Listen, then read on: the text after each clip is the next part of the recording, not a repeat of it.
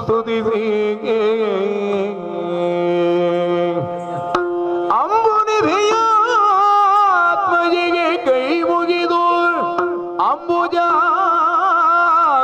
ಬಾಣಿಯರ ಪಾದಾಂಬುಜಕ್ಕೆ ಪೊಡಮಡುತ್ತ ವರ್ಣಿಪೆನಿ ಕಥಾಮೃತವ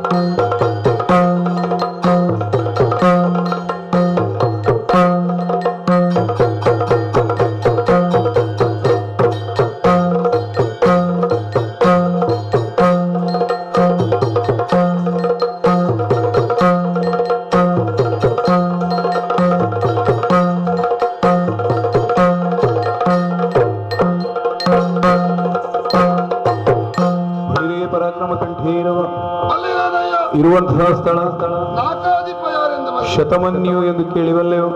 ಅದೇ ಸರಿಯಾದ ಓಲಗವಿತ್ತ ವಿಚಾರ ಆಲಿಸಿ. ಧರಣಿ ಬಾಲಕ ಕೇಳು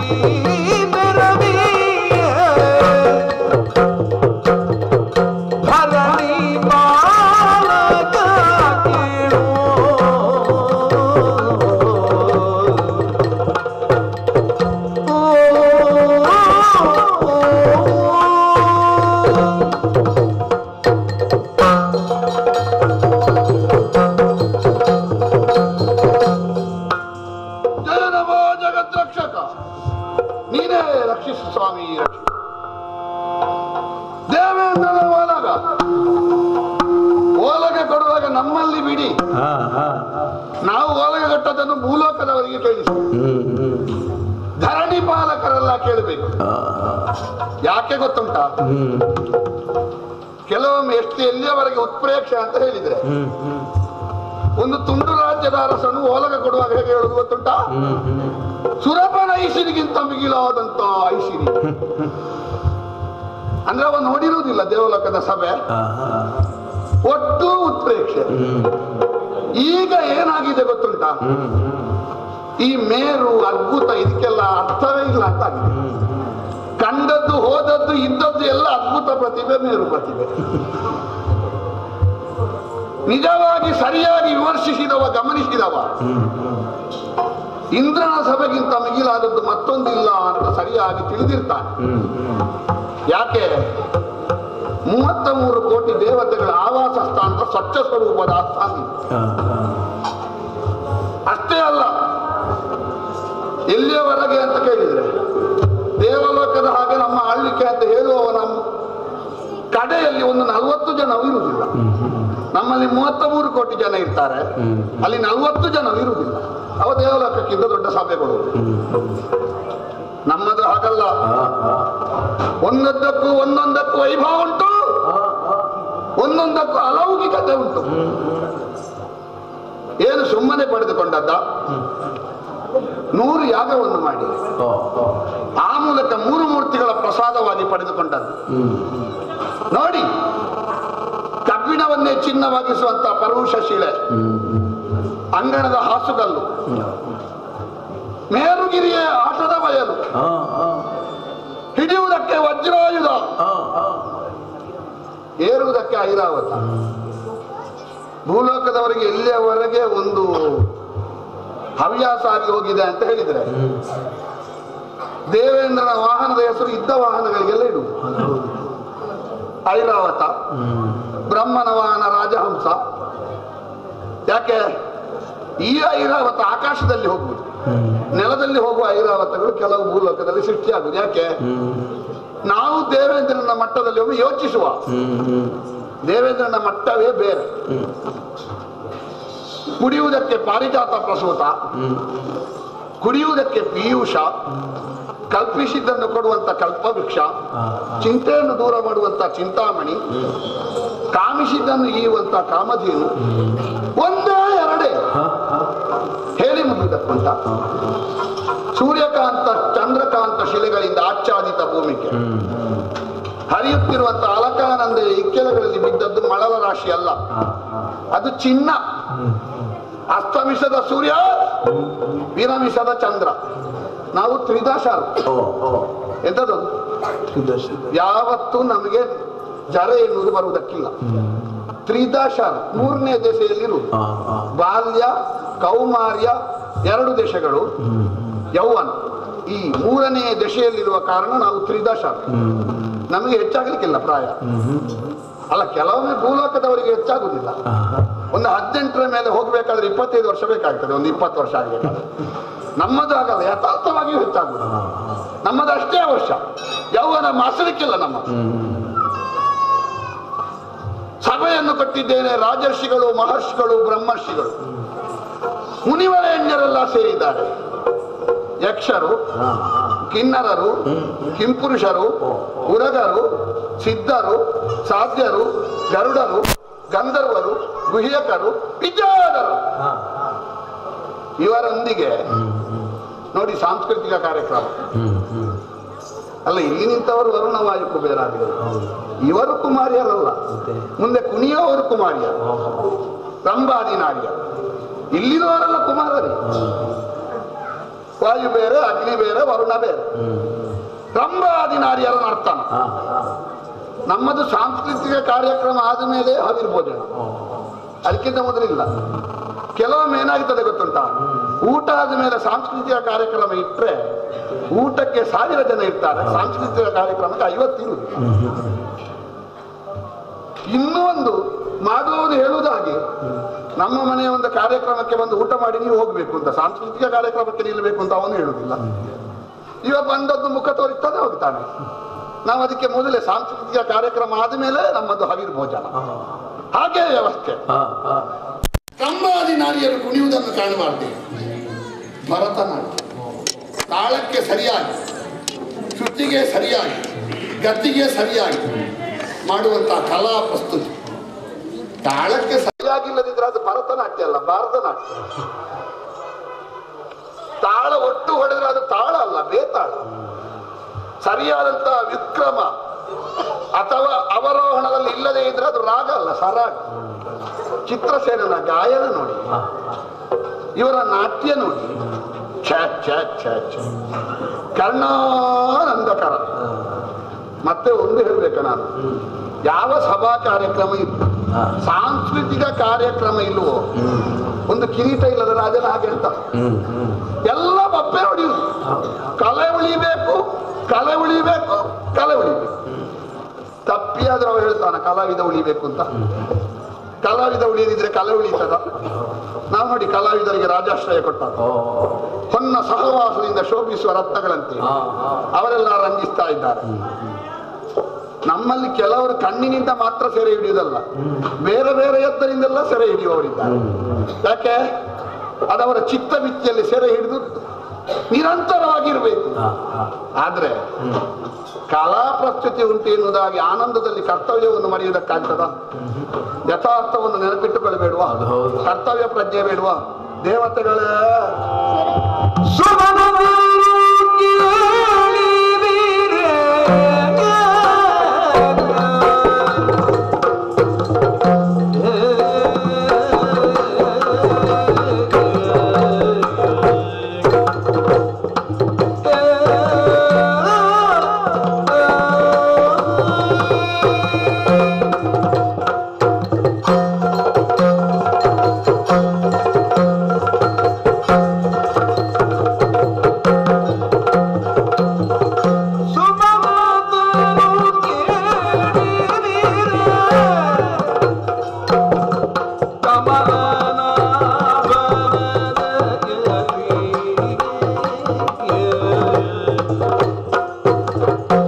ಅಮಿತ ಪುರ ಲಭಿಸಿದು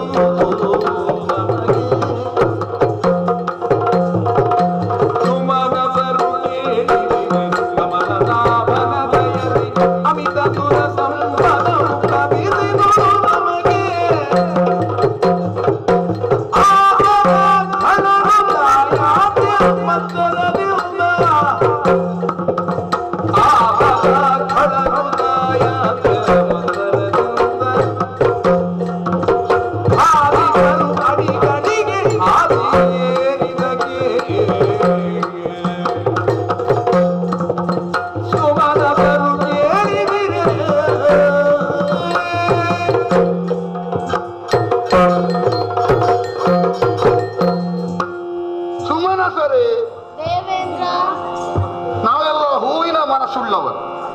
ಅಲ್ವಾ?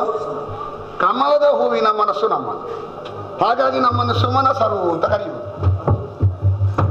ಲೋಕಕ್ಕೆ ಬೇಕಾಗಿ ಅದೆಷ್ಟೋ ತ್ಯಾಗಗಳನ್ನು ಮಾಡುವಂತ ಔದಾರ್ಯ ಉಳ್ಳವರು ನಾವು. ನಿಜವಾಗಿ ಹೂವಿನಂತ ಮನಸ್ಸಿದ್ದವರೇ ಮೇಲಿರುವುದು, ಹೌದಲ್ವಾ? ಅಥವಾ ಕತ್ತಿ ಹಿಡಿದವರ ಹುಟ್ಟುಹಬ್ಬ ಆಚರಿಸಿದವರೆಲ್ಲ ಗೆಲ್ಲಿಕ್ಕಿಲ್ಲ ಈ ಪ್ರಪಂಚದಲ್ಲಿ. ಈ ಪ್ರಪಂಚದಲ್ಲಿ ಗೆಲ್ಲುವುದಿದ್ರೆ ಹೂವಿನ ಮನಸ್ಸಿರುವವರು ಹೂವನ್ನು ಹಿಡಿದುಕೊಂಡು ಹೊರಟವರು. ಪ್ರಪಂಚಕ್ಕೆಲ್ಲ ಒಳಿತನ್ನು ಬಯಸುವವರು ನಾವು.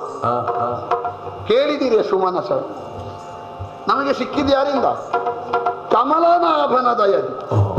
ಸ್ವಲ್ಪ ಇರುವುದ ಅಮಿತ ಸುರ ಸಂಪದ.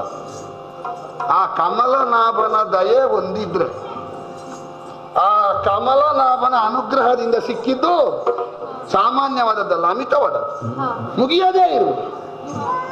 ಅಮಿತ ಅಂತ ಒಂದು ಉಂಟ, ಅಷ್ಟು ಸುಲಭದಲ್ಲಿ ನಾವು ಸೋಲಿಕ್ಕಿಲ್ಲ. ಯಾಕೆ? ಆ ದಯೆ ಅಷ್ಟು ದೊಡ್ಡದು, ಮಿತಿ ಇಲ್ಲದದ್ದು. ಏನು ಮಾಡುವ ಹೇಳಿ? ಸಕ್ಕರೆ ಇರುವಲ್ಲಿ ಇರುವೆಗಳು ಬರುವುದು ಸಹಜ. ಒಂದು ಒಳ್ಳೇದುಂಟ, ಅದನ್ನು ಹಾಳು ಮಾಡ್ಲಿಕ್ಕೆ ಎಷ್ಟು ಮಂದಿ ಬೇಕು. ಆಧಾರ ಕಳರು, ನಿಜವಾಗಿ ಒಳ್ಳೆಯವರಾಗಬೇಕಿತ್ತು, ಆಧಾರ ಕಳರು.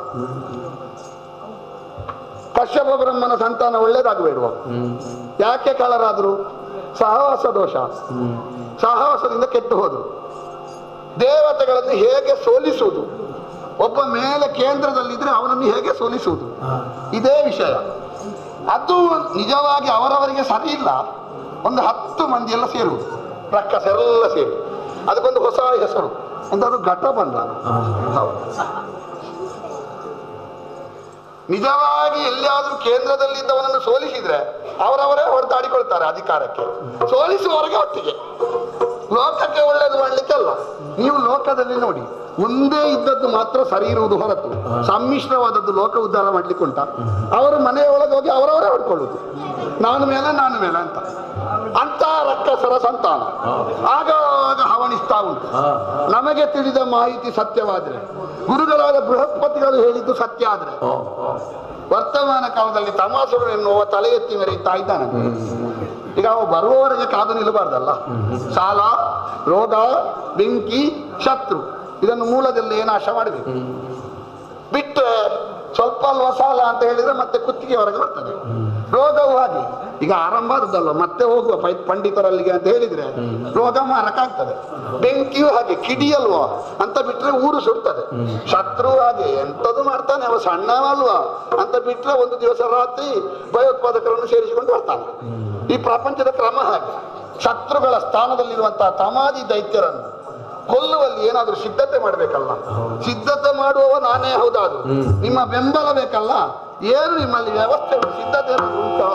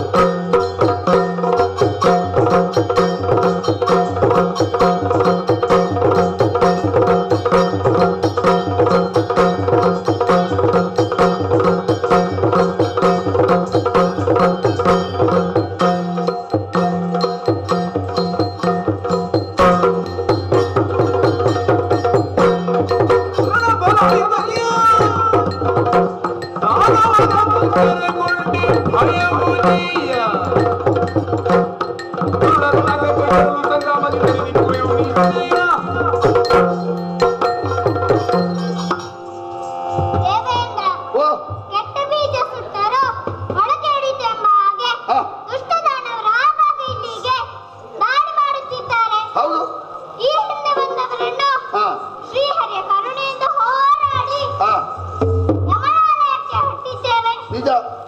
ಇನ್ನು ಮುಂದಕ್ಕೆ ಇಲ್ಲಿಗೆ ಬಂದರೆ ನನ್ನ ಭಯಂಕರ ಸುಟ್ಟು ನಾಶಗೊಳಿಸುತ್ತೇನೆ. ಅಗ್ನಿಯಾದ ನೀರು ಸುತ್ತಿ, ಇನ್ನು ಉಳಿದವರೇನು ಮಾಡ್ತಾರೆ?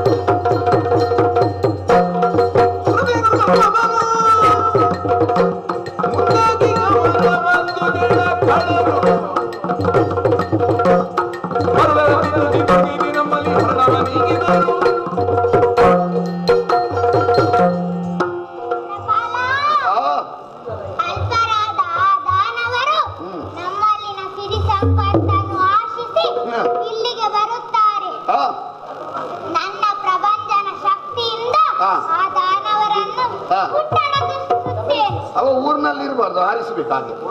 ವಾಯುವಾದ ನೀನು ಸರಿ.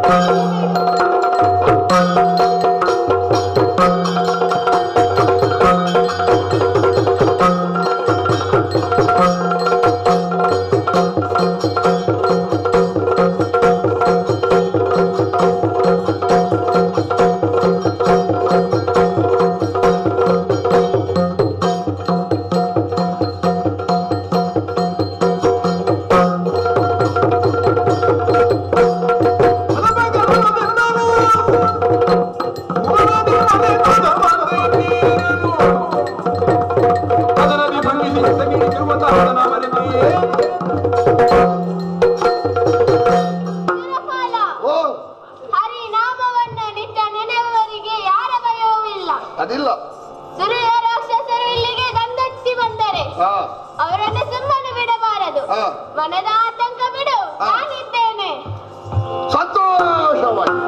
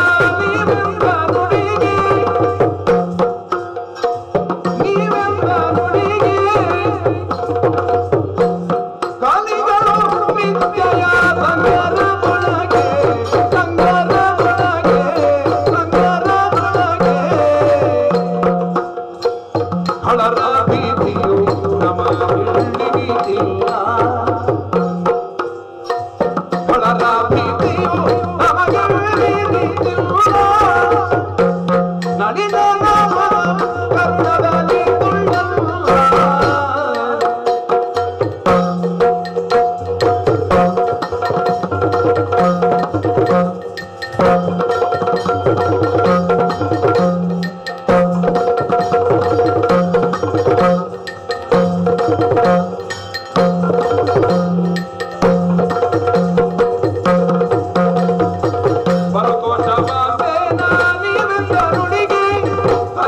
ವಿದ್ಯೆಯ ಸಂಸಾರದೊಳಗೆ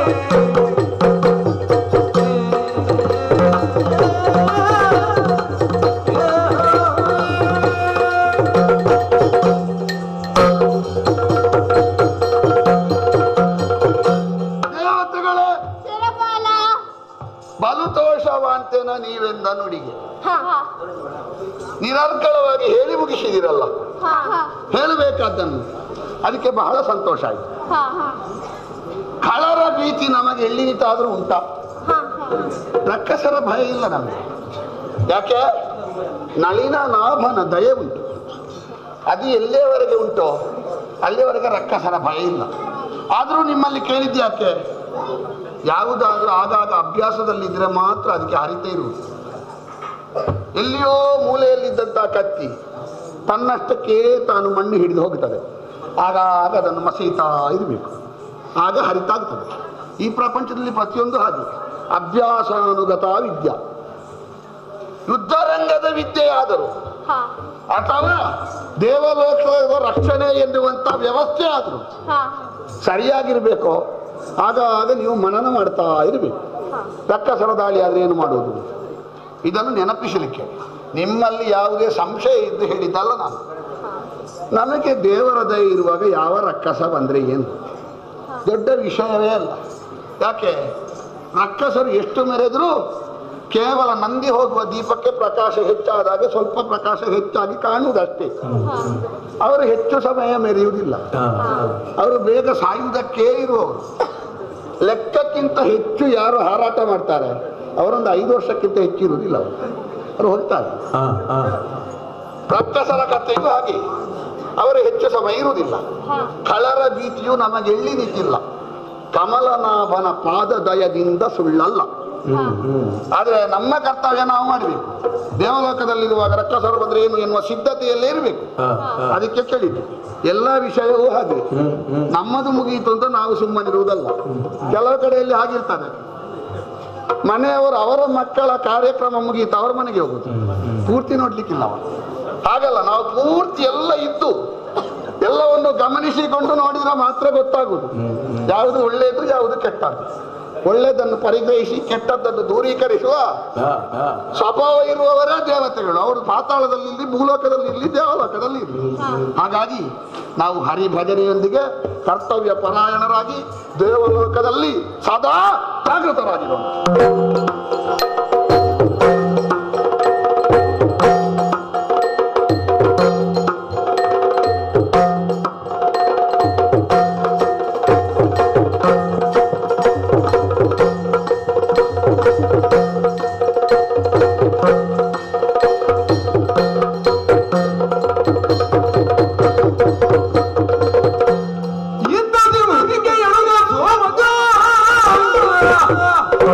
ಮತ್ತ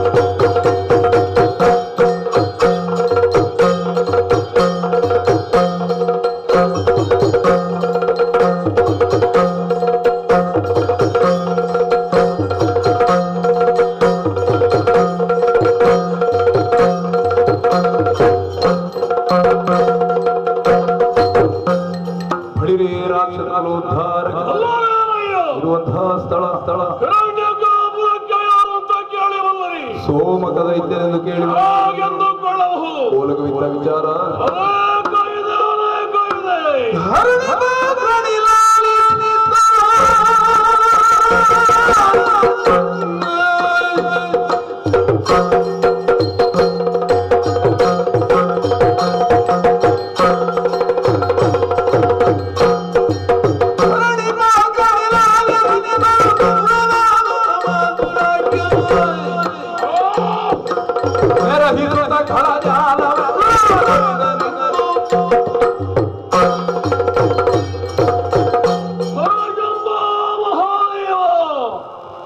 ಕಾಪಾಡು ಸ್ವಾಮಿ, ಕಾಪಾಡು.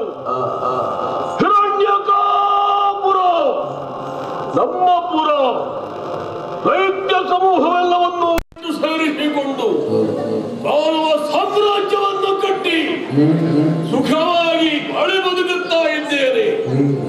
ಸಿಂಹಕ ಪುತ್ರನಾದಂತಹ ಈ ತಮಾಸುರ ವಿಕ್ರಮಿ ಎಂಬುದಾಗಿ ಪ್ರತಿಯೊಬ್ಬರೂ ಹಾಡಿ ಹೊಗಳುತ್ತಾ ಇದ್ದಾರೆ. ಜನ್ಮನೇ ಜಾಯತೆ ಜಂತು ಕರ್ಮಳೇ ದ್ವಿಜಃ. ನಮಗೆ ಆರಂಭದ್ದೇ ಬೇಕಾದ್ದು. ಹುಟ್ಟುತ್ತಾ ಪ್ರತಿಯೊಬ್ಬ ಜೀವರಾಶಿಯೂ ಕೂಡ ಸಾಮಾನ್ಯ ಜಂತುವಾಗಿರ್ತಾರೆ. ಸಾಧನೆಯ ಮೂಲಕ ಅತ್ಯುನ್ನತವಾದಂತಹ ಸ್ಥಾನವನ್ನು ಅಲಂಕರಿಸ್ತಾನೆ ಎನ್ನುವುದೇ ಮುಖ್ಯ. ಅದೇ ನಮ್ಮ ಧ್ಯೇಯ ಮತ್ತು ಗುರಿ. ಆ ಸ್ಥಾನವನ್ನು ಅಲಂಕರಿಸಬೇಕೆನ್ನುವುದಾಗಿ ಅನೇಕ ಸಮಯಗಳನ್ನು ನಾವು ಕಾದು ಕುಳಿತವರಿದ್ದೇನೆ.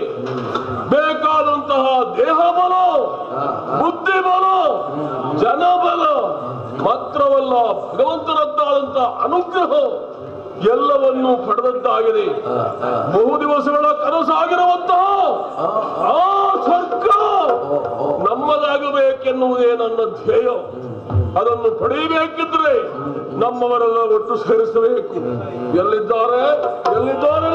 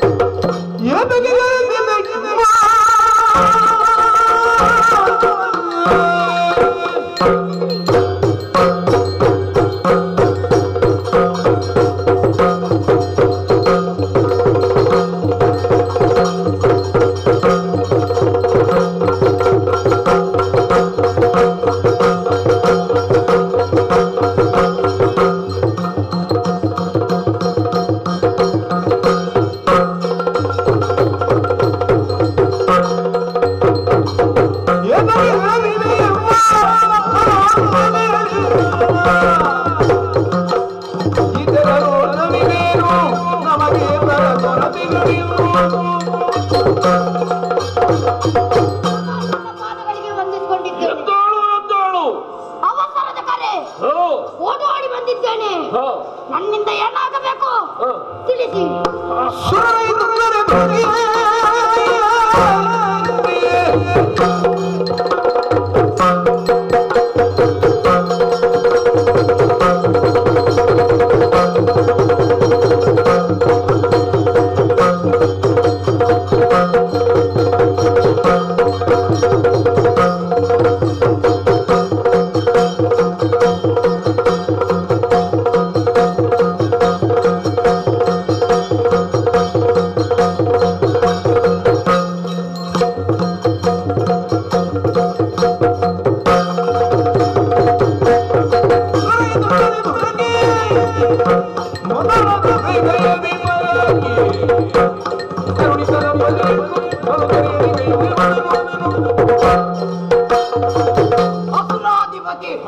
ರಾಜ್ಯದಲ್ಲಿ ನಮ್ಮ ಅಧಿಕಾರವನ್ನು ಚಲಾಯಿಸ್ತಾ ಇರುವಂತಹ ಸಂದರ್ಭದಲ್ಲಿ ಬೇಗ ಸಭೆಗೆ ಬನ್ನಿ ಅಂತಹ ಕರೆ ಕೇಳಿಸಿ ಬಂತು.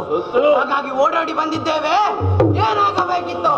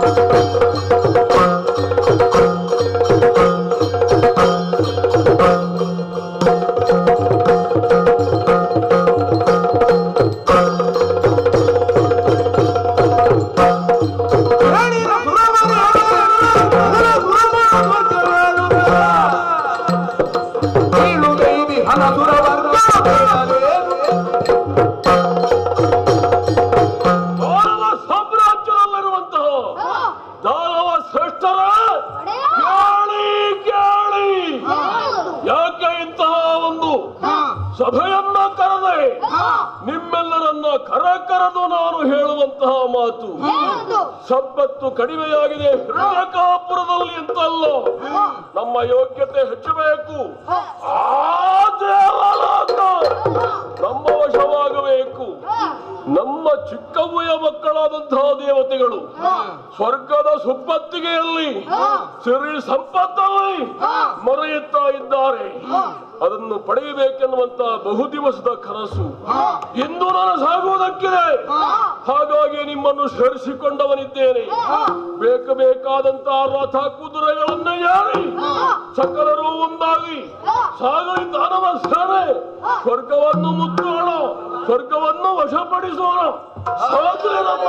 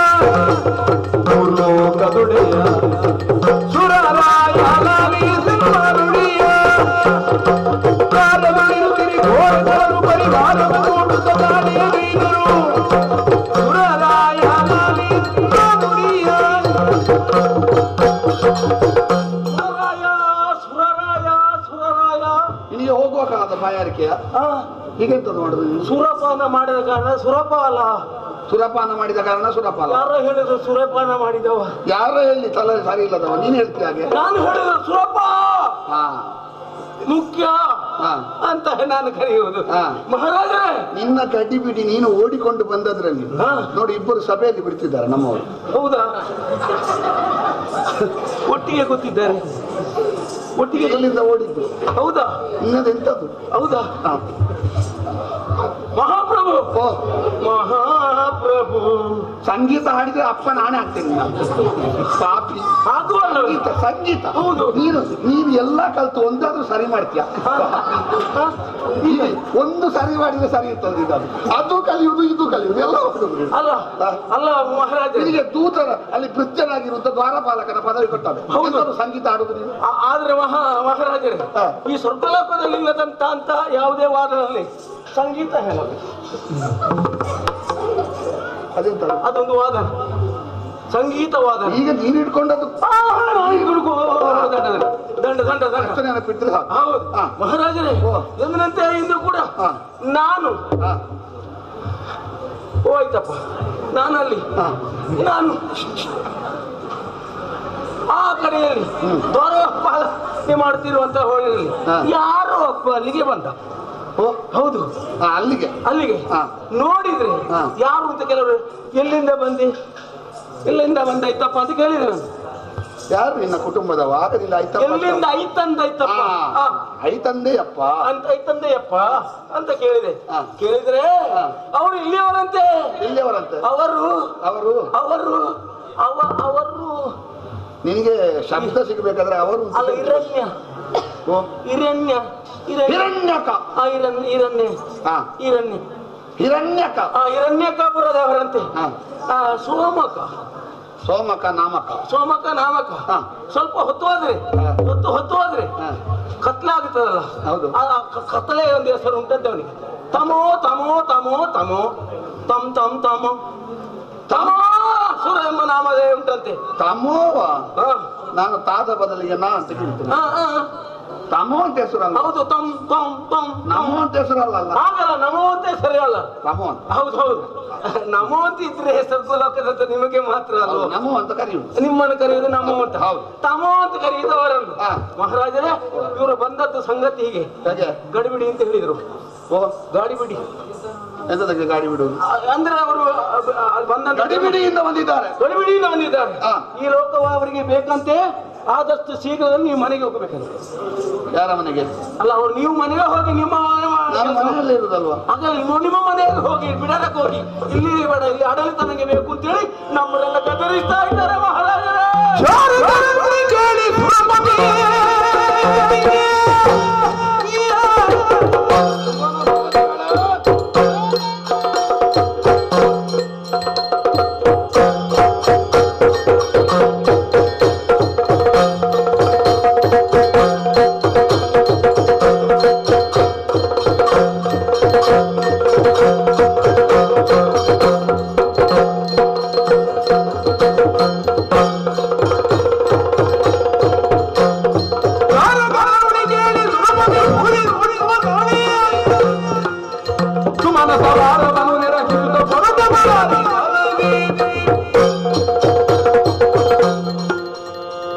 ದೇವತೆಗಳೇ,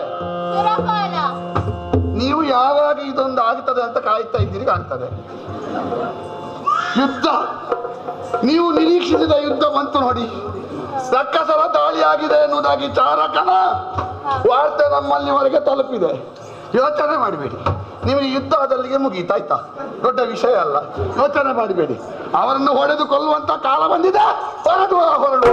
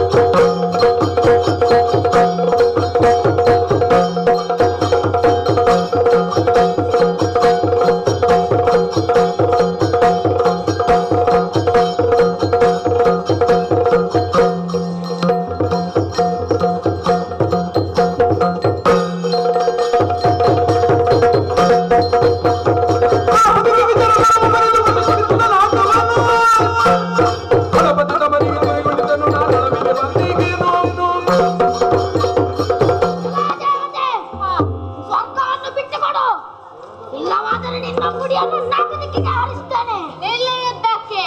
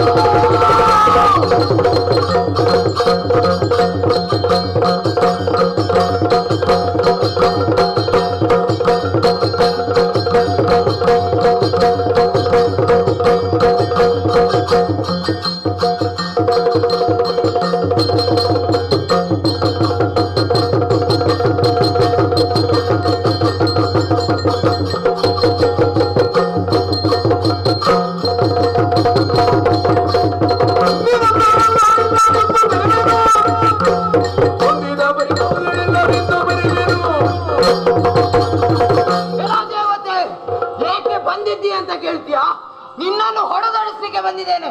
ಬಾ ಮುಂದೆ.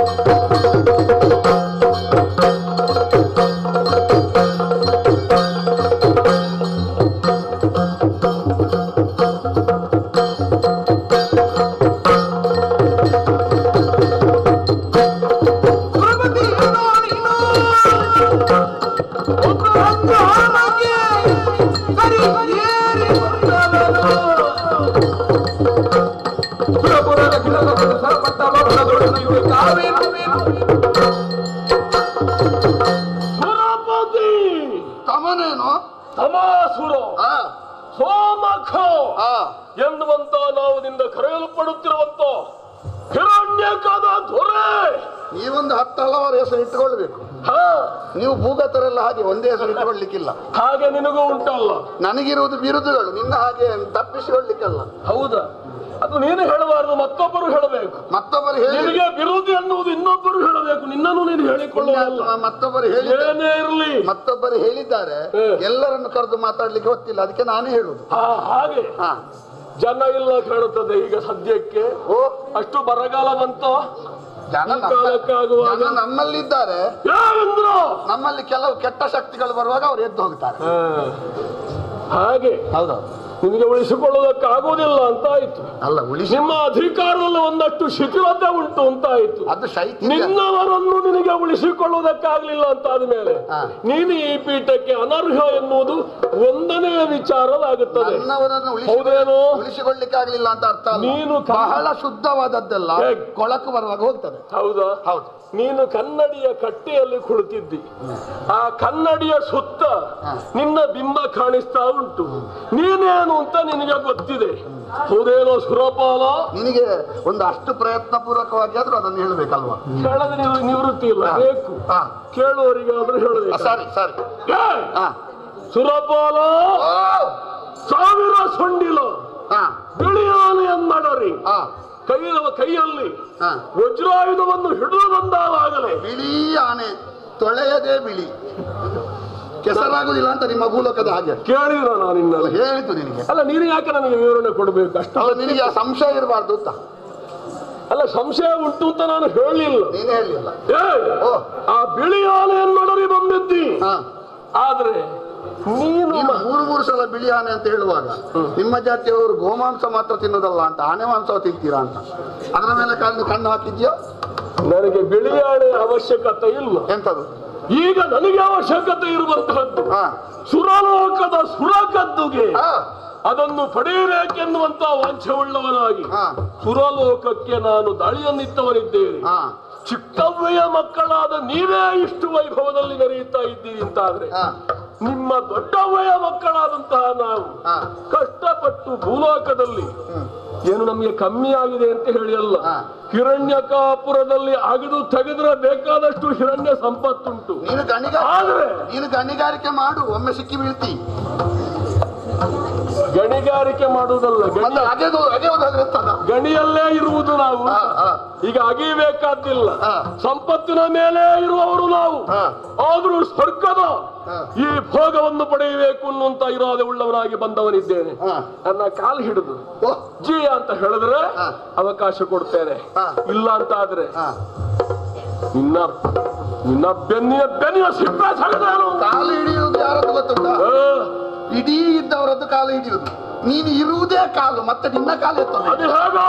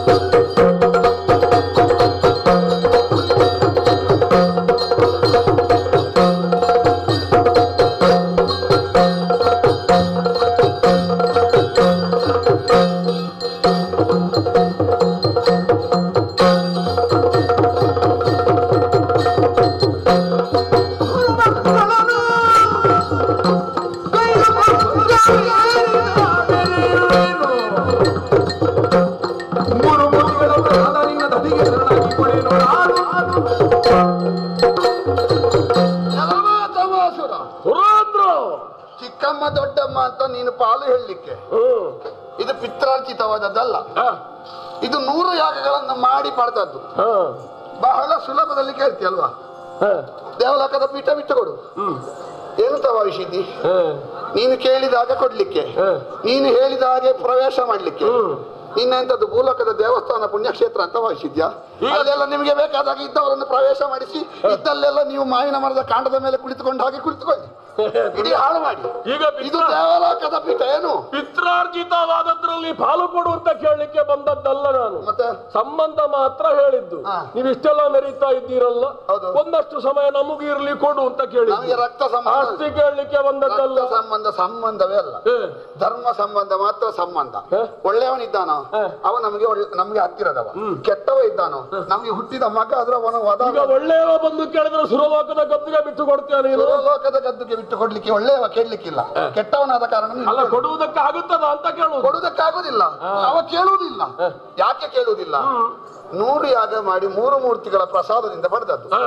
100 ಬಿಡು, ಒಂದು 50 ಮಾಡಿದ್ಯಾ ನೀನು? ಪುಣ್ಯಾತ್ಮ, ಸಾಧನಾ ಕ್ಷೇತ್ರವಾದಂತಹ ಕರ್ಮ ಭೂಮಿಯಲ್ಲಿ ನಿನಗಿಂತ ಅತ್ಯುತ್ತಮವಾದ ಪುಣ್ಯ ಸಂಚಯವನ್ನು ಮಾಡಿ ಸ್ವರ್ಗದ ಸುರಗದ್ದುಗೆಯನ್ನು ಪಡೆಯಬಹುದಾದಷ್ಟು ಎತ್ತರಕ್ಕೆ ಏರಿದವ ಒಬ್ಬ ಪಡೆಯುವುದಕ್ಕೆ ಮುಂದಾಗುತ್ತಾನೆ ಅಂತ ಆದ್ರೆ ಅಡ್ಡಕಾಲು ಹಾಕುವ ಜಾತಿ ನೀನು. ನಿನಗೊಂದು ಉದಾಹರಣೆ ಹೇಳ್ತೇನೆ. ನೀನು ಕರ್ಮಭೂಮಿಯಲ್ಲಿ ಎಷ್ಟು ಸಾಧನೆ ಮಾಡು. ಈಗ ನೀರಿನಲ್ಲಿ ಸಂಚರಿಸುವ ಹಡಗು ನೆಲದಲ್ಲಿ ಹೋಗ್ಲಿಕ್ಕೆ ಆಗ್ತದ? ಇಲ್ಲಲ್ಲ. ನೀನು ಕರ್ಮ ಭೂಮಿಯಲ್ಲಿ ಮಾಡಿದ ಅಲ್ಲಿಗೆ ಮಾತ್ರ. ದೇವಲೋಕಕ್ಕೆ ಬೇಕಾದ 100 ಯಾಗದ ಮಾಧ್ಯಮವೇ. ಹಾಗಾದ್ರೆ ಬಹಳ ಕಷ್ಟ ಉಂಟು ನಿನ್ನಲ್ಲಿ. ಯಾಕಂತ ಹೇಳಿದ್ರೆ ಸಾಧನಾ ಕ್ಷೇತ್ರವಾದ ಕರ್ಮ ಭೂಮಿಯಲ್ಲಿ ಮಾಡುವಂತ ಯಜ್ಞ ಯಜನಾದಿಗಳಿಗೆ ಕೊಡಬಹುದಾದಂತಹ ಹವಿರ್ಭಾಗವನ್ನು ಸ್ವೀಕಾರ ಮಾಡಿಕೊಂಡ್ವಿ. ದೇವತೆಗಳಾದ ನೀವು ಸುದೃಢರಾಗುವುದು ಎನ್ನುವುದನ್ನು ಮರಿಬೇಡ. ಪುಣ್ಯಾತ್ಮ, ಈಗ ದೇವಸ್ಥಾನದಲ್ಲಿ ಪೂಜೆಗೆ ಬೇಕಾದಂತಹ ಒಂದು ಯಾವ್ದಾದ್ರು ನನ್ನದು ಈ ದಿವಸದೊಂದು ಪೂಜೆ ಉಂಟು ಅಂತ ಹೇಳುವವನಿಗೆ ಪ್ರಸಾದ ಕೊಡುವುದಲ್ಲದೆ ಅಲ್ಲಿಯ ಪೂಜೆ ಅಧಿಕಾರ ಕೊಡ್ಲಿಕ್ಕೆ ಉಂಟಾ? ಉದಾಹರಣೆ ಅವಿರ್ಭೋಜನ ಮಾಡಿದ್ದಕ್ಕೆ ಅವರಿಗೆ ಬೇಕಾದ ಫಲ, ಅವರಿಗೆ ತಕ್ಕುದಾದ ಫಲ ಕೊಡ್ತೇವೆ. ಅದಕ್ಕೆ ದೇವಲೋಕದ ಪೀಠ ಕೊಡ್ಲಿಕ್ಕಿಲ್ಲ. ಏನು ದೇವಲೋಕದ ಪೀಠ ಹೇಳಿದ್ದಲ್ಲ, ಅಲ್ಲಿ ಕೊಡಬಹುದಾದದ್ದನ್ನು ಸ್ವೀಕಾರ ಮಾಡ್ತೀರಾ ನೀವು? ಅಲ್ಲಿ ಕೊಡಬಹುದಾದನ್ನು ಸ್ವೀಕಾರ ಮಾಡ್ತೇವೆ, ಅಲ್ಲಿ ಕೊಟ್ಟದಕ್ಕೆ ಸರಿಯಾದ ಫಲವನ್ನು ಕೊಡ್ತೇವೆ. ಅವರು ದೇವಲೋಕದ ಪೀಠವನ್ನು ಆಶಿಸುವುದಕ್ಕಿಲ್ಲ. ಯಾಕೆ? 100 ಯಾಗ ಮಾಡಿದವರಿಗೆ ಮಾತ್ರ. ನೀನು 50 ಮಾಡ್ಲಿಲ್ಲ, 50 ಬಿಡು 10 ಮಾಡ್ಲಿಲ್ಲ, 10 ಬಿಡು 1 ಮಾಡ್ಲಿಲ್ಲ, ಒಂದು ಯಾಗ ಬಿಡು. ಪಾಪಿ ಒಂದು ಬ್ರಾಹ್ಮಣನ್ನು ಕರೆದು ಒಂದು ಗಣಹೋಮ ಮಾಡಿದ್ಯಾ? ನೀವು ನೋಡಿದ್ಯಾ? ಮಾಡಿದ್ಯಾ ಅಂತ ಮಾಡಿದ್ಯಾ? ಒಂದು ಗಣಹೋಮ ಮಾಡಿದ್ಯಾ? ಪುಣ್ಯಾತ್ಮ, ನಮಗೂ ಗುರು ಪರಂಪರೆ ಎನ್ನುವುದುಂಟು. ಗುರು ಪೂಜೆ ಪಾದ ಪೂಜೆ ಎಲ್ಲ ಮಾಡಿಯೇ ಬರುವುದು ನಾವು. ನೀವು ಬೆಳಗ್ಗೆ ಎದ್ದು ಸ್ನಾನ ಮಾಡಿ, ಶಿವಾರ್ಚನೆ ಮಾಡಿ, ಭಸ್ಮ ವಿಭೂತಿ ಧಾರಣೆ ಮಾಡಿ ನಮ್ಮದೇ ಆದಂತಹ ಕರ್ಮ ವಿಭಾಗವನ್ನು ಆಚರಿಸುವವರೇ ನಾವು. ನೀವು ಮಂಜುನಾಥ ಸ್ವಾಮಿ ಅಲ್ಲಿಗೆ ಹೋಗುದು ಮೀನು ಅಂತ ತಿಂದೆ ಅಂತ ನಮಗೆ ಗೊತ್ತುಂಟು. ನೀವು ಹೋಗುದು ಹಾಗೆ ಅಂತ ಗೊತ್ತುಂಟು. ಪಾದ ಪೂಜೆಯ ಕ್ರಮ ನನಗೆ ಹೇಳಬೇಕು. ನಾವು ಸಿದ್ಧ ಪುರುಷರು, ನಾವು ಸಿದ್ಧರು. ಹೌದೌದು, ಹೌದು. ನೀವು ಸಿದ್ಧರು ಅಂತ ಹೇಳಿ ಹಾಗಾಗಿ ಆದ ಕಾರಣವೇ ಪ್ರಸಿದ್ಧರು. ಹೌದೌದು, ಸಿದ್ಧರು ಅಂತ ಹೇಳಿ ಸ್ವಲ್ಪ ಸಮಯದ ನಂತರ ನೀವು ಆ ನಾಮಾವಶೇಷ ಆಗಿ ಹೋಗುವುದು. ನೀನು ನಾನೇ ಅಂತ ಮೆರೆದವ ಯಾರು ಪ್ರಪಂಚದಲ್ಲಿ ಉಳಿದ. ನೀನು ಸ್ವರ್ಗ ಬಿಟ್ಟು ಕೊಡ್ತೀಯಾ? ಇಲ್ಲೋ ಇಲ್ಲ, ಬಿಟ್ಟು ಕೊಡ್ಲಿಲ್ಲ ಅಂತಾದ್ರೆ ಬಡ್ದೇನು. ನಿಮಗೆ ಒಂದು ಕೆಲಸ ಮಾಡ್ತೇನೆ, ಸ್ವರ್ಗದಲ್ಲಿ ವಾಸ ಮಾಡಿಸ್ತೇನೆ. ನಿಮಗೆ ಮದುವೆ ಆಗಿದ? ಆಗಿದೆ, ಆಗ್ಲಿಕ್ಕಿಲ್ಲ, ಎಲ್ಲವೂ ಆಗ್ತದೆ. ಇರ್ಲಿ, ಮದುವೆ ಆದ್ರೆ ಇನ್ನೊಂದು ಆಗ್ಬೋದು. ನಮ್ಮಲ್ಲಿ ಒಬ್ಬಳಿಗೆ ಮದುವೆ ಆಗ್ಲಿಲ್ಲ. ಅವಳಿಗೆ ಕೋರೆ ದಾಡೆ 2 ಹೊರಗೆ ಬಂದಿದೆ. ಅವಳಿಗೆ ಕೆಂಪು ಕಣ್ಣು, ನೋಡ್ಲಿಕ್ಕೆ ಸ್ವಲ್ಪ ಕೋರ ಮುಖ. ಅವಳಿಗೆ ಮೃತ್ಯು ಅಂತ ಹೆಸರು.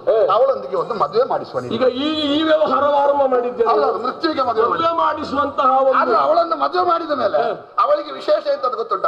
ಅವಳಿಗೆ ಅವತ್ತು ಆಹಾರ ಮದುವೆ ಆದ ಗಂಡನೇ. ಹೌದಾ? ಈಗ ನಾನು ತೀರ್ಮಾನ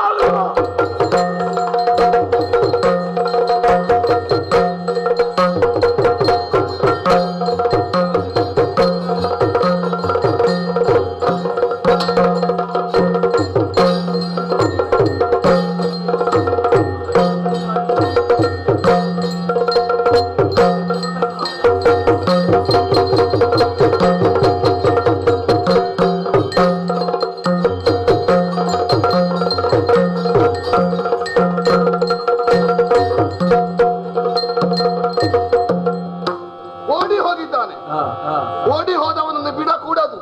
ಗುರುಗಳಾದ ಬೃಹಸ್ಪತಿಗಳು ಹೇಳಿದ್ದು ಸಾಲ ರೋಗ ಬೆಂಕಿ ಶತ್ರು ಮೊದಲೇ ಹೇಳಿದಾಗೆ ಮೂಲದಲ್ಲಿ ನಾಶ ಮಾಡಬೇಕು. ಇವನನ್ನು ಬಿಟ್ಟಷ್ಟು ಪ್ರವರ್ಧಮಾನಕ್ಕೆ ಬರ್ತಾನೆ. ಬೆನ್ನಟ್ಟಿ ಕೊಟ್ಟು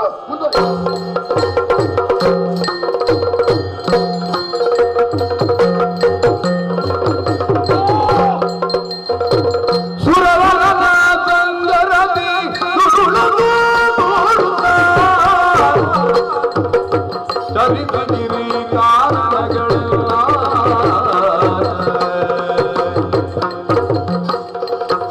ಚರಿತಗಿರಿ ಕಾರಣಗಳೆಲ್ಲ ತನ ಹರಿಸಿ ಮನದೊಳಗೆ ಇರಲೆಂದು ತನ ಹರಿಸಿ ಮನದೊಳಗೆ ಇರಲೆಂದು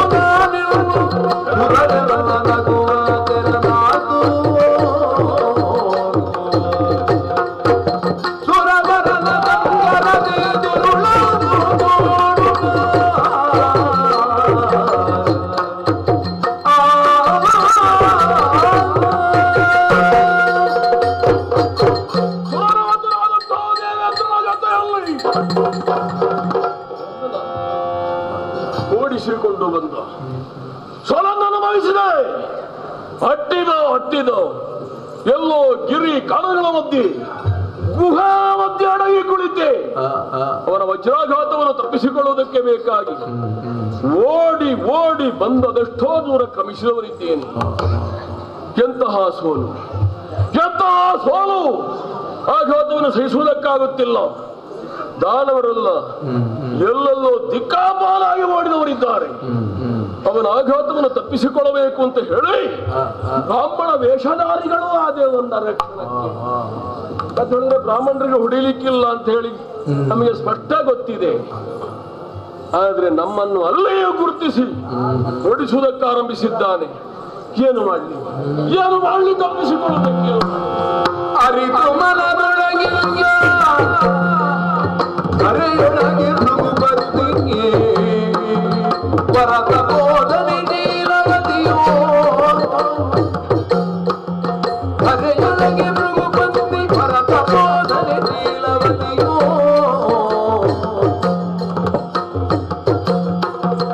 ಎರಡು ತಮಳಾಟೆ ನೀರು ತಕಾಲಾಂತರಗೆ ಅರಿವೆ ನೀ ಪುರದ ಕುಲವ ಅರಿವೆ ನೀ ಪುರದ ಕುಲವ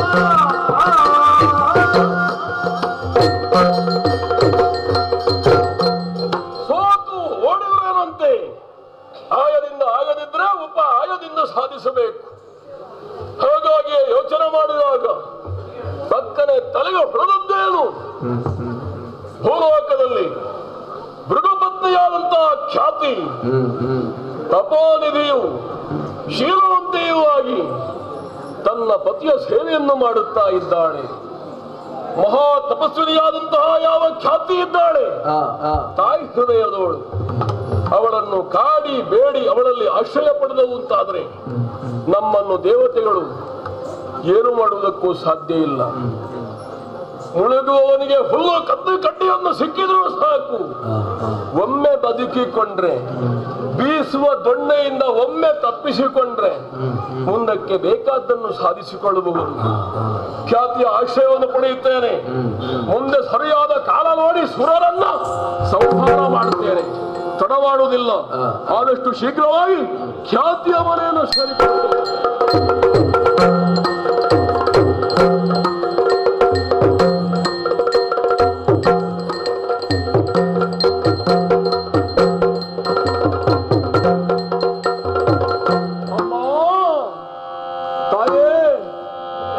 ಆಶ್ರಯವನ್ನು ಕೇಳಿ ಬಂದವರಿದ್ದೇವೆ. ಬಾಗಿಲು ತೆರೆಯುತ್ತಾ ತಾಯಿ.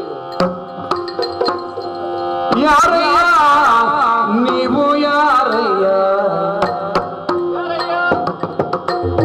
ಯಾರಯ್ಯ ನೀವು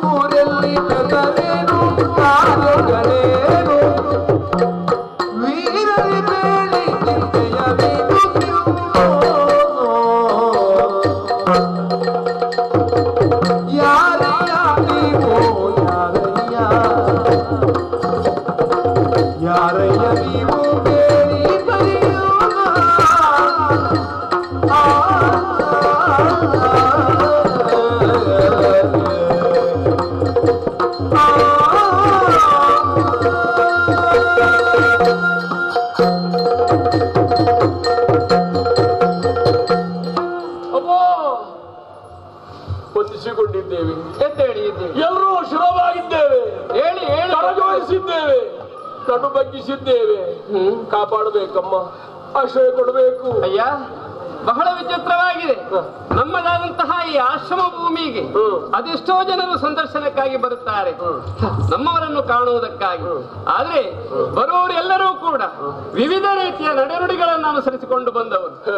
ಆದ್ರೆ ಇನ್ನು ನಿಮ್ಮನ್ನ ಕಾಣುವಾಗ ಬಹಳ ವಿಚಿತ್ರವಾಗಿ ಕಾಣ್ತಾ ಇದೆ. ಏನಮ್ಮ ಭಯಗೊಂಡಿದ್ದೀರಿ, ಅತ್ತ ಇತ್ತ ಸುತ್ತಮುತ್ತ ನೋಡುತ್ತಾ ಇದ್ದೀರಿ. ಯಾರೋ ಅಟ್ಟಿಸಿಕೊಂಡು ಬರುತ್ತಾ ಇರುವ ಹಾಗೆ ಹೆದರಿ ಹೊಕ್ಕೊಂಡು ಬಂದಂತಹ ನಿಮ್ಮನ್ನು ನೋಡುವಾಗ ವಿಚಿತ್ರ ಅನಿಸ್ತಾ ಉಂಟು. ಹಾಗಂತ ನಮ್ಮದಾದಂತಹ ಆಶ್ರಮಕ್ಕೆ ಬಂದವರಾಗಿದ್ರೆ ಯಾರು ಏನು ಎಂಬಂತಹ ಪರಿಚಯ ಆಗಬೇಕಲ್ಲ. ಯಾರು ನೀವು, ಎಲ್ಲಿಂದ ಬಂದವರು, ಯಾಕೆ ಈ ರೀತಿ ಭಯ ಹೇಳ್ತೀರಾ? ಪರಿಚಯ ಹೇಳುವುದು, ಆದ್ರೆ ನಾವು ಹೇಳಿದ ಮೇಲೆ ನೀವು ಇಲ್ಲ ಅಂತ ಹೇಳಬಾರದು. ಅಂದ್ರೆ ನಮಗೆ ನಾವು ಹೇಳುವಂತ ವಿಚಾರ ಕೇಳಿದ ಮೇಲೆ ಇಲ್ಲ ಅಂತ ನಿಮ್ಮ ಬಾಯಿಂದ ಬರಬಾರ್ದು. ನಾವು ಕೇಳಿದ್ದನ್ನು ಕೊಡ್ತೇನೆ ಅಂತ ಒಂದು ಮಾತು ಕೊಟ್ರಿ ಅಂತ ಆದ್ರೆ ನಾವು ಖಂಡಿತವಾಗಿ ಹೇಳಬಹುದು ತಾಯಿ. ಅಯ್ಯ, ಇದು ಕೇಳಿದವರಿಗೆ ಇಲ್ಲ ಅನ್ನುವಂತಹ ಆಶ್ರಮ ಅಲ್ಲ. ಯಾಚಿಸಿ ಬಂದವರಿಗೆ ಅವರದಾದಂತಹ ಯೋಗ್ಯತೆ ಏನುಂಟು ಅದಕ್ಕೆ ತಕ್ಕ ಹಾಗೆ ಉಪಚರಿಸುವಂತಹ ಸ್ಥಳ. ಅಮ್ಮ, ಉಪಚಾರ ಕಮ್ಮಿ ಆಯ್ತು, ಹೊಟ್ಟೆಗೆ ಹಿಟ್ಟಿಲ್ಲ ಅಂತ ಬಂದದ್ದಲ್ಲಮ್ಮ. ಮತ್ತೆ ನಮ್ಗೆ ಕೆಲವೆಲ್ಲ ವಿಷಯ ಉಂಟು, ಅದನ್ನೆಲ್ಲ ಕೇಳಿದ್ರೆ ಕೊಡ್ತೀರಲ್ಲ ನೀವು. ಮನಸ್ಸಿನಲ್ಲಿ ಏನೋ ಅಂಜಿಕೆ ಹಿಂಜರಿಕೆ ಇದೆ ಅಂತ ತಿಳಿಯುತ್ತಾರೆ. ನೀವೊಂದು ಮಾತು ಕೊಟ್ರೆ ಸಾಕು. ಈ ಆಶ್ರಮ ಯಾರದು ಗೊತ್ತುಂಟ? ಭೃಗುಮುನಿಗಳ. ಹೌದಮ್ಮ, ಕೇಳಿ. ಅವರ ಹೆಂಡತಿ ನಾನು ಖ್ಯಾತಿ ದೇವಿ, ಶೀಲವಂತೆ, ತಪೋನಿಧಿ. ನಿಮ್ಮ ತಾಯಿಯಿಂದ ಒಂದು ಮಾತು ಬಿದ್ರೆ ಸಾಕು, ಅದು ವೇದವಾಕ್ಯ ಆಗುತ್ತದೆ. ಆದ್ದರಿಂದ ಅದು ಅವರಿಲ್ಲದಂತಹ ಸಂದರ್ಭದಲ್ಲಿ ಬಂದ ನಿಮ್ಮನ್ನ ನೋಡಿಕೊಳ್ಳಬೇಕಾದ್ದು ನನ್ನ ಕರ್ತವ್ಯ. ಮಾತು ಕೊಟ್ಟಿದ್ದೇನೆ.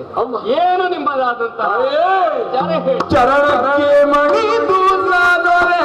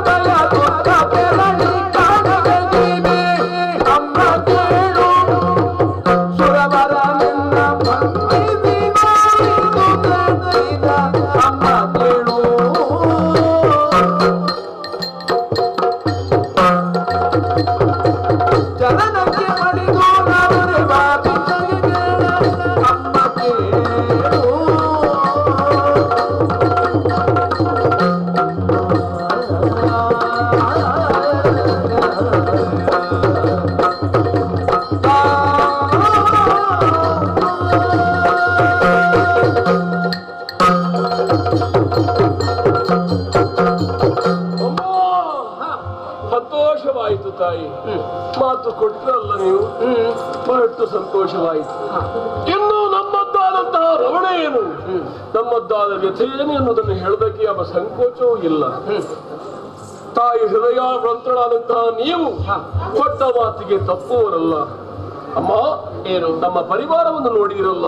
ಹೌದು, ನಾವೆಲ್ಲರೂ ಕೂಡ ದಾನವರಿದ್ದೇವೆ. ನೋಡುವಾಗ ಗೊತ್ತಾಗುತ್ತೆ.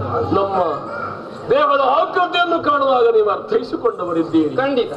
ಆದರೂ ನಮ್ಮ ಮೇಲೆ ಏನೋ ರೀತಿಯ ಪ್ರೀತಿಯಲ್ಲಿ ಮಾತು ಕೊಟ್ಟಿದ್ದೀರಿ ತಾಯಿ. ಕೇಳಿರುವವರು ನೀವು ಏನು ಹಿರಣ್ಯಕಾಪುರ ಎನ್ನುವುದಾಗಿ, ಅಲ್ಲಿಯ ದೊರೆಯಾದಂತಹ ದೈತ್ಯರಾಯ ಸೋಮಕ ನಾಮಕ. ಓ, ಹಿರಣ್ಯಕಾಪುರದ ತಮಾಸುರ ಅಂತ ಹೇಳಿದ್ರೆ ನಾನೇ ತಾಯಿ. ನಮ್ಮ ಬಳಗ ಇದು ಏನೋ ಒಂದು ಹುಚ್ಚು ಸಾಹಸಕ್ಕಿಳಿದೆ. ಸ್ವರ್ಗಲೋಕವನ್ನು ಒಮ್ಮೆ ಪಡೆಯಬೇಕೆನ್ನುವಂತ ಆಶೆಯಲ್ಲಿ ಸ್ವರ್ಗವನ್ನು ಮುತ್ತಿದೆವು ತಾಯಿ. ಪ್ರಪಂಚದಲ್ಲಿರುವ ಜೀವಿಗಳೇ ಹಾಗೆ ಸಾಹಸ ಯಾವುದನ್ನು ಮಾಡದೆ ಸಾಧನೆಯ ಸಿದ್ಧಿ ಪಡೆಯುವುದಕ್ಕೆ ಸಾಧ್ಯವಿಲ್ಲ. ಎಲ್ಲರೂ ಒಂದಿಲ್ಲ ಒಂದು ಕಷ್ಟವನ್ನ ಎದುರಿಸಿ ಮುಂದೆ ಬಂದ್ರೆ ಮಾತ್ರ ಅವರಿಗೆ ಇಷ್ಟದ್ದು ಸಿಗುತ್ತದೆ. ಹಾಗಂತ ನಿಮಗಾದಂತಹ ಪ್ರಯತ್ನ ಅನ್ನುವುದು ತಪ್ಪಲ್ಲ. ಪರಿಣಾಮ ಏನಾಯ್ತು? ಅಮ್ಮ ಏನು ಮಾಡೋಣ ಹೇಳಿ? ದೇವೇಂದ್ರನದ್ದಾದಂತಹ ವಜ್ರಾಘಾತವನ್ನು ತಡೆಯುವುದಕ್ಕೆ ಅಸಾಧ್ಯನಾಗಿ ಅವನ ಕೈಯಿಂದ ಪೆಟ್ಟು ತಿಂದು ನೋವನ್ನು ಅನುಭವಿಸಿ ಓಡಿ ಎಲ್ಲೆಲ್ಲೋ ಕಾನನ ಗುಹೆ ಗೌಹರಗಳಲ್ಲಿ ಅಡಗಿ ಕುಳಿತು ಕೊನೆಗೂ ನಿಮ್ಮ ಈ ವರ್ಣ ಕುಟೀರಕ್ಕೆ ಬಂದು ಮುಟ್ಟಿದ್ದೇವೆ. ಈಗ ಪೆಟ್ಟು ತಿಂದು ಬಂದವರ ನಿಮ್ಮ ಅವ ಸಾಮಾನ್ಯನ ಅಲ್ಲ ಅಮ್ಮ. ಅವ ಏನು ಮಾಡ್ಯಾನು ಅಂತ ಹೇಳುವುದಕ್ಕೆ ಸಾಧ್ಯ ಇಲ್ಲ. ಹಾಗಾಗಿ ಪ್ರಾಣ ಭಯದಿಂದ ಪ್ರಾಣ ಭಿಕ್ಷೆ ಬೇಡಿ ಬಂದವರು ನಾವು. ಪ್ರಾಣ ಭಿಕ್ಷೆ ನಮಗೆ ಆಶ್ರಯ ಕೊಡಬೇಕು, ಅವರಿಂದ ರಕ್ಷಣೆ ಬೇಕು ಅಂತ ಕೇಳ್ತಾ ಇದ್ದೇನೆ ಅಮ್ಮ. ರಕ್ಷಣೆ ಮಾತು ಕೇಳಿದ್ರೆ ಸ್ವಲ್ಪ ಆಲೋಚಿಸಬೇಕಾಯ್ತು.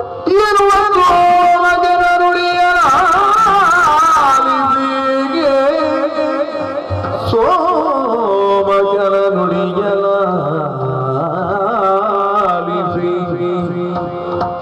ಮನದಿಯೋತಿಸಿ ಖ್ಯಾತಿ ದೇವಿಯೋ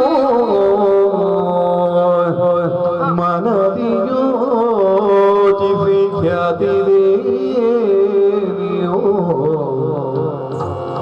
ಧನು ಜನಾದರು ಚರಣ ನಂಬಿದ ಆರ್ತ ನಿವರಹನೋ ಧನು ಜನಾದರು ಚರಣ ನಂಬಿದ ಆರ್ತ ನಿವನದನು ಜನಪದದುಳ ನಿವನ ಪುರಿದರಿಗೆ ಮುನಿದನ ಜಪವಾದವವುದು ಎನ್ನುತ್ತ ನಿರ್ಧರಿಸುತ್ತ ಖಳನಿಗೆ ನುಡಿದಡಿ ತೆರದಿ ಎನ್ನುವ ಸೋಮಕನ ನುಡಿಯಲಾಲಿಸಿ ಖ್ಯಾತಿ ದೇವಿ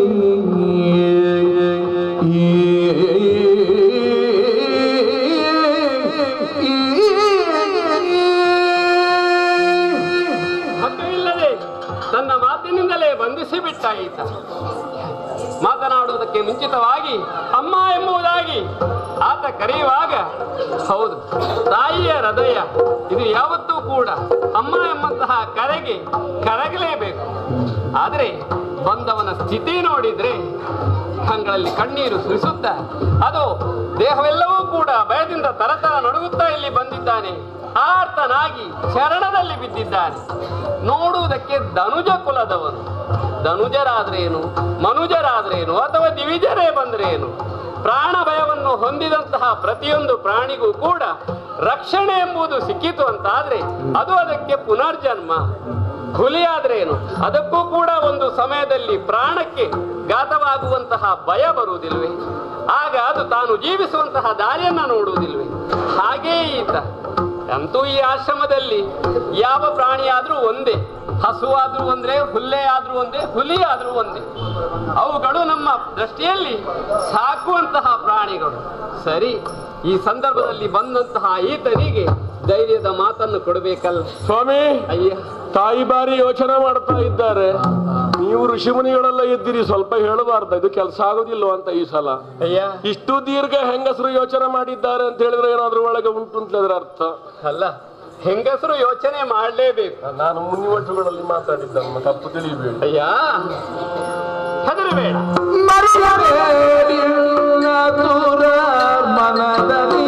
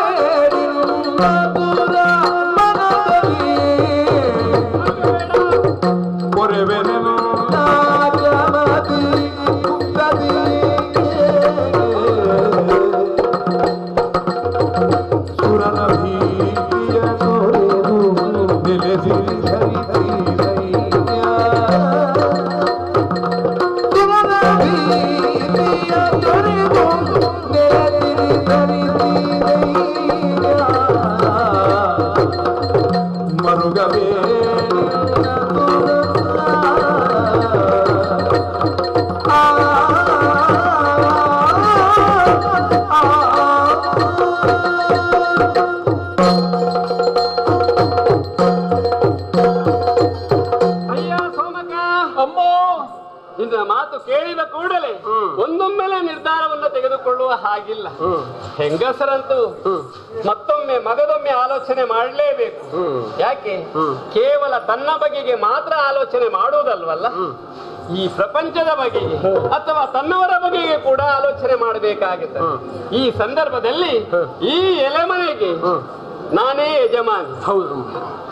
ಯಜಮಾನರಿಲ್ಲದೆ ಇದ್ದಂತಹ ಸಂದರ್ಭದಲ್ಲಿ ಇಲ್ಲಿ ಆಗು ಹೋಗುಗಳು ಚಾಚೂಚ ತಪ್ಪದೆ ನಡೆಯಬೇಕಾದ್ದು ಧರ್ಮ ಅಲ್ವಾ? ಹಾಗಾಗಿ ಪ್ರತಿಯೊಂದನ್ನು ಕೂಡ ಕೂಲಂಕುಷವಾಗಿ ವಿಚಾರಿಸದೆ ಮುಂದಡಿಯಿಡುವ ಹಾಗಿಲ್ಲ. ಹಾಗಿರುವಾಗಲೇ ಸ್ವಲ್ಪ ಆಲೋಚನೆ ಮಾಡಿದ್ದು. ಮತ್ತೆ ಒಂದೊಮ್ಮೆಗೆ ನಾನು ಮಾತು ಕೊಟ್ಟು ಬಿಟ್ಟೆ ಅಂತ ಆದ್ರೆ ಮತ್ತೆ ಅದರಿಂದ ಆಗುವಂತಹ ಪರಿಣಾಮವನ್ನು ಎದುರಿಸುವುದು ಯಾರು ಹೇಳು? ನಾನಲ್ವೇ?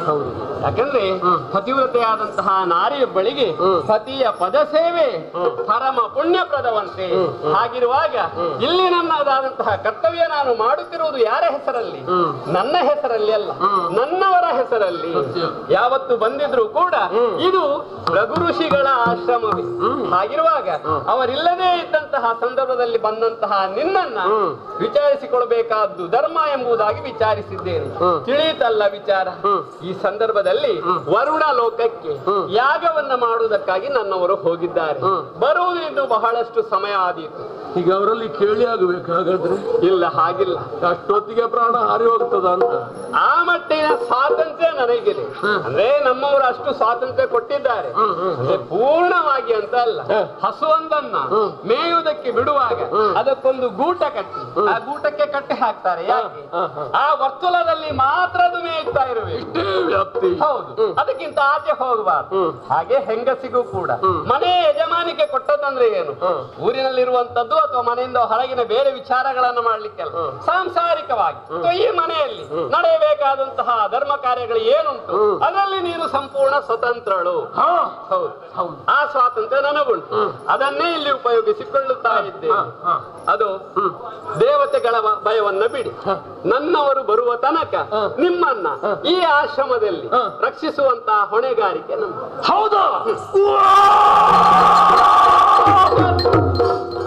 ಎಲ್ಲಿ ಹೋದ್ರು ನಿಮ್ಮ ಜಾತಿ ಬುದ್ಧಿ ಒಂದು ಬಿಡುವುದಿಲ್ಲ. ಅಮ್ಮ, ದೇವಲೋಕ ಒಳ ಹೋಗ್ಬೇಕಿದ್ರೆ ಒಮ್ಮೆ ಬೊಬ್ಬೆ ಹೊಡೆದದ್ದು, ಆಮೇಲೆ ಬೊಬ್ಬೆ ಹೊಡಿಲಿಕ್ಕೆ ಆಗಲಿಲ್ಲ. ಹೌದಾ? ಸ್ವಾಮಿ ತಯಾರಿದ್ದೀರಾ ನೀವು?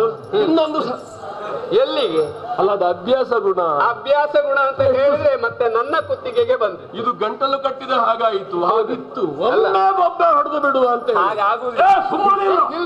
ಸುಮ್ಮನೆ ಹೇಳಿದ್ದೆ, ನಮ್ಮವರಿಗೆಲ್ಲ ಹೇಳಿದ್ದೆ. ಅಲ್ಲ, ನೀವು ಬೊಬ್ಬೆ ಹೊಡೆದ್ರೆ ಆಗುವಂತ ಪರಿಣಾಮ ಏನು ಗೊತ್ತು? ಒಂದು ವೇಳೆ ದೇವೇಂದ್ರ ನಿಮ್ಮನ್ನ ಹಿಂಬಾಲಿಸಿಕೊಂಡು ಬಂದಿದ್ದ ಅಂತ ಆದ್ರೆ ನಿನ್ನ ಇರವು ತಿಳಿಯುತ್ತದೆ ಆತನಿಗೆ. ಹೌದು. ಹಾಗಿರುವಾಗ ಇಲ್ಲಿರುವ ತನಕ ಗೌಪ್ಯವಾಗಿ ನೀವಿರಬೇಕು. ಆಗ್ಲಿ ಅಮ್ಮ. ಹೌದು. ಹುಟ್ಟು ಗುಣ ಏನು ಮಾಡೋಣ? ಅದನ್ನು ಹುಟ್ಟು ಗುಣವನ್ನ ಕೆಲವು ದಿನಗಳ ಮಟ್ಟಿಗೆ ಕಟ್ಟಿಬಿಡು. ಆಗ್ಲಿ. ಸರಿ. ಈಗ ಧೈರ್ಯದಿಂದ ಹೊಟ್ಟೆಗೆ ಏನಾದ್ರೂ ಉಂಟಲ್ಲ ಒಳಗೆ? ತುಂಬಾ ದಿವಸ ಆಯ್ತು. ಅದು ಹೌದು. ನಾನು ಕೂಡ ಆ ಬಗ್ಗೆ ಆಲೋಚನೆ ಮಾಡ್ಲಿಲ್ಲ. ಎಷ್ಟೋ ದೂರವನ್ನ ಕ್ರಮಿಸಿ ಬಂದಿದ್ದೀರಿ. ಹೊಟ್ಟೆ ತೆಳ್ಳಗಾಗಿರ್ಬೋದು, ಆದ್ರೆ ಮಾತು ಗೊತ್ತಾಗುದಿಲ್ವಾ? ಹೌದು. ಆದ್ರೆ ಒಂದು ಮಾತು, ನಮ್ಮಲ್ಲಿ ಸಿಗುವುದು ಏನಿದ್ರು ಕೂಡ ಗೆಡ್ಡೆ ಗೆಣಸು, ಕಂದಮೂಲಾದಿಗಳು. ಅವರು ತಯಾರಿಗೆ ಹೋಗಿದ್ದಾರೆ. ಅವರ ಬೆಲ್ಲೆಯಿಂದ ಹೋಗಲ್ಲ ನಾವು. ಅದೆಲ್ಲ ನಮ್ಮವರೇ ನೋಡಿಕೊಳ್ತಾ ಇದ್ದಾರೆ. ನಿಮಗೆ ಬೇಕಾದಾಗ ಕರೆ ಬರ್ತದೆ. ಹಾಗಂತ ನಿಮಗೆ ಬೇಕಾದ್ದು ಇಲ್ಲಿ ಸಿಗುತ್ತದೆ ಅಂತ ಅಲ್ಲ. ಇಲ್ಲಿರುವಂತಹ ವ್ಯವಸ್ಥೆಗೆ ಹೊಂದಾಣಿಕೆ ಮಾಡಿಕೊಂಡು ಸರಿ.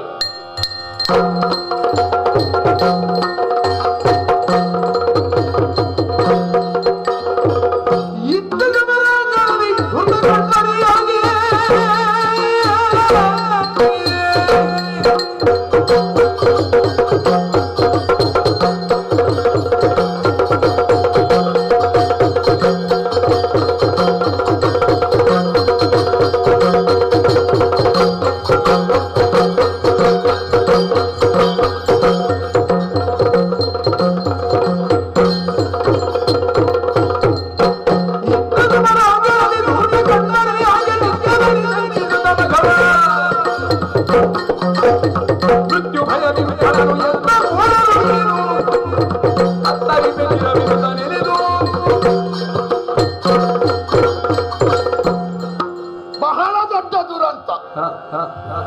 ಒಂದು ಮನೆ ಕಳೆದುಕೊಂಡ ಸಜ್ಜನರಿಗೆ ಒಂದು ಚೂರು ಸಿಗುವುದಿಲ್ಲ. ಈ ಪಾಪಿಗಳಿಗೆ ಒಂದು ಆಶ್ರಯ ಸಿಗುತ್ತದೆ ಅಲ್ವಾ? ಅನಿಮಿಷ ಪಾಲಕನಾದಂತ ನಾನು ಕಣ್ಣು ಮುಚ್ಚದೆ ಇರುವವ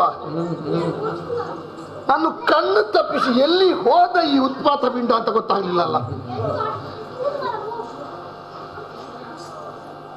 ಓಡಿದ ಓಟ ನೋಡಿ. ಅಲ್ಲ, ಇವ ಓಡುವಾಗ ಸಾಧಾರಣ ಹೊಟ್ಟೆಗೆ ತೆಗೆದುಕೊಳ್ಳದೇ ಇದ್ರೆ ಇಷ್ಟು ದೂರ ಓಡ್ಲಿಕ್ಕೆ ಸಾಧ್ಯ ಇಲ್ಲ. ಬಹುಶಃ ಏನಾದ್ರೂ ಮೇವು ಹಗರಣ ಮಾಡಿದನೇ ಹೇಗೆ, ಹೋಗುವಾಗ ಹುಲ್ಲು ತಿಂತ ಹೋದನೇ ಹೇಗೆ ಹೇಳಲಿಕ್ಕೆ ಆಗುದಿಲ್ಲ. ರಕ್ಕಸ ಬೇಕಾದಾಗ ಗೋವಾಗಬಲ್ಲರು, ಆಗಾಗ ವ್ಯಾಘ್ರವಾಗಿ ಕಾಣಿಸಿಕೊಳ್ಳಬಲ್ಲರು. ಗೋಮುಖ ವ್ಯಾಘ್ರಗಳು ಎಲ್ಲಿ ಓಡಿಸಿಕೊಂಡು ಭೂಲೋಕದವರೆಗೆ ಬಂದಿದ್ದೇನೆ. ಸುಮ್ಮನೆ ಶ್ರಮ ಪಡುವುದು ಯಾಕೆ? ನಾವು ಸುಮ್ಮನೆ ಓಡುವುದು ಯಾಕೆ? ನಮಗಿಲ್ಲ ಒಳಗಿನ ಕಣ್ಣು ನೋಡುವೊಮ್ಮೆ ತೆರೆದು ಬಳಿಕ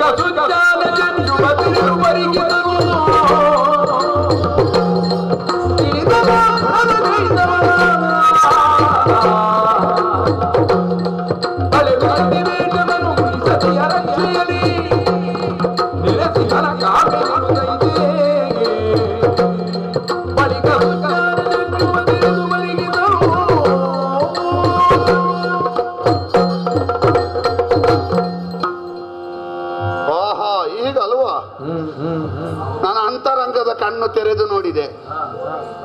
ಮೊನ್ನೆವರೆಗೆ ಆಶ್ರಮಕ್ಕೆ ಕಲ್ಲು ಹೊಡಿತಿದ್ದ ಪಾಪಿ ಈಗ ಆಶ್ರಮದಲ್ಲಿ ಹೋಗಿ ಅತಿವೇಷ ಮಾಡಿಕೊಂಡು ಕುಳಿತಿದ್ದಾನೆ. ಇವನ ವೇಷ ಮಾಡುವ ಚಟ ಈ ಸಲ ನಿಲ್ಬೇಕು, ಬೇಗ ಮುಗಿಸಬಾರ್ದು. ಕಾದು ಕಾದು ಕೊಳೆತು ಹೋಗ್ಬೇಕು ಅವನ ವೇಷ, ಹೊರಗೆ ಬರ್ಲಿಕ್ಕೆ ಆಗಬಾರ್ದು. ಇಲ್ಲ ಇದ್ರೆ ರಕ್ಕಸ ಹೋಗಿ ಹೋಗಿ ಅತಿವೇಷ ಮಾಡುದಂತೆ. ಅವ ಅತಿವೇಷ ಮಾಡ್ಲಿ, ಅವನಿಗೆ ಆಶ್ರಯ ಕೊಟ್ಟದ್ದು ಯಾರು? ಭೃಗುಮುನೀಂದ್ರನ ಛಾಯೆ, ಖ್ಯಾತಿ ದೇವಿ. ಒಂದು ಹೆಂಗಸಿನ ಆಶ್ರಯದಲ್ಲಿ ಎಷ್ಟು ಭಯೋತ್ಪಾದಕರು ಬೆಳೀತಾರ ದೇವರಿಗೆ ಗೊತ್ತು. ಹಾಗಾದ್ರೆ ಹೇಳಬೇಡುವ? ಹೇಳಬೇಕಾದದ್ದು ಬೆಳೆಯುವ ಭಯೋತ್ಪಾದಕರಲ್ಲ, ಅವರಿಗೆಲ್ಲ ಬೆಳೆಸುವವರಿಗೆ. ದೊಡ್ಡ ವಿಷಯ ಅಲ್ಲ.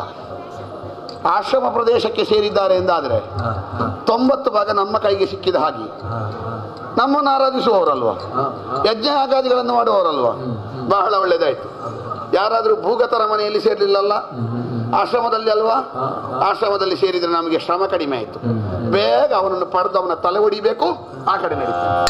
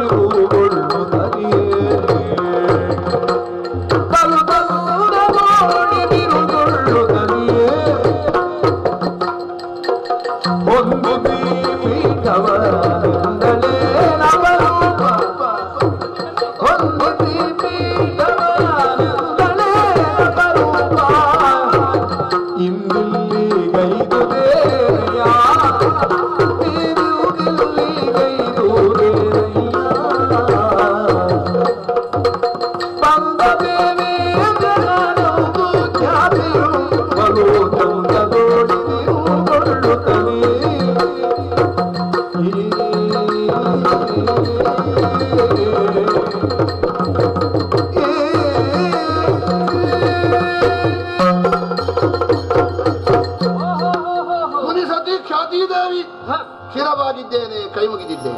ಒಳ್ಳೆಯದಾಗಿದೆ. ಬಹಳ ಅಪರೂಪ, ಅನಿರೀಕ್ಷಿತ. ಮತ್ತೆ ಒಂದುಂಟು, ಯಾವಾಗಲೂ ಬಂದ್ರೆ ಅಷ್ಟೇ ಬೆಲೆ. ಅತಿಥಿ ಆದವ ಮೊದಲ ದಿವಸ ಬರುವವರು ದೊಡ್ಡ ಮಣೆ ಕೊಡ್ತಾರೆ ಅವನಿಗೆ. ಒಂದು 7-8 ಬಗೆಯ ಪಲ್ಯ ಮಾಡಿ ಅನ್ನ ಹಾಕ್ತಾರೆ. ಒಂದು 2 ದಿವಸ ಹೋಗುವಾಗ ಪಲ್ಯ 4 ಬಗೆ ಕಡಿಮೆ ಆಗ್ತದೆ. ಮತ್ತೆ 2 ದಿವಸ ಹೋಗುವಾಗ ಮಣೆ ಸ್ವಲ್ಪ ಚಿಕ್ಕದಾಗ್ತದೆ. ಮತ್ತೆ ಕೊನೆಗಾಗುವಾಗ ಸಾರು ಮತ್ತು ಅನ್ನ ಮಾತ್ರ. ಮತ್ತೆ ಎಲೆಯೂ ಅವನೇ ತೆಗಿಬೇಕು. ಹಾಗಾಗಿ ಅಪರೂಪಕ್ಕೆ ಬಂದ್ರೆ ಮೌಲ್ಯ ಹೆಚ್ಚು. ಅಲ್ಲ, ಒಳ್ಳೆ ಅನುಭವವನ್ನು ಪಡೆದುಕೊಂಡು ನಾನು ಲೋಕ ಎಲ್ಲ ನೋಡುವವಲ್ವಾ. ಹೌದು. ಮತ್ತೆ ನಾನೊಂದು ಹೇಳ್ತೇನೆ, ನಾವು ಲೋಕ 3 ತಿರುಗಾಡುವವರು. ಯಾವ ಉನ್ನತ ವ್ಯಾಸಂಗ ಮಾಡಿದ ವಿಶ್ವವಿದ್ಯಾಲಯದ ಇರಲಿ, ಒಂದು 5 ವರ್ಷ ತಿರುಗಾಟ ಮಾಡಿದವನಿಗೆ ಬರ್ಲಿಕ್ಕಿಲ್ಲ. ಹೌದು. ಸರಿ, ಅಯಾಚಿತವಾಗಿ ಅತಿಥಿಯಾಗಿ ಬಂದಂತಹ ನಿನಗೆ ಈ ಆಶ್ರಮ ಧರ್ಮದ ಪ್ರಕಾರ ಯಾವ ರೀತಿ ಯಥೋಚಿತ ಸತ್ಕಾರ ಉಂಟು, ಅದೆಲ್ಲವನ್ನು ನಾನು ಕುಳಿತುಕೊಳ್ಳುವುದಿಲ್ಲ, ಏನು? ಸ್ವೀಕರಿಸಿದ ಹಾಗೆ ಅದು ಎತ್ತರ ನೋಡುವಾಗಲೇ ಕುಳಿತುಕೊಳ್ಳುವುದು ಬೇಡ ಅಂತ ಆಗ್ತದೆ. ಅಲ್ಲ ಅಂದ್ರೆ ಎತ್ತರ ಅಂದ್ರೆ ಗಾತ್ರದಲ್ಲಿ ಎತ್ತರ ಉಂಟು ಅಂತಲ್ಲ, ಮತ್ತೆ? ಬಿಸಿ ಬೀಟ ಅಲ್ವಾ, ಎತ್ತರದ ಸ್ಥಾನದಲ್ಲಿ ಅದರಲ್ಲಿ ಕುಳಿತುಕೊಳ್ಳುವುದಕ್ಕೂ ಕೂಡ ಸ್ವಲ್ಪ ಹೆದರಿಕೆ ಬೇಕಾ? ಹೌದೌದು ಹೌದು. ಆ ಧೈರ್ಯ ಇದ್ರೆ ಮಾತ್ರ ಕುಳಿತುಕೊಳ್ಳುವುದು. ಹೌದೌದು. ಹೌದು. ಯಾವತ್ತಿನ ಹಾಗಲ್ಲ, ಯಾವತ್ತು ಹೀಗೆ ಬರುವವನಲ್ಲ. ನಾನು ಬರ್ತೇನೆ ಅಗ್ನಿಮುಖದಲ್ಲಿ ಬರುವ. ನೋಡಿದ್ಯಾ ಅಲ್ಲಿ ಹೋಮಕುಂಡದಲ್ಲಿ ಇನ್ನೂ ಕೂಡ ಉರಿಯುತ್ತಾ ಇದೆ, ಹೊಗೆ ಏಳುತ್ತಾ ಇದೆ. ನಿನಗೆ ಅದು ಅಗ್ನಿಕುಂಡದ್ದೇ ಹೊಗೆ ಅಲ್ವಾ? ಹೌದು ಹೌದು ಹೌದು. ಅಲ್ಲ, ಒಳಗಿಂದ ಯಾರಾದ್ರೂ ಬೇರೆ ಹೊಗೆ ಬಿಡ್ತಾ ಇಲ್ಲ ಅಲ್ಲ?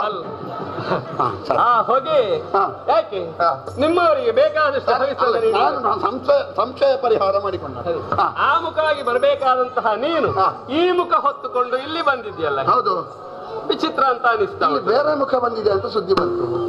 ಮುನಿ ಸತಿಯೇ, ಏನು ಮುನಿ ಸತಿಯೇ, ಲಾಲಿಸು ಮುನಿ ಸತಿಯೇ,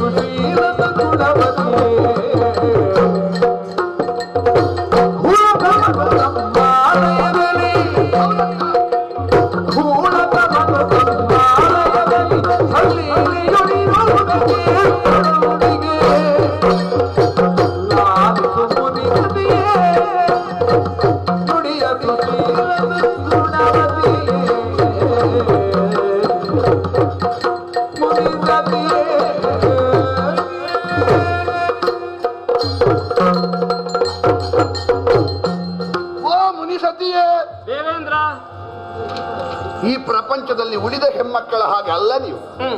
ಯಾಕೆ? ವೈರಾಗ್ಯವನ್ನೇ ಜೀವನವಾಗಿ ಆರಿಸಿಕೊಂಡಂತ ಮುನಿಗಳನ್ನು ಪತಿಯಾಗಿ ಸ್ವೀಕರಿಸಿದವರು, ಭೋಗ ಜೀವನ ಅಪೇಕ್ಷಿಸಿದವರಲ್ಲ. ಭೋಗ ಜೀವನ ಅಪೇಕ್ಷಿಸಿದವರೆಲ್ಲ ಹೇಗೆ? ಅವ ಎಂತದ್ದು ಮಾಡಿದ್ದಾನೆ ಅಂತ ಗೊತ್ತಿಲ್ಲ. ಬೆರಳಿಗೆ 4 ಉಂಗುರ, ಕೊರಳಿಗೆ 4 ಸರ ಹಾಕಿದ್ರೆ ಆಯ್ತು, ಹೆಣ್ಣು ಮಕ್ಕಳು ಬಿದ್ದ ಆಯ್ತು. ಒಂದು ವರ್ಗ ಅದು. ಮತ್ತೊಂದು 15 ದಿವಸ ಸ್ನಾನ ಮಾಡದಿದ್ರು ದೊಡ್ಡ ವಿಷಯ ಅಲ್ಲ. ಒಂದು ದೊಡ್ಡ ಪರಿಮಳ ದ್ರವ್ಯ ಹಾಕಿದ್ರೆ ಹೋಗಿ ಆಯ್ತು ಹಿಂದೆ. ಯಾವ ಜಾತಿಯೂ ಬೇಡ, ನೀತಿಯೂ ಬೇಡ. ನೀವು ಹಾಗಲ್ಲ. ವಿರಾಗಿಯಾಗಿಯೇ ಬದುಕಿದಂತ ಭೃಗುಮುನಿಯನ್ನು ಪತಿಯಾಗಿ ಒಪ್ಪಿಕೊಂಡು ಮುನಿಸತಿಯಾಗಿ ಜೀವನ ಸಾಗಿಸಿದವರು. ಯೋಗ ಜೀವನ ನಮ್ಮ ಅಲ್ವಾ? ಕೀರ್ತಿಕಾಮನೆ ಇಲ್ಲ, ಭೋಗ ಜೀವನದ ಲಾಲಸೆ ಇಲ್ಲ, ಒಂದು ಬದುಕು ಕಮಲ ಪತ್ರದ ಮೇಲಿನ ಜಲಬಿಂದುವಿನ ಹಾಗೆ, ಅಂಟಿಯೂ ಅಂಟದ ಹಾಗೆ ಅಲ್ವಾ? ಉಂಟು ಅಂತ ಕೇಳಿದ್ರೆ ಉಂಟು, ಇಲ್ವೋ ಅಂತ ಕೇಳಿದ್ರೆ ಅದರಲ್ಲಿ ಅಂಟಿ ಇಲ್ಲ, ಕೆಳಗೆ ಬೀಳ್ತದೆ ಅಲ್ವಾ? ಸದ್ಗುಣಶೀಲರಾಗಿ ಈ ಪ್ರಪಂಚದಲ್ಲಿ ಉಳಿದ ಹೆಣ್ಮಕ್ಕಳಿಗೆಲ್ಲ ಆದರ್ಶಪ್ರಾಯವಾಗಿರಬೇಕಾದವರು. ನೀವು ನಿಜವಾಗಿ ಆದರ್ಶ ದಂಪತಿಗಳು. ಮತ್ತೆ ಪೆಟ್ಟಿಗೆಯಲ್ಲಿ ಇದ್ದದ್ದನ್ನೆಲ್ಲ ಕುತ್ತಿಗೆ ಹಾಕಿಕೊಂಡು ಬರುವವರು ಆದರ್ಶ ದಂಪತಿಗಳ? ನೀವು ಆದರ್ಶ ದಂಪತಿಗಳು. ನಿಮ್ಮನ್ನು ನಿಜವಾಗಿ ಆದರ್ಶ ದಂಪತಿಗಳು ಅಂತ ಕರಿಬೇಕು. ಅಮ್ಮ, ಏನು ನೀವು ಹೇಳುವುದು ಹಾಗೆ ಅಂತೆ. ದೇವತೆಗಳು ಬರ್ಲಿ, ಆಗಮ ಅಂತೂ ದೇವಾನ, ನಿರ್ಗಮ ಅಂತೂ ರಾಕ್ಷಸಾನ. ಮರ್ತೋಯ್ತಮ್ಮ ಮಂತ್ರ. ರಾಕ್ಷಸರು ಹೋಗ್ಲಿ, ದೇವತೆಗಳು ಬರ್ಲಿ, ಸ್ವಲ್ಪ ಆ ಕಡೆ ಈ ಕಡೆ ಆಗಿದೆ. ಈಗ ಒಂದು ಯಾವುದೋ ಗಾನ ಕೇಳಿಸಿತಲ್ಲ, ಅದ್ಯಾರ್ದು? ಯಾವಾಗ? ಅದು ರಕ್ಕಸರದ್ದಲ್ವಾ? ನನಗೆ ಹಾಗೆ ಕೇಳಿಸಿತಪ್ಪ. ಒಳಗೆ ರಕ್ಕಸರಿದ್ದಾರೆ ಅಂತ ನಾನು ಸುಜ್ಞಾನ ದೃಷ್ಟಿಯಿಂದ ಅರಿತು ಬಂದವ. ಒಳಗಿಂದ ಸ್ವಲ್ಪ ಮಾತು ಕೂಡ ರಕ್ಕಸರ ಸ್ವರದ್ದೇ ಕೇಳ್ತಾ ಉಂಟು. ಅಮ್ಮ, ಏನು? ಬಹುಶಃ ನಿಮಗೆ ಪಾದ ಪೂಜೆ ಮಾಡಿರ್ಬೇಕು ಅಲ್ವಾ? ಪಾದ ಪೂಜೆ ಮಾಡಿದ ಕೂಡಲೇ ಸ್ವಾಮಿಗಳು ಇದ್ದವರಿಗೆಲ್ಲ ಆಶೀರ್ವಾದ ಮಾಡಬೇಡಿ ಅಮ್ಮ. ಅವ್ರು ಯಾರ ತಲೆ ಹೊಡೆದು ಬಂದು ನಿಮಗೆ ಕಾಣಿಕೆ ಕೊಡುವುದು, ಅದಕ್ಕೆ ಆಶೀರ್ವಾದ ಮಾಡಿ. ಯಾರು ತಲೆ ಹೊಡಿಲಿಕ್ಕೆ ಅವರಿಗೆ ಶಕ್ತಿ ಕೊಡಬೇಡಿ. ಅಲ್ಲ, ಪಾದ ಪೂಜೆ ಸ್ವಾಮಿಗಳದ್ದು ಮಾಡಿರ್ಬೋದು. ಸ್ವಾಮಿ ಅಂದ್ರೆ ನೀನೊಂದು ಹಾಗೆ, ನಾನು ಇಲ್ಲಿ ಅಮ್ಮ ಅಲ್ಲ. ಅಮ್ಮ ಅಂದ್ರೆ ಸ್ತ್ರೀಲಿಂಗ, ಸ್ವಾಮಿ ಅಂದ್ರೆ ಪುಲ್ಲಿಂಗ. ವ್ಯತ್ಯಾಸ ಎಂತ ಉಂಟು? ಆಶೀರ್ವಾದ ಮಾಡುದು ಒಂದೇ ಅಲ್ವಾ? ಅದರಲ್ಲಿ ಸ್ತ್ರೀಲಿಂಗ ಪುಲ್ಲಿಂಗ ಉಂಟಾ? ತಾಯೇ, ಅವರನ್ನು ಒಳಗಿರಿಸಿಕೊಂಡಿದ್ಯಂತೆ ಕೂಳ ಸಮಾಧಿಗಳನ್ನು. ಅದಕ್ಕೆ ದೇವತೆಗಳು ಬರುವಾಗ ದೇವತೆಗಳಿಂದ ದಂಡ್ಯರಾಗಬೇಕಾದವರು ಅವರನ್ನು ನೀನು ಒಳಗಿರಿಸಿಕೊಂಡೆ ಎಂದಾದ್ರೆ ರಾಕ್ಷಸ ಪಕ್ಷಪಾತಿ ಆಗುವುದಿಲ್ಲ. ಯಜ್ಞಯಾಗಾದಿಗಳ ಮೂಲಕ ದೇವತೆಗಳ ಚೈತನ್ಯವನ್ನು ಹೆಚ್ಚಿಸಿ ದೇವ ಪಕ್ಷಪಾತಿನಿ ಆಗಬೇಕಾದಂತ ನೀನು ಭೃಗು ಸತಿಯಾಗಿ ರಾಕ್ಷಸ ಪಕ್ಷಪಾತಿನಿ ಆಗಬಹುದೇ? ಅಮ್ಮ, ದೊಡ್ಡ ವಿಷಯ ಅಲ್ಲ. ಉಪ್ಪು ತಿಂದ ಬಾಯಿಯಲ್ಲಿ ತಪ್ಪು ಬರುವುದು ಸಹಜ. ಮಾಡಿದ್ದನ್ನು ತಿದ್ದಿಕೊಳ್ಳುವುದೇ ದೊಡ್ಡ ಗುಣ. ಬರುವ ಮುಪ್ಪನ್ನು ಮಾಡಿರುವ ತಪ್ಪನ್ನು ಒಪ್ಪಿಕೊಳ್ಳುವವರಷ್ಟು ಶ್ರೇಷ್ಠರು ಪ್ರಪಂಚದಲ್ಲಿ ಮತ್ತೊಬ್ಬರು ಇಲ್ಲ. ದೊಡ್ಡ ಮನಸ್ಸು ಮಾಡು, ಅವರನ್ನು ಬಿಟ್ಟು ಕಳಿಸು, ನಾನು ಮತ್ತೆ ಬರ್ತೇನೆ. ಅವರಿಗೆ ದೇವಸ್ಥಾನ ಎನ್ನವರೆಯೂ ಇರುವ ಶಿಷ್ಯನ ಇಲ್ಲಿ ಏನು ಮಗವ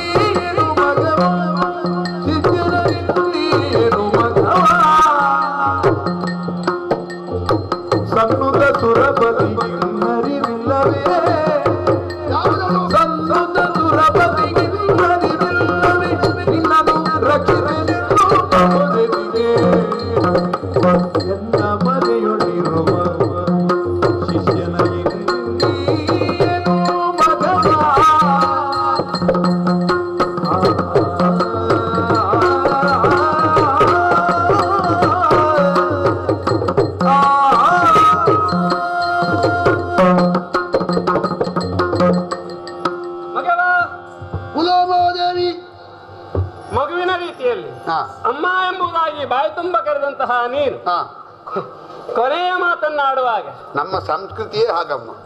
ನಾವು 7 ವರ್ಷದ ಮಗುವನ್ನು ಅಮ್ಮ ಅಂತಲೇ ಕರೆಯುವುದು, 70 ವರ್ಷದ ಮುದುಕಿಯನ್ನು ಅಮ್ಮ ಅಂತಲೇ ಕರೆಯುವುದು. ಹೌದು ಅಲ್ಲ, ಕರೆಯುವಂತಹ ನುಡಿಗಳಲ್ಲಿ ಅಲ್ಲ ನಾನು ಹೇಳಿ, ಮತ್ತೆ ಆ ಸ್ಫುರಿಸುವಂತಹ ಭಾವನೆಯಲ್ಲಿ ಮೊದಲೇನೋ ದೀನತೆಯಿಂದ ಅಮ್ಮ ಎಂಬುದಾಗಿ ನೀನು ಕರೆದೆ, ಶಿರಬಾಗಿಸಿದೆ, ಹೌದು, ಕರಜೋಡಿಸಿದೆ, ಹೌದು.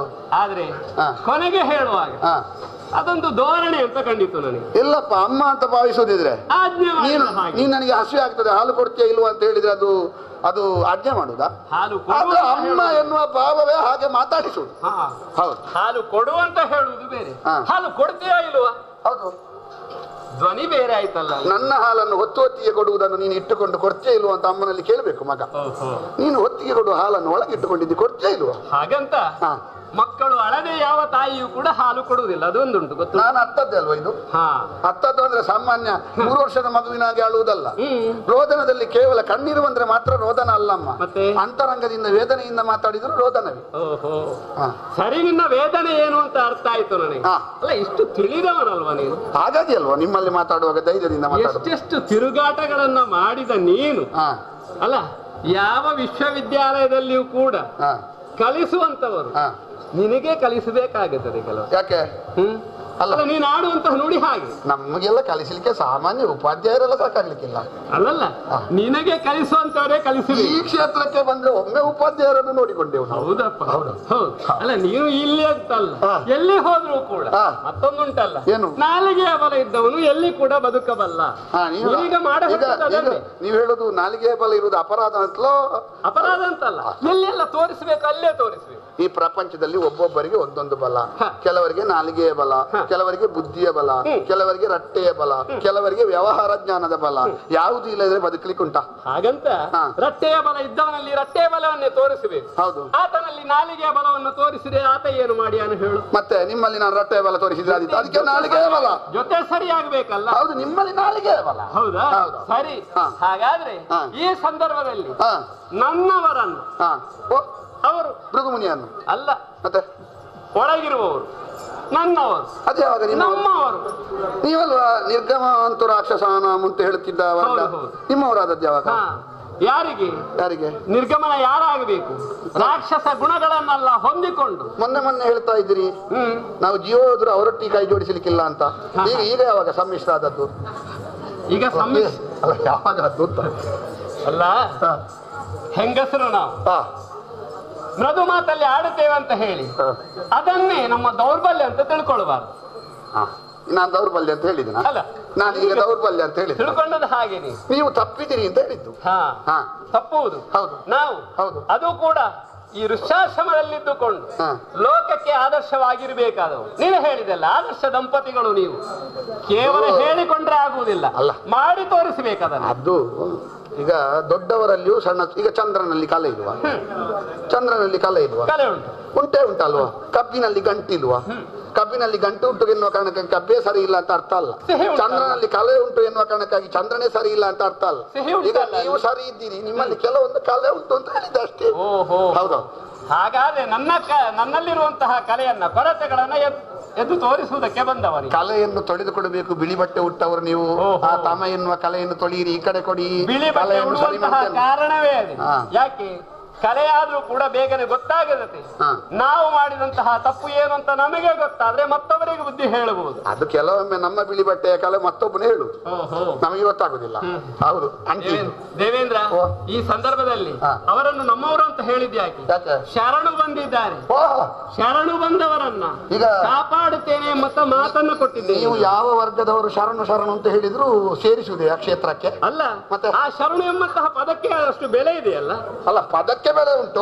ಅವ ಶರಣು ಅಂತ ಹೇಳಿದವ ಎಷ್ಟು ವ್ರತ ಮಾಡಿದ್ದಾನೆ, ಯಾವ ಜಾತಿಯವ, ಅವ ಮಡಿವಂತಿಕೆಯಿಂದ ಬಂದಿದ್ದಾನೋ, ಹೇಗೆ ಇದ್ದಾನೆ ಅಂತ ನೋಡ್ಲಿಕ್ಕಿಲ್ವ? ನನ್ನ ಈ ಆಶ್ರಮಕ್ಕೆ ಬರುವುದಕ್ಕೆ ಯಾವ ವ್ರತ ಇಲ್ಲ, ಭಕ್ತಿಯೊಂದೇ ವ್ರತ. ಈ ಭಕ್ತಿ ಉಂಟು ಅಂತ ಹೇಳಿದ್ರೆ ಅವರು, ಅಥವಾ ಹಠದಿಂದ ಬಂದ್ರೆ ಹೋಗ್ಲಿಕ್ಕೆ ಆಗ್ತದ ಇಲ್ವ ನೋಡುವ ಅಂತ. ಬೆನ್ನು ಬಾಗಿದ್ರೆ, ಕೈ ಜೋಡಿಸಿದ್ರೆ, ಕಣ್ಣಲ್ಲಿ ಧಾರಾಕಾರವಾಗಿ ನೀರು ಸುರಿಸಿದ್ರೆ ಆತ ದೀನತೆಯಿಂದ ಬಂದವನೇ ಅಂತ ಅರ್ಥ. ಅಷ್ಟನ್ನ ಗುರುತಿಸಿಕೊಂಡೆ ನಾನು. ಮತ್ತೆ ನೋಡಿ, ನಿಮ್ಮ ಆಶ್ರಮದಲ್ಲಿ ಮೊದಲೆಲ್ಲ ಎಷ್ಟು ಶಾಂತ ಪರಿಸರ ಇತ್ತು. ಆ ರಕ್ಕಸರು ಬಂದದ್ದೇ ಬಂದದ್ದು, ಈ ಮಕ್ಕಳು ಮಾತಾಡ್ಲಿಕ್ಕೆ ಪ್ರಾರಂಭಿಸಿದ್ದಾರೆ. ಅಲ್ಲ, ಹಾಗೆಲ್ಲ ಅವರಿಗೆ ಅಮ್ಮ ಇಷ್ಟು ಮಾತಾಡುವಾಗ ನಾವು ಅಷ್ಟು ಮಾತಾಡಿದ್ರೆ ಏನು ಎಂಬಂತ ಧೈರ್ಯ ಬರ್ತದೆ. ಮಕ್ಕಳೇ, ನಾವು ಮಾತಾಡಿದ ಮೇಲೆ ಮತ್ತೆ ಮಾತಾಡಿ, ಆಯ್ತಾ? ನೀವು ಮನೆಯಲ್ಲಿರುವಂತಹ ತಾಯಿಯೇ ಅಲ್ವಾ ಮೊದಲ ಗುರು ಮಕ್ಕಳಿಗೆ. ಹಾಗೆ ತಾಯಿ ಏನು ಹೇಗೆ ಮಾತಾಡ್ತಾಳೆ ಎಂಬುದನ್ನ ಮಕ್ಕಳು ಅನುಸರಿಸಿಕೊಂಡು ಹೋಗುವುದು. ಅದಕ್ಕೆ ನಾವು ಮಕ್ಕಳಿಗೆ ಆದರ್ಶ. ಈ ಸಂದರ್ಭದಲ್ಲಿ ನನ್ನ ಶಿಷ್ಯರಾಗಿಕೊಂಡು ಬಂದವರು, ಶಿಷ್ಯರೇ ಅಂತ, ನನ್ನ ಮಾತೆ ಅಂತ ಅಲ್ಲ, ಆಶ್ರಮವಾಸಿಗಳಲ್ಲಲ್ವಾ. ಹಾಗಂತ ಅವರದ್ದಾದಂತಹ ಮೂಲಗಳ ಗುಣ ಏನಿದ್ರು ಕೂಡ ಇಲ್ಲಿಗ ಅದು ಮರೆಯಾಗಿದೆ. ಅದಕ್ಕೆ ಹೇಳಿದ್ದು ನನ್ನ ಶಿಷ್ಯರಾಗಿದ್ದಾರೆ ಅಂತ. ಹಾಗಂತ ಹುಲಿ ಹುಲ್ಲನ್ನ ಮೇಯ್ತದ ಅಂತ ಕೇಳಬಹುದು. ಅಲ್ಲ, ನಾನು ಕೇಳುದಿಲ್ಲ. ಇಲ್ಲ, ಅಲ್ಲ, ಕೇಳ್ತಿ ಅಂತ ನಾನು ಮೊದಲೇ ಹೇಳುದು. ಹಾಗೆ ಹುಲಿ ಹುಲ್ಲನ್ನ ಮೇಯುವುದಿಲ್ಲ, ಆದ್ರೆ ಮಾಂಸವನ್ನ ತಿನ್ನುವುದನ್ನ ತ್ಯಜಿಸಬಹುದು. ಮತ್ತೆ ಯಾವ್ದನ್ನು ತಿನ್ನೋದು? ಅದು ಈಗ ಹುಲ್ಲನ್ನು ಮೇಯುವುದಿಲ್ಲ, ಮಾಂಸವನ್ನು ತಿನ್ನೋದನ್ನು ಬಿಡ್ತದೆ. ಮತ್ತೆ ಮತ್ತೆ ಯಾವ್ದು? ಅಂತಹ ಆಶ್ರಮ ವಾಸ ಇಲ್ಲಿ ಇದೆ. ಅದಕ್ಕೆ ಹಸಿವೆ ಇಲ್ಲದ ಹುಲಿಗಳಿದ್ದಾರೆ ಇಲ್ಲಿ. ಹಸಿವೆ ಯಾವ ಹಸಿವೆ? ಹೊಟ್ಟೆ ಹಸಿವೆಯನ್ನ ಹೇಳಿದ್ದಲ್ಲ ನಾನು, ಬೌದ್ಧಿಕ ಹಸಿವೆ. ಬುದ್ಧಿಯ ಬರ ಬಡಿದ್ರೆ ಮಾತ್ರ ಲೋಕದಲ್ಲಿ ಮನುಷ್ಯ ರಾಕ್ಷಸನಾಗುವುದು. ಬುದ್ಧಿಗೆ ಬರ ಇಲ್ಲ. ಇಲ್ಲಿ ಬೇಕಾದಂತಹ ಬೌದ್ಧಿಕ ಯೋಚನೆಗಳೆಲ್ಲ ಸಿಗುತ್ತಾ ಇದೆ. ಆದ್ದರಿಂದ ಈಗ ಅವರು ಬದಲಾಗಿದ್ದಾರೆ. ಈಗ ನಿಮ್ಮ ಆಶ್ರಮಕ್ಕೆ ಬಂದ ಮೇಲೆ ಬದಲಾಗಿದ್ದಾರೆ. ಹಾಗಾಗಿ ನೀವು ಅವರನ್ನು ಬಿಟ್ಟು ಕೊಡುವುದಿಲ್ಲ. ಹಾಗಾಗಿ ಅಂತಲ್ಲ, ನಾನೊಂದು ಮಾತು ಕೊಟ್ಟಿದ್ದೇನಲ್ಲ. ಮಾತು ಕೊಟ್ಟಿದ್ದೆ, ನಿಮ್ಮನ್ನ ರಕ್ಷಿಸುತ್ತೇನೆ. ಮಾತು ಕೊಟ್ಟಿದ್ದೆ, ಮಾತು ಕೊಟ್ಟಿದ್ದೀರಿ. ಈ ಕ್ಷೇತ್ರಕ್ಕೆ ಬಂದ ಮೇಲೆ ಅವರು ಬದಲಾಗ್ತಾರೆ. ಅಮ್ಮ, ಈಗ ಪುಣ್ಯ ಕ್ಷೇತ್ರದಲ್ಲಿ ತೀರ್ಥ ಸ್ನಾನ ಅಂತ ಮಾಡ್ಲಿಕ್ಕೆ ಒಂದು ನದಿ ಇರ್ತದಲ್ವಾ? ಹೌದು. ಅಲ್ಲಿ ಯಾವಾಗ್ಲಿರುವ ಕಪ್ಪೆಗೆ ಅದು ತೀರ್ಥ ಸ್ನಾನ ಆಗ್ತದ? ಯಾಕಾಗುದಿಲ್ಲ? ಅದಕ್ಕೆ ತೀರ್ಥ ಸ್ನಾನ ಅಂತ ಆ ಭಕ್ತಿ ಇಲ್ಲ ಅದಕ್ಕೆ. ಅದು ಕೇವಲ ನೀರು ತೆಗೆಯುವುದು. ನೀರು ತೆಗೆದವರಿಗೆ ತೀರ್ಥ ಸ್ನಾನ ಆಗುದಿಲ್ಲ ಅಲ್ಲ. ತೀರ್ಥ ಅಂತ ಪ್ರೋಕ್ಷಿಸಿಕೊಂಡವರಿಗೆ ಮಾತ್ರ ಅಲ್ವಾ ತೀರ್ಥ ಸ್ನಾನ ಆಗುವುದು. ನಂಬಿಕೆ ಬೇಕಲ್ಲ. ನೀವು ಹೇಳಿದ ಬುದ್ಧಿಯ ಬರ ಬಡಿಯದೇ ಇದ್ದವರಿಗೆ ಮಾತ್ರ ಬುದ್ಧಿ ಬರುವುದಮ್ಮ. ಇವರು ಮತ್ತೊಬ್ಬರ ಹೆಂಡತಿಯನ್ನು, ಮತ್ತೊಬ್ಬರ ಧನವನ್ನು ನೋಡುವುದು. ಬಯಸುವ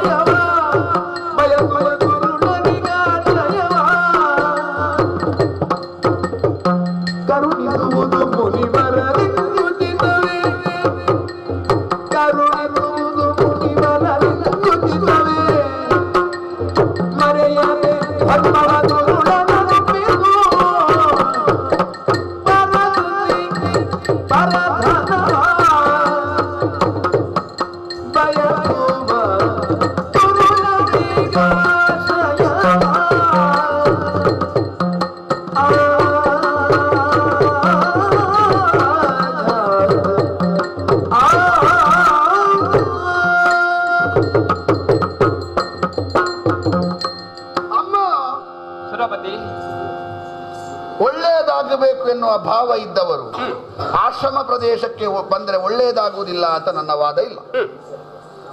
ಹುಲಿ ಗೋವನ್ನು ತಿನ್ನುವುದನ್ನು ಬಿಟ್ಟಿರಬಹುದು. ಹುಲಿ ಗೋವನ್ನು ತಿನ್ನುವುದನ್ನು ಯಾಕೆ ಬಿಟ್ಟಿರ್ತದೆ? ಯಾಕೆ? ಹುಲಿ ಗೋವನ್ನು ತಿನ್ನುವುದು ಹಸಿವೆಗೆ ಮಾತ್ರ. ಹಸಿವೆ ನೀಗಿದ ಮೇಲೆ ಹುಲಿಯ ಮುಂದೆ ಗೋವು ಹೋದ್ರೂ ಗೋವು ಏನು ಮಾಡೋದಿಲ್ಲ.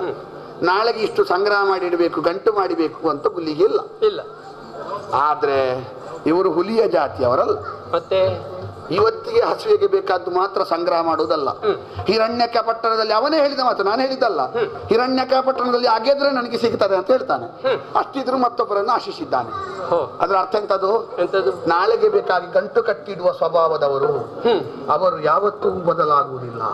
ಪರಸತಿ ಪರಧನವ. ತಾಯೇ ಏನು ಇನ್ನ ಶಿಷ್ಯರಾಗಿ ಬಂದಿದ್ದಾರೆ ಅಂತ ನಿನ್ನ ವಾದ ಇಲ್ಲ. ಇಲ್ಲ. ಮುಖಂ ಪದ್ಮದಲಾಕಾರಂ, ವಾಣಿ ಚಂದನ ಶೀತಲ, ಹೃದಯಂ ಕರ್ತರೀ ತುಲ್ಯಂ, ತ್ರಿವಿಧಂ ಧೂರ್ತ ಲಕ್ಷಣ. ಮುಖ ಬಹಳ ಅರಳಿಸಿಕೊಂಡು ಬರುವುದು, ತಂಪು ತಂಪಿನ ಹಾಗೆ ಮಾತಾಡುದು, ಒಳಗೆ ಕತ್ತರಿ ಇಟ್ಟುಕೊಳ್ಳುವುದು, 3 ಧೂರ್ತರ ಲಕ್ಷಣ. ಇನ್ನ ಮುಂದೆ ಕೈ ಮುಗಿದು ತಲೆಬಾಗಿ ಸಮಯ ಸಾಧಕರಾಗಿ ನೀನೊಂದು ಆಶ್ರಯ ಕೊಡುವುದಕ್ಕೆ, ನನ್ನಿಂದ ತಪ್ಪಿಸಿಕೊಳ್ಳುವುದಕ್ಕೆ, ನಿನ್ನ ಬುದ್ಧಿಗೆ ಮಂಕು ಬಡಿಯುವ ಹಾಗೆ ಲೇಪ ಹಚ್ಚಿ ಮಾತಾಡಿ ನಿನ್ನನ್ನು ಮರಳು ಮಾಡಿದ್ದಾರೆ ತಾಯಿ. ಪರಸತಿ ಪರಧನವನ್ನು ಬಯಸುವ ದುರುಳರು. ತಾಯಿ ಒಂದು ಹೇಳ್ತೇನೆ ನಾನು, ಯಾವ ಹೆಣ್ಣು ಮಕ್ಕಳನ್ನು ಮಾತೃತ್ವದ ಭಾವದಿಂದ ಕಾಣುವವರಲ್ಲ ಅವರು. ಗೋ ಬ್ರಾಹ್ಮಣ ಮಾನಿನಿಯರಿಗೆ ಅನವರತವು ಹಿಂಸೆ ಕೊಡುವವರು. ತಾಯೇ ಯಾವುದು ಹೋದರೂ ರಕ್ತದ ಗುಣ ಹೋಗುತ್ತದೆ ಹೇಳು? ಹೋಗುವುದಿಲ್ಲ ಅಲ್ಲ. ನೀನೇ ಯೋಚನೆ ಮಾಡಿ ನೋಡು. ಅವರಿಗೆ ನಿಜವಾಗಿ ಪಶ್ಚಾತ್ತಾಪ ಆದದ್ದು ಹೌದಾ? ಅಲ್ವಾ? ಹೌದೇ. ಆದ್ರೆ ನಿನ್ನಲ್ಲಿ ಯಾಕೆ ಬರಬೇಕು? ನನ್ನ ಕಾಲಿಗೆ ಬೀಳ್ಬಹುದಿತ್ತಲ್ಲ. ಯಾಕೆ ನಿನ್ನಲ್ಲಿಗೆ ಬಂದಿದ್ದಾರೆ? ನಿಜವಾದ ಪಶ್ಚಾತ್ತಾಪದ ಭಾವ ಅಲ್ಲ ಅವರಿಗೆ. ಒಮ್ಮೆ ಬದುಕುವುದಕ್ಕೆ ಯಾವುದು ಬೇಕು ಠಾವು ಎನ್ನುವುದಕ್ಕೆ ಬೇಕಾಗಿ ಈ ಆಶ್ರಮವನ್ನು ಆರಿಸಿಕೊಂಡಿದ್ದಾರೆ. ಯಾಕೆ ಆಶ್ರಮವನ್ನು ಆರಿಸಿಕೊಂಡಿದ್ದಾರೆ? ಆಶ್ರಮ ಪ್ರದೇಶದ ಬಗ್ಗೆ ಇಂದ್ರನಿಗೆ ಗೌರವ ಉಂಟು, ಹಾಗೆಲ್ಲ ನಮ್ಮನ್ನು ಒಳಗೆ ಬಂದು ಎಳೆದುಕೊಂಡು ಹೋಗ್ಲಿಕ್ಕಿಲ್ಲ ಎನ್ನುವ ಸಮಯ ಸಾಧಕ ಬುದ್ಧಿ. ಇವತ್ತು ಅಮ್ಮ ಅಮ್ಮ ಅಂತ ಹೇಳಿದವರೇ ನಾಳೆ ಅಮ್ಮ ಅಮ್ಮ ಅಂತ ಹೇಳಿದಂತ ನಿನ್ನ ಮಾಂಗಲ್ಯವನ್ನು ಕಸಿದುಕೊಳ್ಳುವುದಕ್ಕೂ ಹಿಂದೆ ಮುಂದೆ ನೋಡ್ಲಿಕ್ಕಿಲ್ಲ ಅವರು. ಅಂತ ಕೆಟ್ಟ ರಾಕ್ಷಸರು. ಪೂಜೆ ಮಾಡುವಂತ ಇಂದ್ರಲೋಕಕ್ಕೆ ಬರುವಲ್ಲಿ ಹಿಂದೆ ಮುಂದೆ ನೋಡದೇ ಇರುವವರು, ಪರಸತಿ ಪರಧನವನ್ನು ಬಯಸುವರು. ಅಮ್ಮ ಎಷ್ಟು ತೊಳೆದ್ರು ಮಸಿ ಬೆಣ್ಣೆ ಮೊಸರಿನಿಂದ ತೊಳೆದ್ರು ಬಿಳಿ ಆಗ್ತದೋ ಹೇಳು? ಇಲ್ಲ, ಆಗುದಿಲ್ಲ ಅಲ್ಲ. ಗಡ್ಡ ಬಂದ ಮಾತ್ರಕ್ಕೆ ಆಲದ ಮರ ಋಷಿ ಆಗ್ತದೋ ಹೇಳು? ಕುಂಬಳಕಾಯಿಯಲ್ಲಿ ಬೂದಿ ಇದ್ದ ಮಾತ್ರಕ್ಕೆ ಶಿವಲಿಂಗ ಆಗ್ತದೋ ಹೇಳು? ಆಗುದಿಲ್ಲ ಅಲ್ಲ. ತಾಯೇ ಸ್ಪಷ್ಟ ಹೇಳ್ತೇನೆ, ಆಶ್ರಮ ಪ್ರದೇಶದಲ್ಲಿ ಅವರು ಸೇರಿಕೊಂಡಿದ್ದರಿಂದ ಅವರು ಒಳ್ಳೆಯದಾಗುವುದು ಬಿಡು, ನಿಮ್ಮವರೆಲ್ಲ ಕೆಟ್ಟು ಹೋದ್ರೆ ಬಹಳ ಅಪಾಯ ಉಂಟು. ಹಾಗಾಗಿ 99 ಒಳ್ಳೆಯ ಹಣ್ಣುಗಳೇ ಇಲ್ಲಿ. ಒಂದು ಕೊಳೆತ ಹಣ್ಣು ಸೇರಿದ್ರೆ ಉಳಿದದ್ದು ಕೂಡ ಬುಟ್ಟಿಯಲ್ಲಿ ಕೊಳೆತೆ ಹೋಗುವುದು. ಇದ್ದ ಆಶ್ರಮದವರೆಲ್ಲ ಕೊಳೆತು ಹೋದಾರು. ಅಮ್ಮ ನೀವು ಸುಮ್ಮನೆ ಅಪಾಯ ಒಂದು ಸೆರಗಿನಲ್ಲಿ ಗಂಟು ಕಟ್ಟಿಕೊಂಡು ಕೆಂಡದ ಹಾಗೆ ಮತ್ತೆ ಉರಿಯುವ ಹಾಗೆ ಮಾಡಬೇಡಿ. ಬಿಟ್ಟು ಕೊಡಿ ಅಮ್ಮ, ಬಿಟ್ಟು ಕೊಡಿ, ಬಿಟ್ಟು ಕೊಡಿ, ಬಿಟ್ಟು ಕೊಡಿ. ಆಗುವುದಿಲ್ಲ.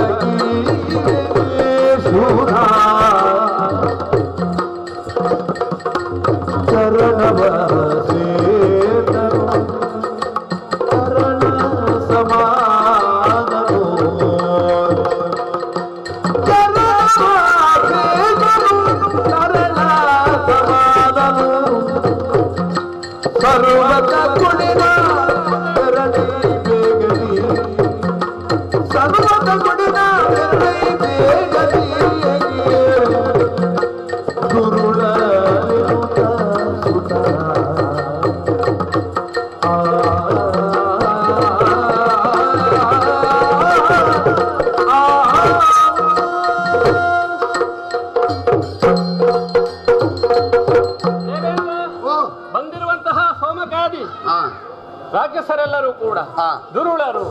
ಪರಸತಿ ಪರಧನದ ಆಸೆಗೆ ಯಾವ ಕಾಲಕ್ಕೆ ಏನನ್ನು ಕೂಡ ಮಾಡಬಲ್ಲವರು ಎಂಬುದಾಗಿ ಅವರದ್ದಾದಂತಹ ಗುಣಗಳ ಬಗ್ಗೆ ಎಳೆಯಾಗಿ ವಿವರಿಸುತ್ತಾ ಹೇಳ್ತಾ ಇದ್ದೆ.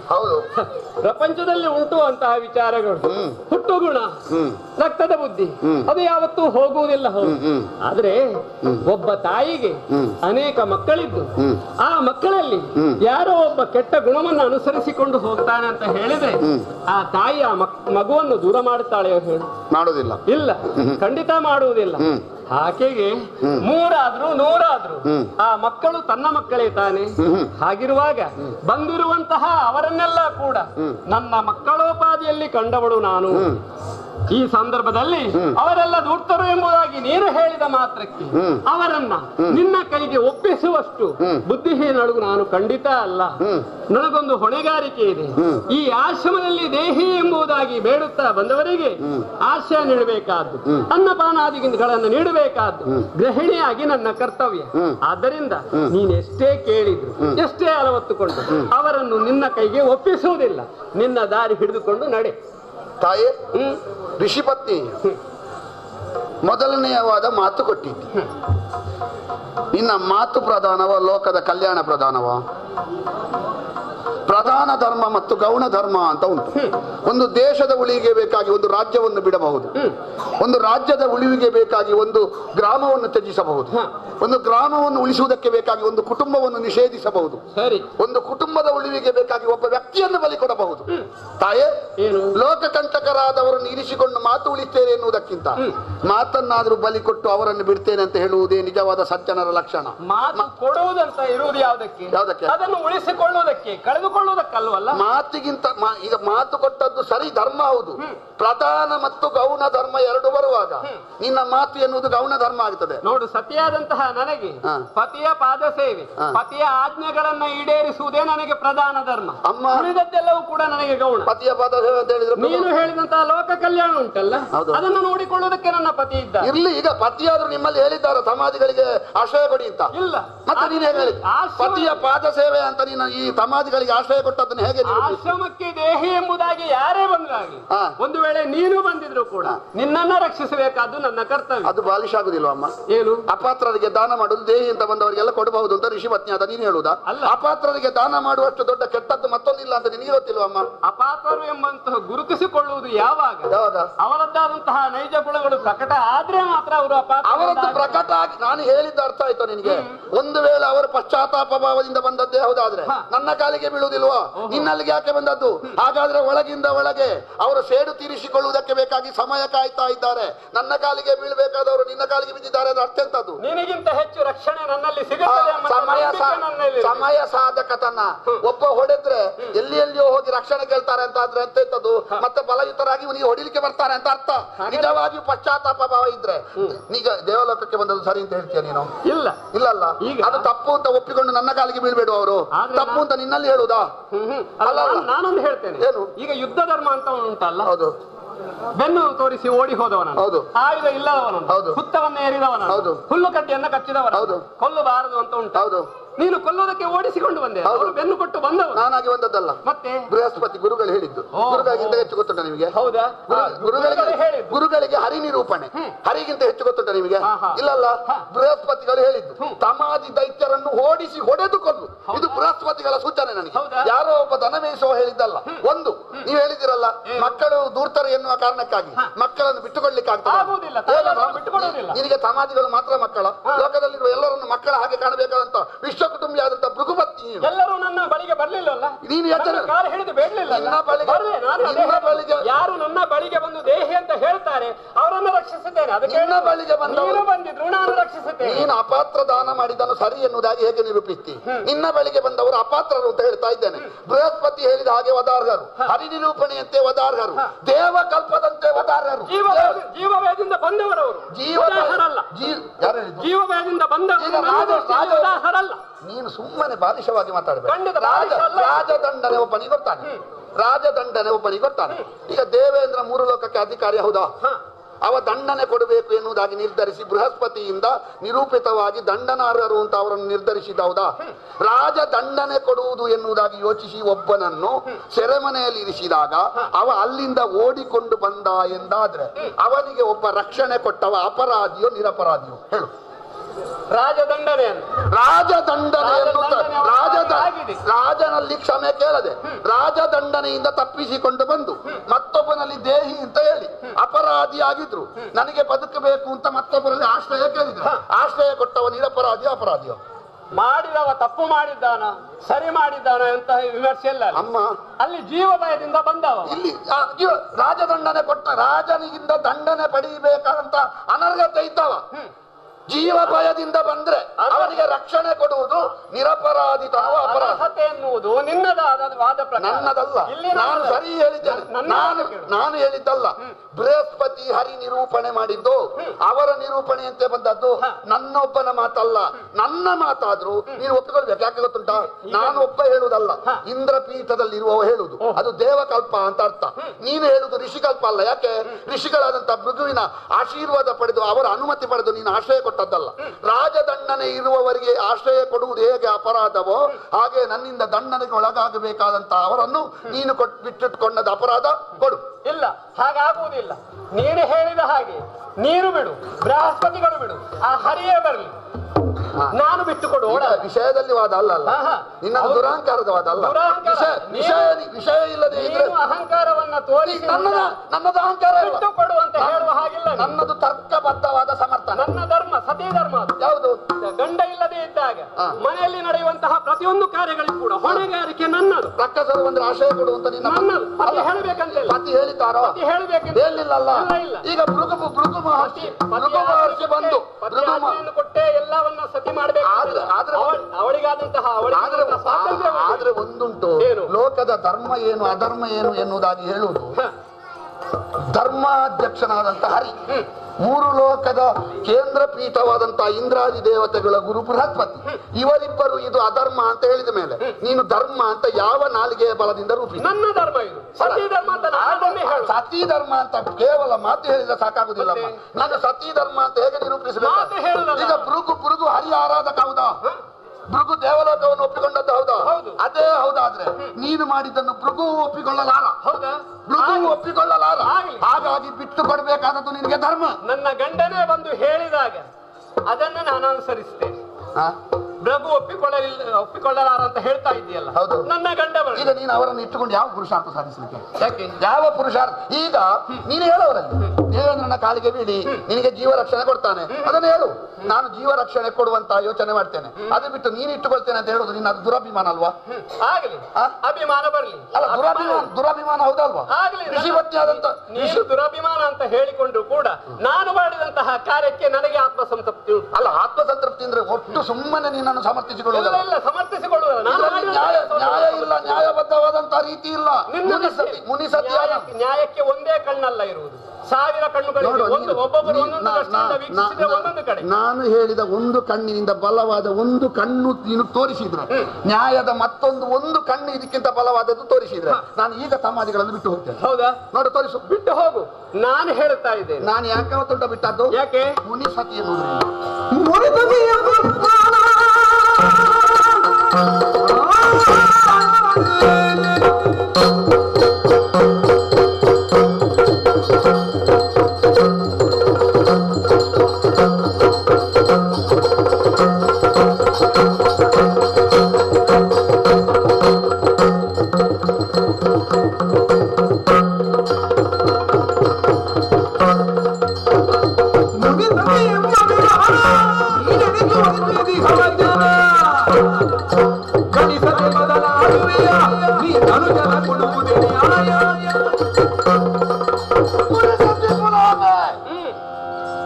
ನಾನು ಸರಿಯಾದದ್ದನ್ನು ಮಾಡಬೇಕು ಎನ್ನುವುದಾಗಿ ಹೇಳುವವರಾಗೆ ನಮಗೆ ಗೌರವ ಉಂಟು.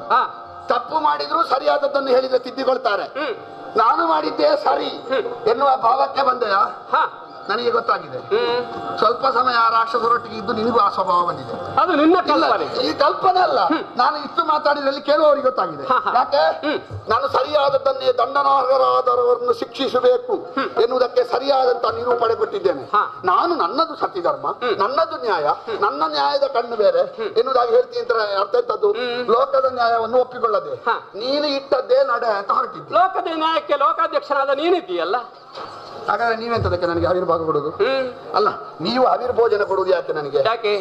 ನನಗೆ ಪೂರಕವಾಗಿ ವ್ಯವಹರಿಸುವುದಕ್ಕೂ ನನಗೆ ವಿರುದ್ಧವಾಗಿ ಪೂರಕವಾಗಿ. ಹಾಗಾದ್ರೆ ಪೂರಕವಾಗಿ ವ್ಯವಹರಿಸುವುದು ಹೇಳುದು ಬಿಟ್ಟುಕೊಡು ಅಂತ ಹೇಳುದು. ಹಾಗಾದ್ರೆ ನಿಮಗೆ ಹವಿರ್ಭೋಗವನ್ನ ಕೊಟ್ಟ ಕಾರಣಕ್ಕಾಗಿ, ಕೊಟ್ಟ ಕಾರಣಕ್ಕೆ ಅಲ್ಲ. ನಾನು ಹೇಳಿದ್ದೆಲ್ಲ ನೀನು ಕೇಳಬೇಕಂತ ಆಜ್ಞೆ ಮಾಡುವುದು ಹಾಗಿಲ್ಲ. ಹೇಳಿದ್ದಲ್ಲ ನಾನು, ಮತ್ತೆ ನಾನು ಹೇಳಿದ್ದೆಲ್ಲ ಕೇಳಬೇಕು ಅಂತಲ್ಲ, ನಾನು ಸರಿಯಾದದ್ದನ್ನೇ ಹೇಳಿದ್ದೇನೆ, ಅದನ್ನು ಕೇಳಬೇಕು ಅಂತ ಹೇಳಿದ್ದು. ಅದನ್ನು ನೀನು ಕೇಳಲಿಲ್ಲ ಎಂದಾದ್ರೆ, ಕೇಳುವಂತ ಮನಸ್ಥಿತಿ ನಿನ್ನಲ್ಲಿ ಇಲ್ಲ ಎಂದಾದ್ರೆ, ಇಲ್ಲ ರಕ್ಕಸಾದಿಗಳಿಗೆ ಆಶ್ರಯ ಕೊಟ್ಟದ್ದು ಸರಿ ಎನ್ನುವುದಾಗಿ ಭಾವಿಸ್ತಿ ಎಂದಾದ್ರೆ ಸರಿ. ನೀನೆಂತದು ಮುನಿಸತಿ, ನೀನು ಅವರ ಹಾಗೆ ರಕ್ಕಸಿ ಅಂತ ಭಾವಿಸಿದ್ದೇನೆ. ರಕ್ಕಸರಿಗೆ ಹೊಡಿಬೇಕು ಅಂತ ವಜ್ರಾಯುಧ ಹಿಡಿದುಕೊಂಡು ಬಂದ. ರಕ್ಕಸರಿಗೆ ಹೊಡೆಯುವ ಮೊದಲು ಅವರಿಗಿಂತ ಹೆಚ್ಚಿನ ರಕ್ಕಸ ಸ್ವಭಾವವನ್ನು ಮುನಿಸತಿಯಾದವಳು ತೋರಿಸ್ತಾಳೆ ಎಂದಾದ್ರೆ, ನಾನು ಜಾತಿ ನೋಡ್ಲಿಕ್ಕಿಲ್ಲ, ನಾನು ಸ್ವಭಾವ ನೋಡುದು. ಉಂಟಲ್ಲ ಕುಲಿಶ, ಎತ್ತಿದೆ ಎಂದಾದ್ರೆ ತಲೆ ಹೊಡೆದು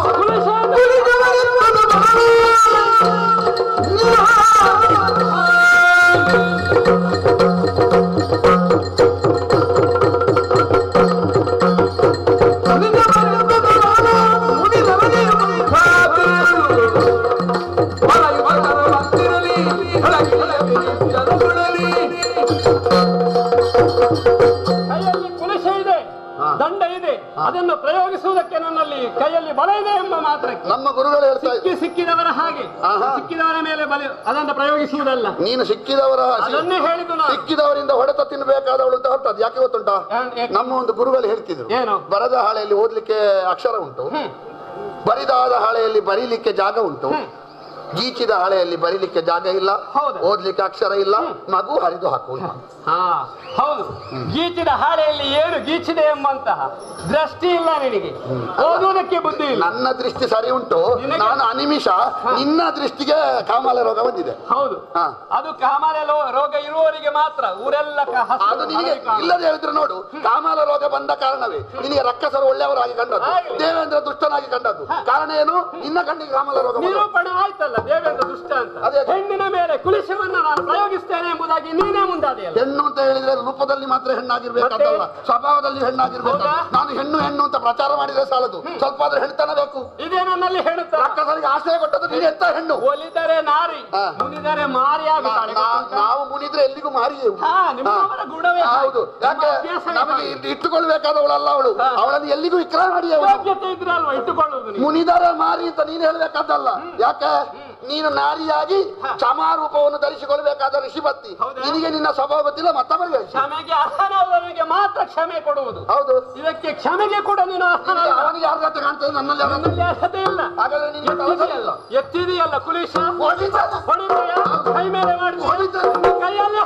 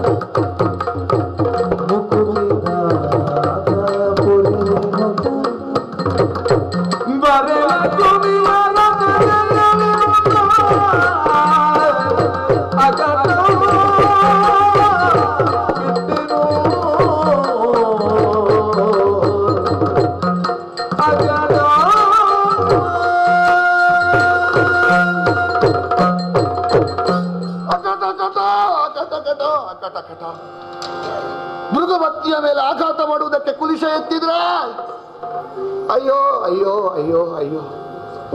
ಕುಲಿಶ ಎತ್ತಿದ ನನ್ನ ಕೈ, ಅಯ್ಯೋ ಈ ಕೈಯ ಅವಸ್ಥೆ.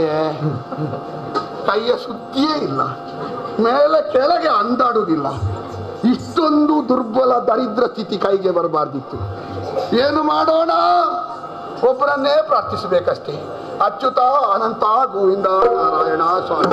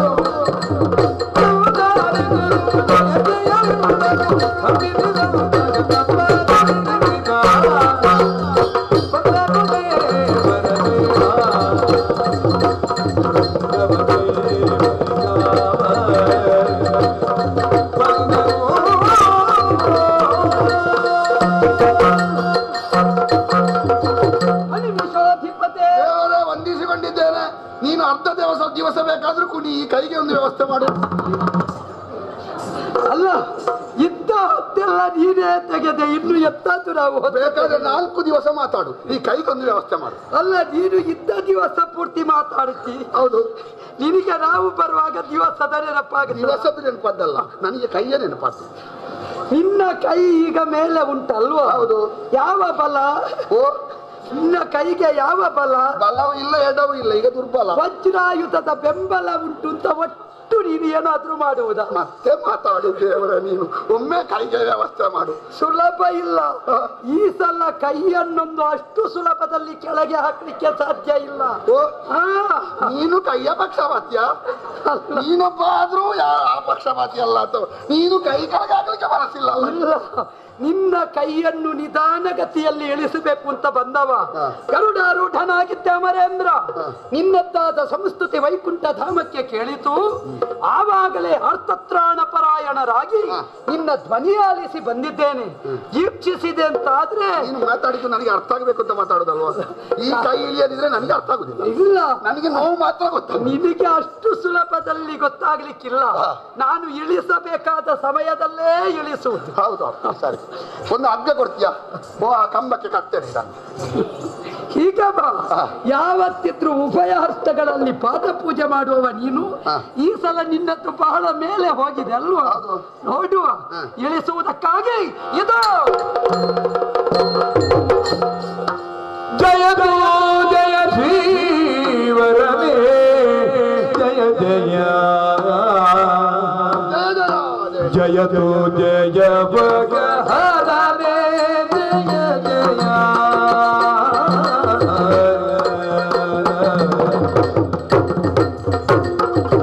ಜಯ ಜಯ ಲಕ್ಷ್ಮೀ ಮನೋಹರ ಜಯ ಜಯ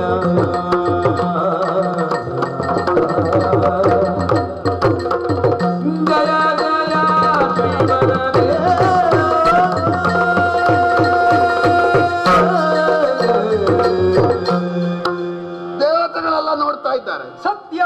ಇದೆಂತ ಅವಸ್ಥೆ ಅಂತ ನಿಮಗೆ ಗೊತ್ತಾಯ್ತಲ್ಲ? ಕೈಯ ಅವಸ್ಥೆ ಕೆಳಗಿಳಿಯುವುದಾಯ್ತಾ? ನೀನು ಕೈ ಮೇಲೆ ಹೋಗ್ತದೋ? ನೀನು ಹೇಳಿ ಹೇಳಿಯೇ ಸುಮ್ಮನೆ ಇದ್ರೆ ಅದು ಇಳಿಲಿಕ್ಕೂ ಇಲ್ಲ, ನೀನು ಮೇಲೆ ಹೋಗ್ಲಿಕ್ಕೂ ಇಲ್ಲ. ಏನಾದ್ರೂ ಪ್ರಯತ್ನ ಮಾಡಬೇಕು. ನಿಜವಾಗಿ ಪ್ರಯತ್ನ ಮಾಡ್ಲಿಕ್ಕೆ ಹೋಗಿ ಕೆಲವೊಮ್ಮೆ ಸೋಲು. ನಿಜ. ನಿಜವಾಗಿ ಸುಮ್ಮನೆ ಇದ್ರೆ ತನ್ನಷ್ಟಕ್ಕೆ ಗೆಲುವು ಒಳ್ಳೆದಕ್ಕೆ ಬರ್ತದೆ. ನೀನು ಒಳ್ಳೆ ಅನುಭವ ಹೊಂದಿದವರ ಹಾಗೆ ಮಾತಾಡ್ತಿ. ಸ್ವಲ್ಪ ಸಮಯ ಆದ್ರೂ ನಿನ್ನೊಟ್ಟಿಗಿಲ್ವ ನಾನು?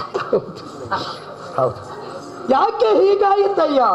ದೇವರೇ, ಕಾಮಾದಿ ದಾನವರು ಹಿರಣ್ಯಕ ಪಟ್ಟಣದಿಂದ ಸಗ್ಗದ ಮೇಲೆ ಲಗ್ಗೆಯನ್ನಿಕ್ಕಿ ಕರ್ತವ್ಯ ಎನ್ನುವ ನೆಲೆಯಲ್ಲಿ ಹೊಡೆದಾಟ ಮಾಡಿದೆ. ಪರಿಣಾಮ ನೀನೇ ಹೇಳಿದ ನಿರೂಪಣೆಯಂತೆ ಬೃಹಸ್ಪತಿ ಹೇಳಿದ್ರು, ಓಡಿದಂತ ಅವರನ್ನು ಬಿಡಕೂಡದು.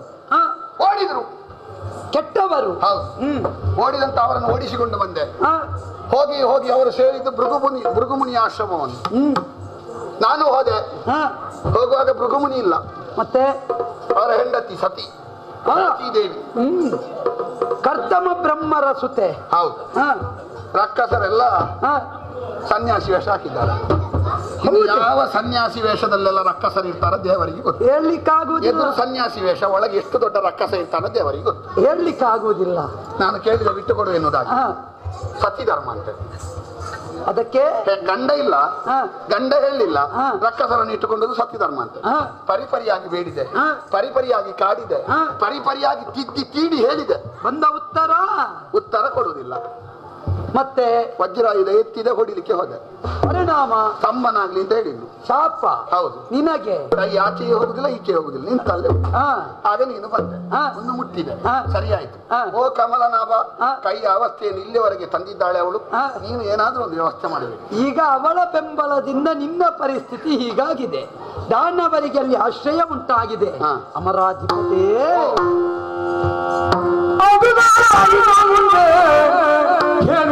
ನನಗೆ ಸಾಗರ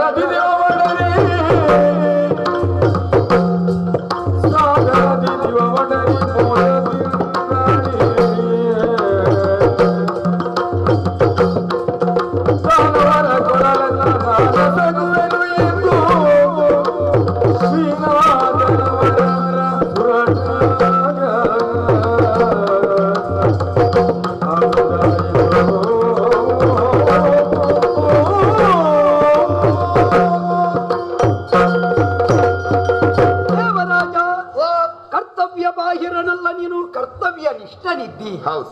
ತ್ರೈಲೋಕಾಧಿಪತ್ಯವನ್ನು ಹೊಂದಿದಂತಹ ನೀನು ಲೋಕಮೂರರ ಹಿತವನ್ನು ಬಯಸುವ ಕಾರಣವೇ ಶಕ್ರ ಎನ್ನುವ ಹಾಗೆ ಅನ್ವರ್ಥವನ್ನು ಹೊಂದಿದ್ದಿ. ಪ್ರಪಂಚದಲ್ಲಿ ಯಾವುದೇ ಅನರ್ಥಕಾರಿ ಕೆಲಸವನ್ನು ಆಗುತ್ತದೆ ಅಂತ ಆದ್ರೆ ಅಮರಾಧಿಪನಾಗಿ ನೀನು ಅದನ್ನು ಸಹಿಸುವವನಲ್ಲ. ಈ ಕಾಲಕ್ಕಾಗುವಾಗ ತಮ್ಮ ಮುಖ್ಯರಾದ ದಾನವರಿಗೆ ಪರಮ ಪವಿತ್ರವಾದ ಆಶ್ರಮ ಕ್ಷೇತ್ರವನ್ನು ಆಶ್ರಯ ಪಡ್ತದೆ ಅಂತ ಆದ್ರೆ ಮತ್ತೆ ನಮ್ಮಲ್ಲಿ ಸರಿ ಇಲ್ಲ ಅಂತ ಹೇಳಲಿಕ್ಕೆ ಉಂಟು. ಯಾವ ಕ್ಷೇತ್ರಕ್ಕೆ ಯಾರನ್ನು ಬಿಡಬೇಕು, ಯಾವ ಕ್ಷೇತ್ರದಲ್ಲಿ ಯಾರು ಹೋಗಬೇಕು, ಇದು ಶಾಸ್ತ್ರಬದ್ಧವಾದ ಒಂದು ನಿಬಂಧನೆ ತಾನೇ. ಒಂದು ಹೆಂಗಸಿಗೆ ಮಗ ಯಾರು? ಶುಕ್ರ. ಅವ ಮುತ್ತ ಸಂಜೀವಿನಿ ಕಲಿಲಿಕ್ಕೆ ಹೋಗಿದ್ದಾನೆ. ಆ ಹೆಂಗಸು ಮತ್ತು ಮಗ ಸೇರಿಕೊಂಡು ಎಷ್ಟು ಭಯೋತ್ಪಾದಕರನ್ನು ಬೆಳೆಸ್ತಾರ ದೇವರಿಗೆ ಹೇಳಲಿಕ್ಕಾಗುವುದಿಲ್ಲ. ಆದ್ದರಿಂದಲೇ ಅಂತಹವರ ಹುಟ್ಟು ಮೇಳೈಸಿತು ಅಂತಾದರೆ ನಮ್ಮದ್ದನ್ನು ನಾವು ಕಳಕೊಂಡ ಹಾಗೆ. ಯಾವತ್ತಿದ್ದರೂ ಧಾರ್ಮಿಕ ಕ್ಷೇತ್ರದಲ್ಲಿ ಧರ್ಮ ಶಾಸ್ತ್ರ ಪ್ರಕಾರವಾಗಿಯೇ ಸಾಗಬೇಕು.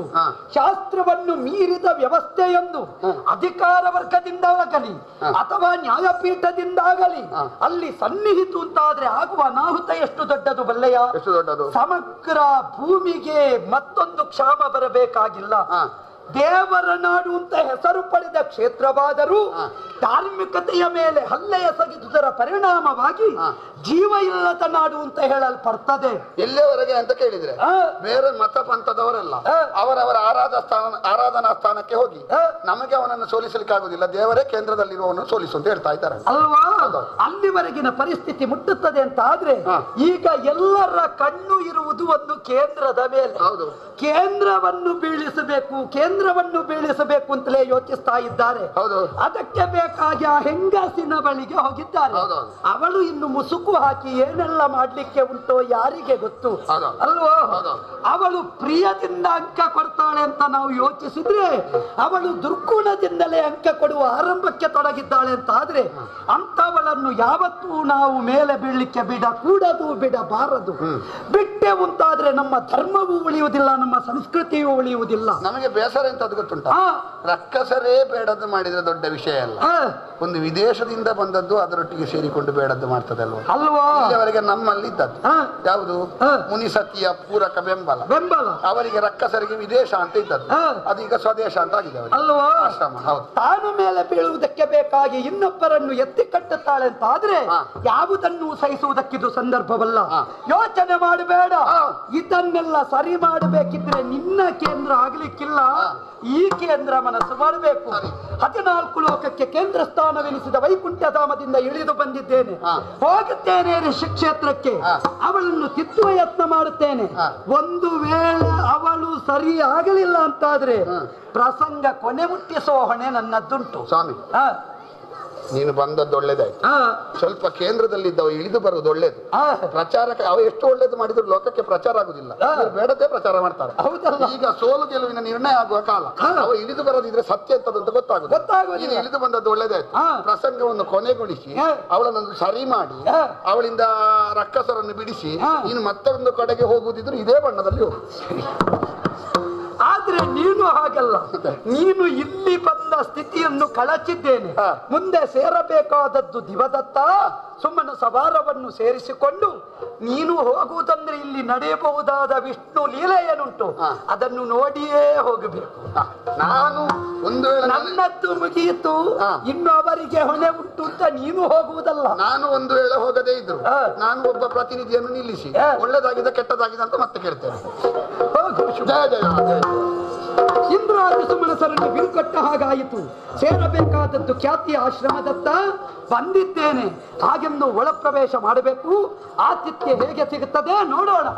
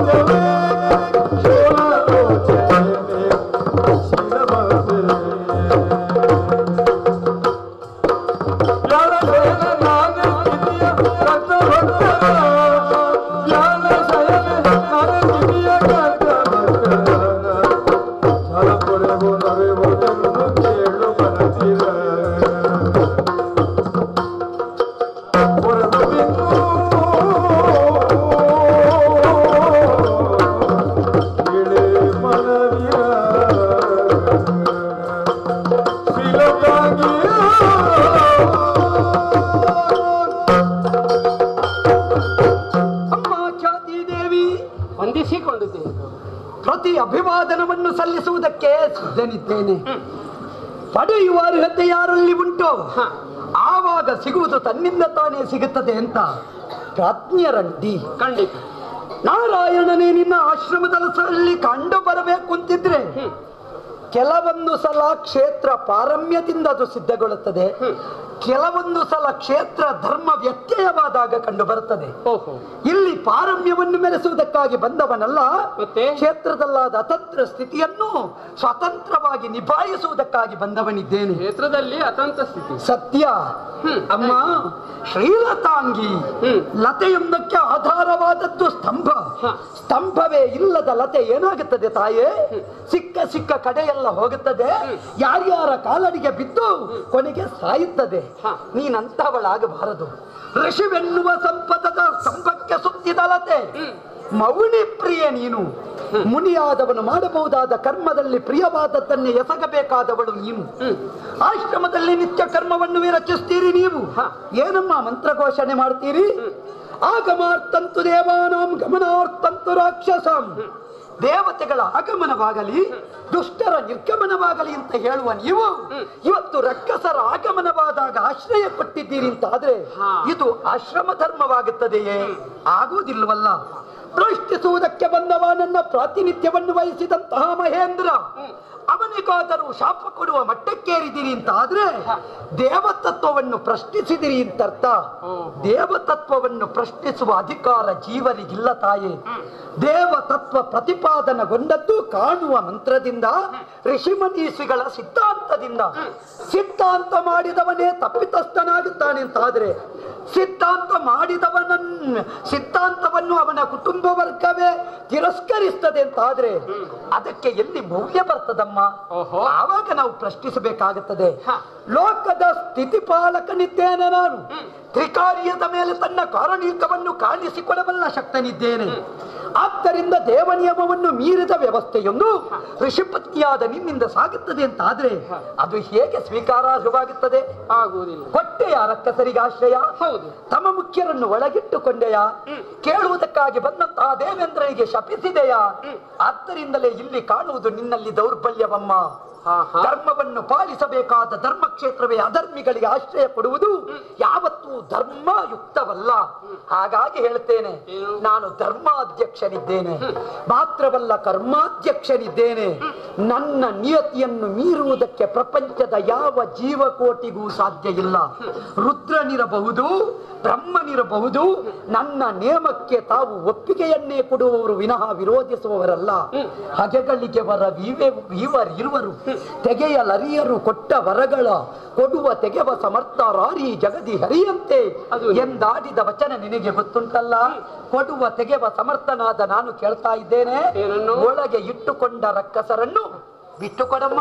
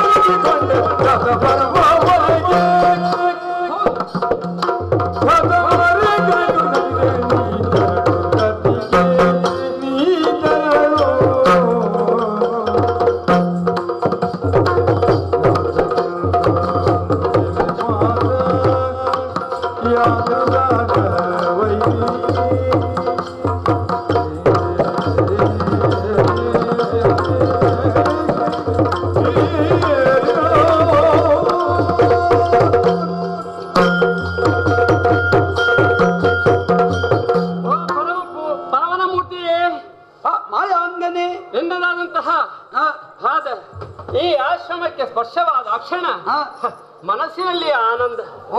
ಹೌದು ಸ್ವಾಮಿ, ಸಾಕ್ಷಾತ್ ವೈಕುಂಠವಾಸಿಯಾದಂತಹ ಶ್ರೀಮನ್ನಾರಾಯಣನೇ ಈ ಪರ್ಣಕುಟೀರಕ್ಕೆ ಬಂದಿದೆ ಅಂತ ಆದ್ರೆ ನಮ್ಮ ಭಾಗ್ಯಕ್ಕೆ ಎಡೆ ಉಂಟು ಹೇಳು.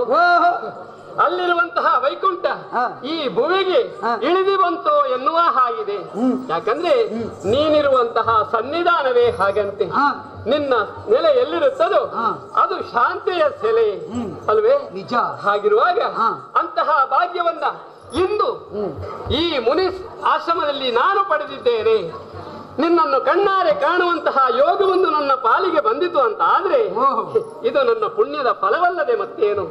ಹಾಗೆಂದು ಬಂದಂತಹ ಅತಿಥಿಯಾದ ನಿನಗೆ ಯಾವ ರೀತಿಯ ಸತ್ಕಾರವನ್ನ ಮಾಡಬೇಕು ಎಂಬುದಾಗಿ ನಾನು ಆಲೋಚನೆ ಮಾಡುವುದು.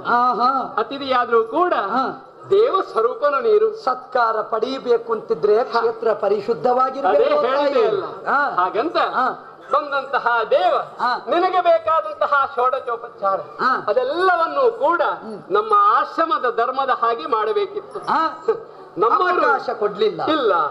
ಅದರ ಬದಲಿಗೆ ನನ್ನದಾದಂತಹ ನಡೆಯಲ್ಲಿ ಎಡವಿದ್ದನ್ನ ನೀನು ತೋರಿಸಿಕೊಟ್ಟಿ. ಸತ್ಯ. ಎಲ್ಲಿ ಎಡವಿದ್ದೇನೆ ಅಂತ ನಾನು ಆಲೋಚನೆ ಮಾಡುವುದು. ರಕ್ಕಸರಿಗೆ ಆಶ್ರಯ ಕೊಟ್ಟಲ್ಲಿ ಸ್ವಾಮಿ, ರಕ್ಕಸರಿಗೆ ಆಶ್ರಯ ಕೊಟ್ಟದ್ದು ಹೌದು. ಹಾಗಂತ ಬಂದಂತಹ ಸ್ಥಿತಿಯಲ್ಲಿ ಅವರು ಹೇಗಿದ್ದಾರೆ ಆ ಸಂದರ್ಭದಲ್ಲಿ ನಾನು ಕಂಡುಕೊಂಡದ್ದೇನು ಎಂಬುದನ್ನು ನೀನು ವಿಮರ್ಶಿಸಿದ್ಯಾ? ಏನು? ಖಂಡಿತ ಇಲ್ಲ. ಬಂದಂತಹ ಅವರು ಭಯಗೊಂಡು ಪ್ರಾಣ ಭಯದಿಂದ ಆಶ್ರಯ ಬೇಕು ಎಂಬುದಾಗಿ ಬೇಡಿಕೊಂಡವರು. ಆವಾಗಲೇ ಕೇಳಿದ್ದೇನೆ, ನೀವು ಯಾರು, ಎಲ್ಲಿಂದ ಬಂದ್ರಿ, ಏನು ಭಯ ಎಂಬುದಾಗಿ. ಅದೇ ಅವರದ್ದೊಂದೇ ಮಾತು, ಕಣ್ಣಲ್ಲಿ ಕಣ್ಣೀರು ಸುರಿಸುತ್ತಾ ನಮಗೆ ಪ್ರಾಣ ಭಿಕ್ಷೆ ನೀಡುತ್ತೇನೆ ಎಂಬುದಾಗಿ ನೀವು ಹೇಳುವ ತನಕ ನಾವು ನಿಮ್ಮ ಪಾದವನ್ನು ಬಿಡುವುದಿಲ್ಲ. ಪೂರ್ವಾಪರ ವಿವೇಚನೆ ಮಾಡದೆ ದೇಹಿ ಅಂತ ಹೇಳಿದವರಿಗೆ ನಾಸ್ತಿ ಎನ್ನದೆ ಅಸ್ತು ಅಂತ ಹೇಳಿದೆ ನೀನು. ಹೌದು, ಆಶ್ರಯ ಕೊಟ್ಟೆ. ಕಂಡಲಾದಿ ದಿವಿಜರು ಕೇಳುವುದಕ್ಕೆ ಬಂದರಲ್ಲ, ಏನು ಉತ್ತರ ಕೊಟ್ಟೆ? ಬಿಡುವುದಕ್ಕೆ ಆಗುವುದಿಲ್ಲ ಅಂತ ಹೇಳಿ ಶಪಿಸಿದೆಯಾ? ದೇವೇಂದ್ರ ಹೇಳಿದ. ಶಪಿಸಿದ್ದೇನೆ. ಬಂದವರು ರಕ್ಕಸರು ಅಂತ ಗೊತ್ತಾಯ್ತಲ್ಲ ನಿನಗೆ? ಖಂಡಿತ. ಗೊತ್ತಾದ ಮೇಲೆ ಬಿಟ್ಟು ಕೊಡುವುದಕ್ಕೆ ಸಮಸ್ಯೆ ಏನಮ್ಮ? ಸ್ವಾಮಿ, ನಾಗರಹವನ್ನು ಒಳಗಿಟ್ಟುಕೊಳ್ಳುವುದು ಎಷ್ಟು ಸರಿ ಎನ್ನುವುದಕ್ಕಿಂತಲೂ ಅದಕ್ಕೊಂದು ಪೂಜಾರ್ಹತೆ ಆದರೂ ಉಂಟು ಎನ್ನುವ ಭಾವ ನಮ್ಮಲ್ಲಿ ತೋರ್ತದೆ. ನೀನು ಒಳಗಿಟ್ಟುಕೊಂಡದ್ದು ಕನ್ನಡಿ ಹಾವುಗಳನ್ನಲ್ವ ಅಮ್ಮ? ಸ್ವಾಮಿ, ಯಾವತ್ತೂ ಕೂಡ ನನ್ನಲ್ಲಿ ಶಿಷ್ಯರ ರೂಪದಲ್ಲಿ ಅಥವಾ ಮಕ್ಕಳ ರೂಪದಲ್ಲಿ ಬೇಡಿಕೊಂಡವರು ಅವರಿಗೊಂದು ಮಾತು ಹೇಳಿದ್ದೆ. ಏನು? ನನ್ನವರು ಬರುವ ತನಕ ನಿಮ್ಮ ರಕ್ಷಣೆಯ ಭಾರ ನನ್ನದು. ಯಾಕಂದ್ರೆ ಅವರಿಗೆ ಭಯ ಇನ್ನೂ ಇತ್ತು. ದೇವೇಂದ್ರ ಅಟ್ಟಿಸಿಕೊಂಡು ಬರುತ್ತಾ ಇದ್ದಾನೆ, ಒಂದು ವೇಳೆ ನಾನಿರುವಂತಹ ಈ ತಾವನ್ನು ಆತ ಕಂಡ ಅಂತ ಆದ್ರೆ ನಮ್ಮ ಗತಿ ಏನು? ಆಗ ನಾನು ಭರವಸೆ ಕೊಟ್ಟದ್ದು. ಅಂತೂ ನೀನು ಇಟ್ಟುಕೊಂಡದ್ದು ಅವರನ್ನು ಮುಂದೆ ತಿದ್ದಿ ಏನು ಎನ್ನುವ ಭರವಸೆಯಿಂದ. ನಿಜ. ಉರಗ ನಿಂಗೆ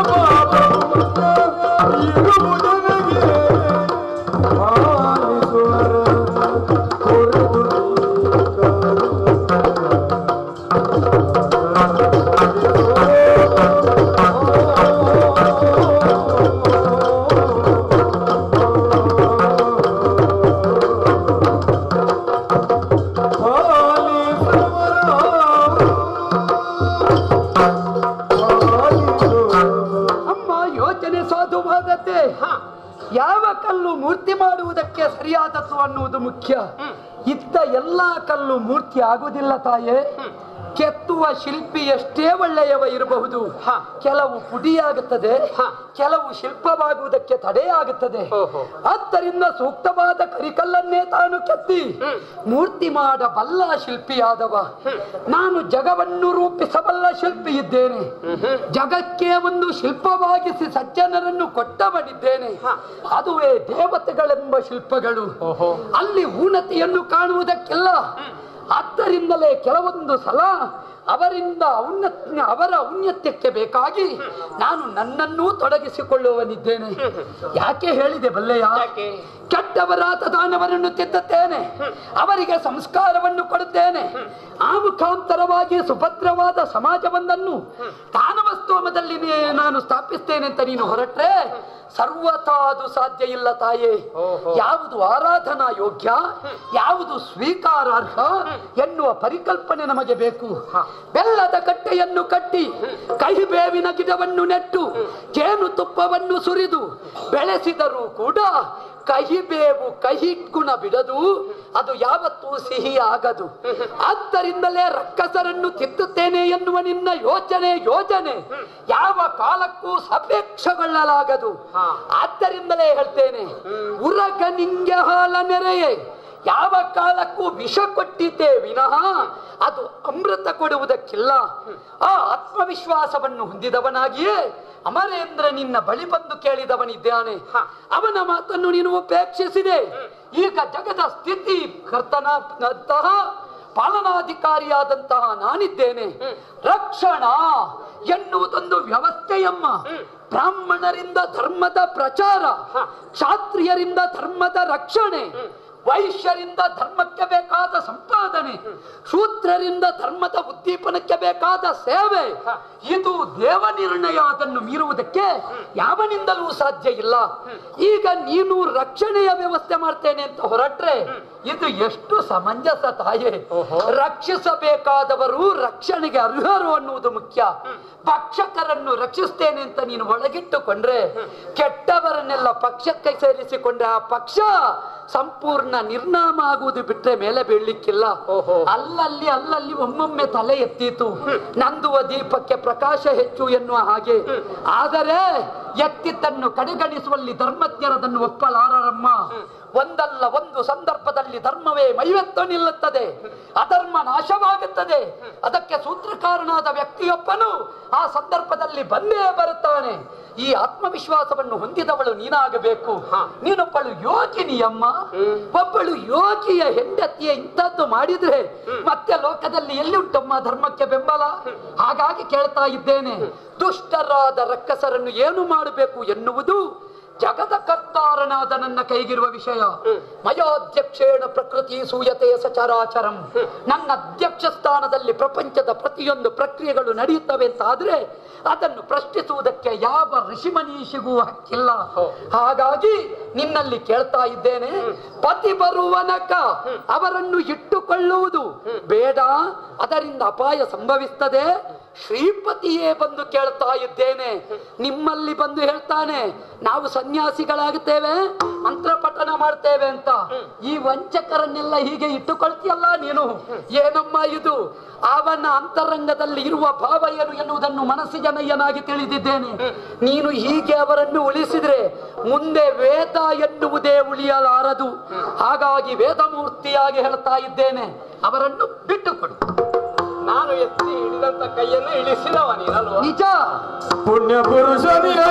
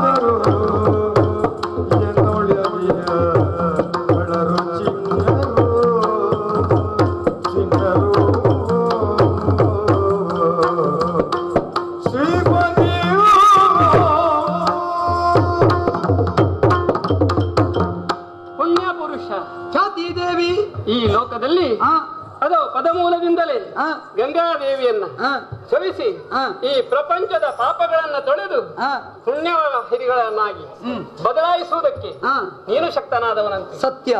ಹಾಗಾಗಿ ನಿನ್ನ ಪಾದಧೂಳಿ ಈ ಆಶ್ರಮಕ್ಕೆ ಪುಣ್ಯ ಸಮಾನ ಎಂಬುದಾಗಿ ನಾನು ತಿಳಿದಿದ್ದೆ.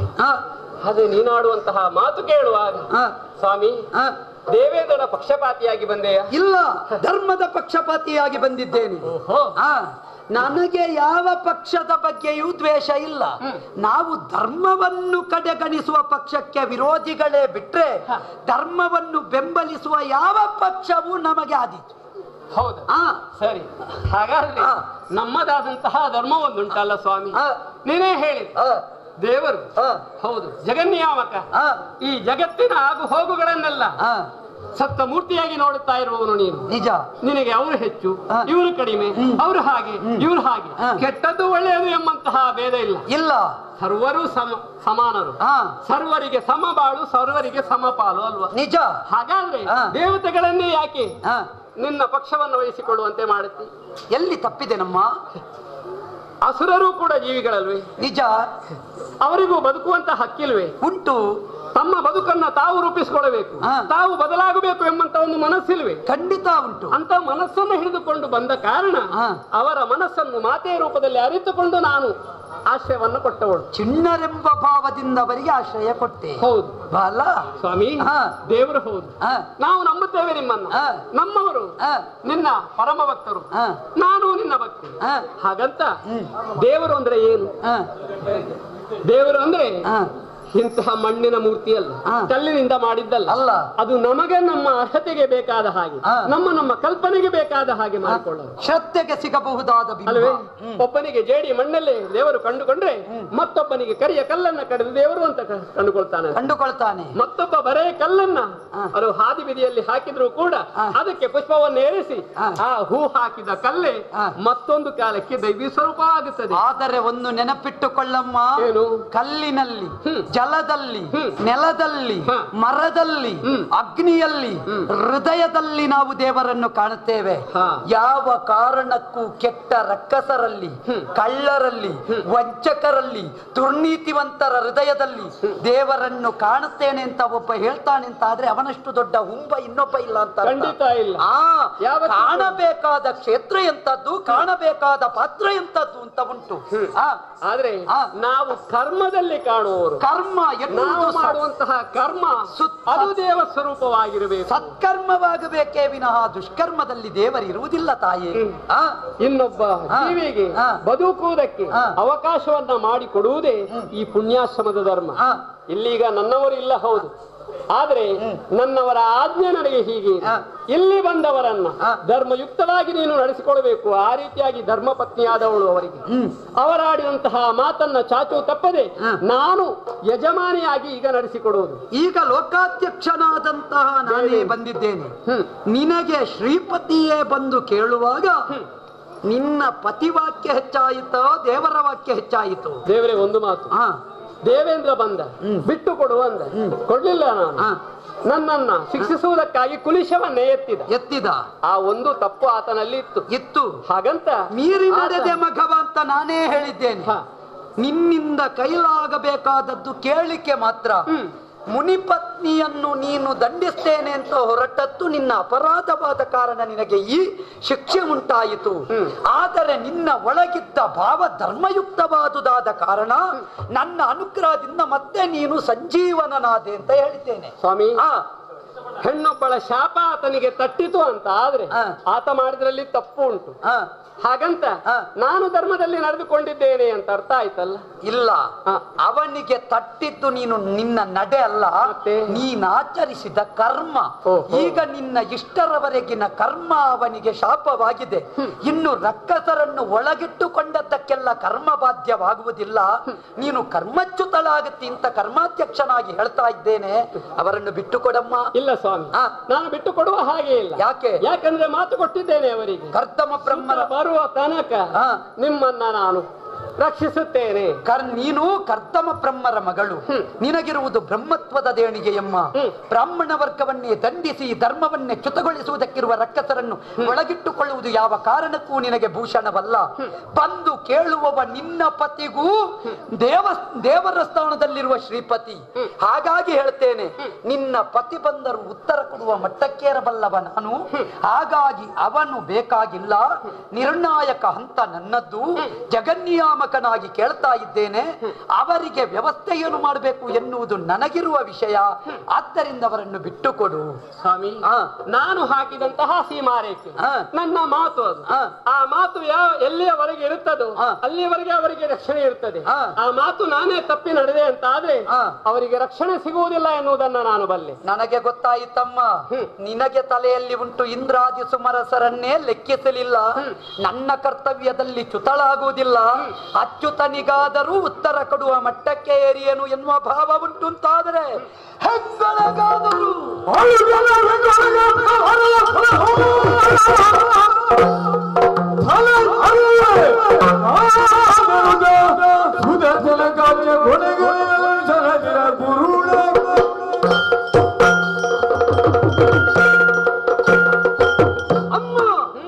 ಯಜ್ಞಕಂಟಕಳಾದವಳು ಹೆಣ್ಣೆಯಾದರೂ ಕೊಲ್ಲಬಹುದು.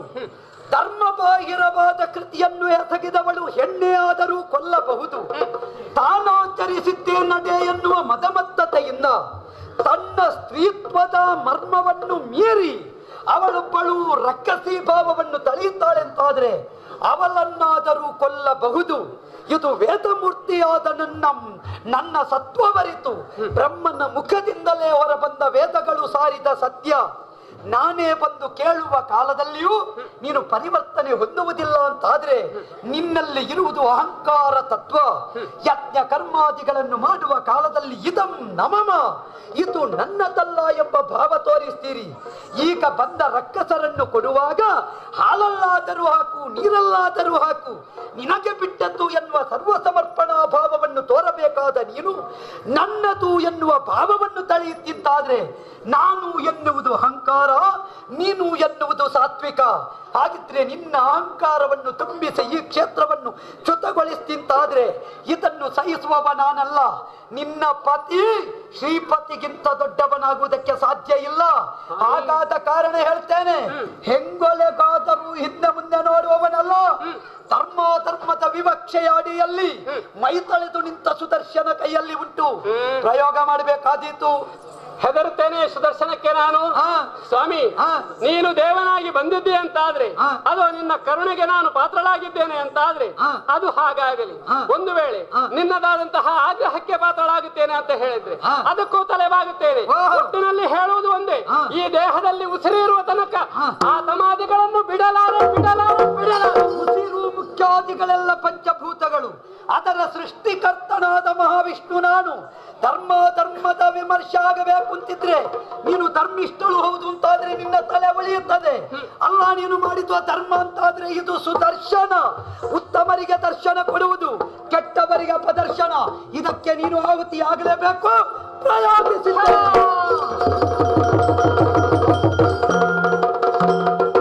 ಪರಿಣಾಮದ ಪ್ರತೀಕ್ಷೆಯಲ್ಲಿರುತ್ತೇನೆ.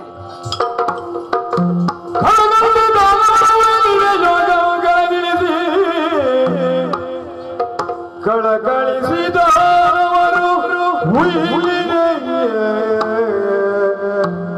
ಯೋಗವಂ ಕೆಳಗಿಳಿಸಿ ಭೃಗು ಮುನಿ ಬರದಿ ಬಂದೇಕ್ಷಿಸಿ ಭೃಗು ಮುನಿಯು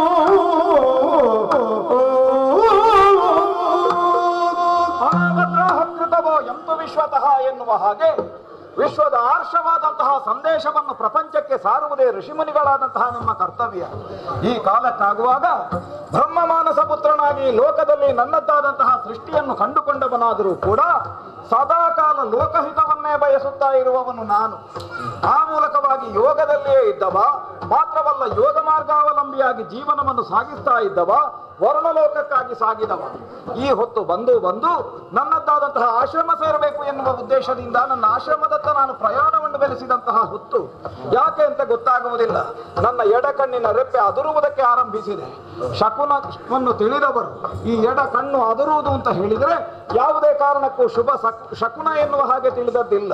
ಆ ಕಾರಣದಿಂದಾಗಿ ಏನು ಆಗಿದೆ ಎನ್ನುವುದಂತೂ ನನ್ನದ್ದಾದಂತಹ ಒಂದು ಪ್ರಜ್ಞೆಗೆ ಬರ್ತಾ ಇದೆ. ಆಶ್ರಮವನ್ನು ಪ್ರವೇಶಿಸ್ತೇನೆ. ಏನಾಗಿದೆ ಮಾಡಿದೆಯೋ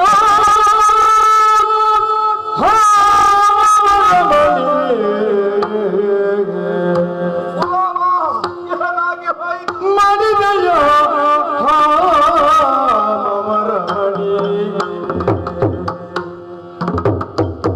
ಸತಿಗಡಳದೊಳಗೆ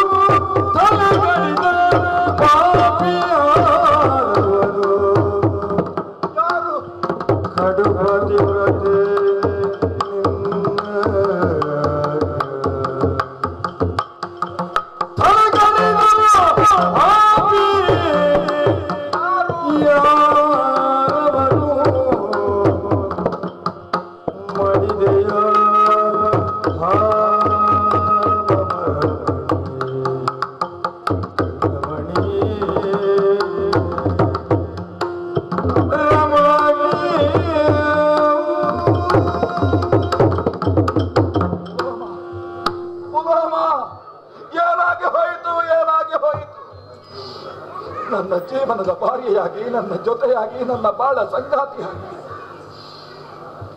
ನನ್ನ ಸಹಧರ್ಮಿಣಿಯಾಗಿ ನನ್ನ ಜೀವನವನ್ನು ಪಾವನಗೊಳಿಸಿದ ನಿನಗೆ ಈ ಅವಸ್ಥೆ ರುಂಡ ಮುಂಡ ಬೇರಾದಂತಹ ಸ್ಥಿತಿಯಲ್ಲಿ, ಆಶ್ರಮದಲ್ಲಿ ನೀನು ಬಿದ್ದುಕೊಂಡಂತಹ ಸ್ಥಿತಿಯಲ್ಲಿದ್ದೇ ಇದ್ದಾದರೆ ಲೋಕದಲ್ಲಿ ಸಾಧು ಸಜ್ಜನರಿಗೆ ಇನ್ನು ಉಳಿಗಾಲ ಇಲ್ಲ ಅಂತ ಆಯಿತೆ.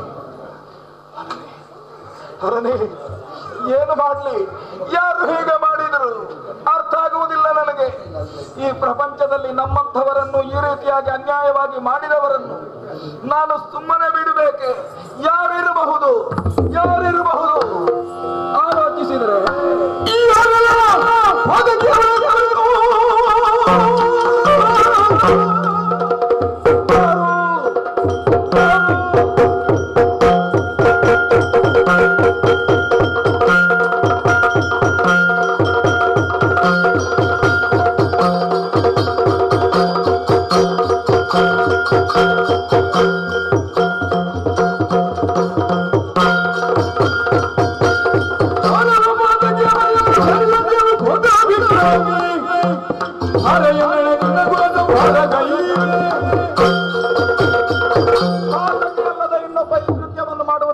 ಸಾಧ್ಯವಾಗುತ್ತದೆ?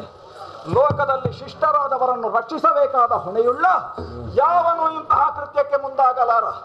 ಹಾಗಿದ್ದರೆ ಯಾರು ಪಾತಕಿ, ಅನ್ಯಾಯಿ, ಅಧರ್ಮಿ ಯಾವನೋ ಒಬ್ಬ ಇದ್ದಾನೆ. ಯಾರಿದ್ದಾನೆ? ನನ್ನ ಬೋಧ ಯಕ್ಷುವಿಗೆ ಕಂಡ್ರೆ ಅಂಥವನನ್ನು ನಾನು ಸುಮ್ಮನೆ ಬಿಡ್ತೇನೆ ಅಂತ ಭಾವಿಸಿದ್ದೀರು. ಒಂದು ವೇಳೆ ನನ್ನ ದೃಷ್ಟಿಗೆ ಸಿಕ್ಕಿದರೆ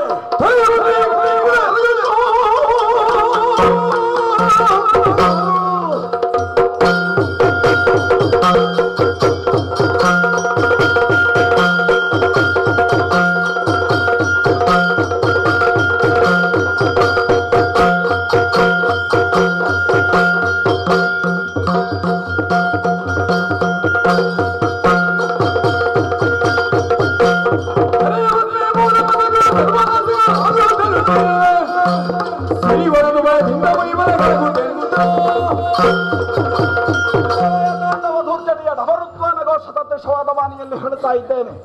ಈ ಕೃತ್ಯವನ್ನು ಮಾಡಿದಂತಹ ಧೂರ್ತ ಯಾರು?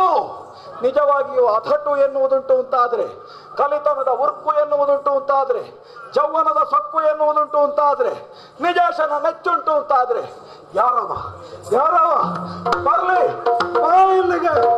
ಯಾರವ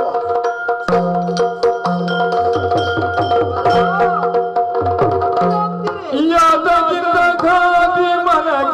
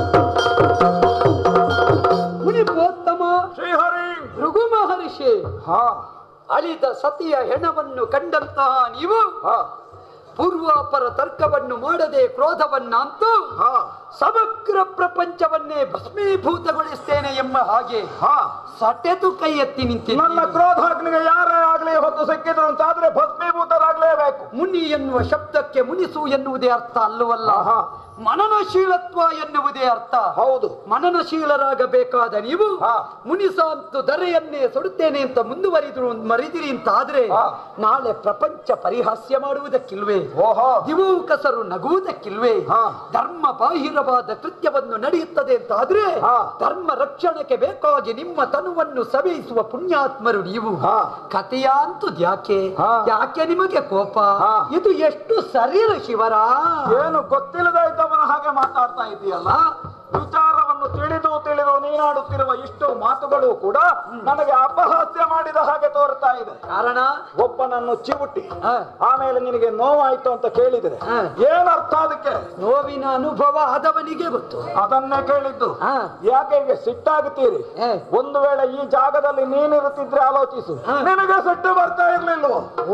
ಆದ್ದರಿಂದ ಹೇಳ್ತಾ ಇದ್ದೇನೆ, ಯಾರು ಆಗ್ಲಿ ನೀನು ತ್ರಿಮೂರ್ತಿಗಳಲ್ಲಿ ಒಬ್ಬ ಎನ್ನುವ ಹಾಗೆ ಭಾವನೆ ನಿನಗಿಂಟು ಅಂತಾದ್ರೆ ತಪ್ಪು ಮಾಡಿದ್ರೆ ನೀನು ಮಾಡಿದ್ದು ತಪ್ಪೆ.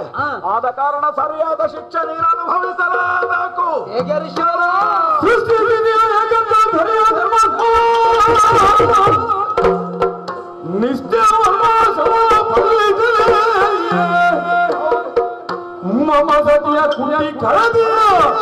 ನೀನು ಮೊದಲಾದ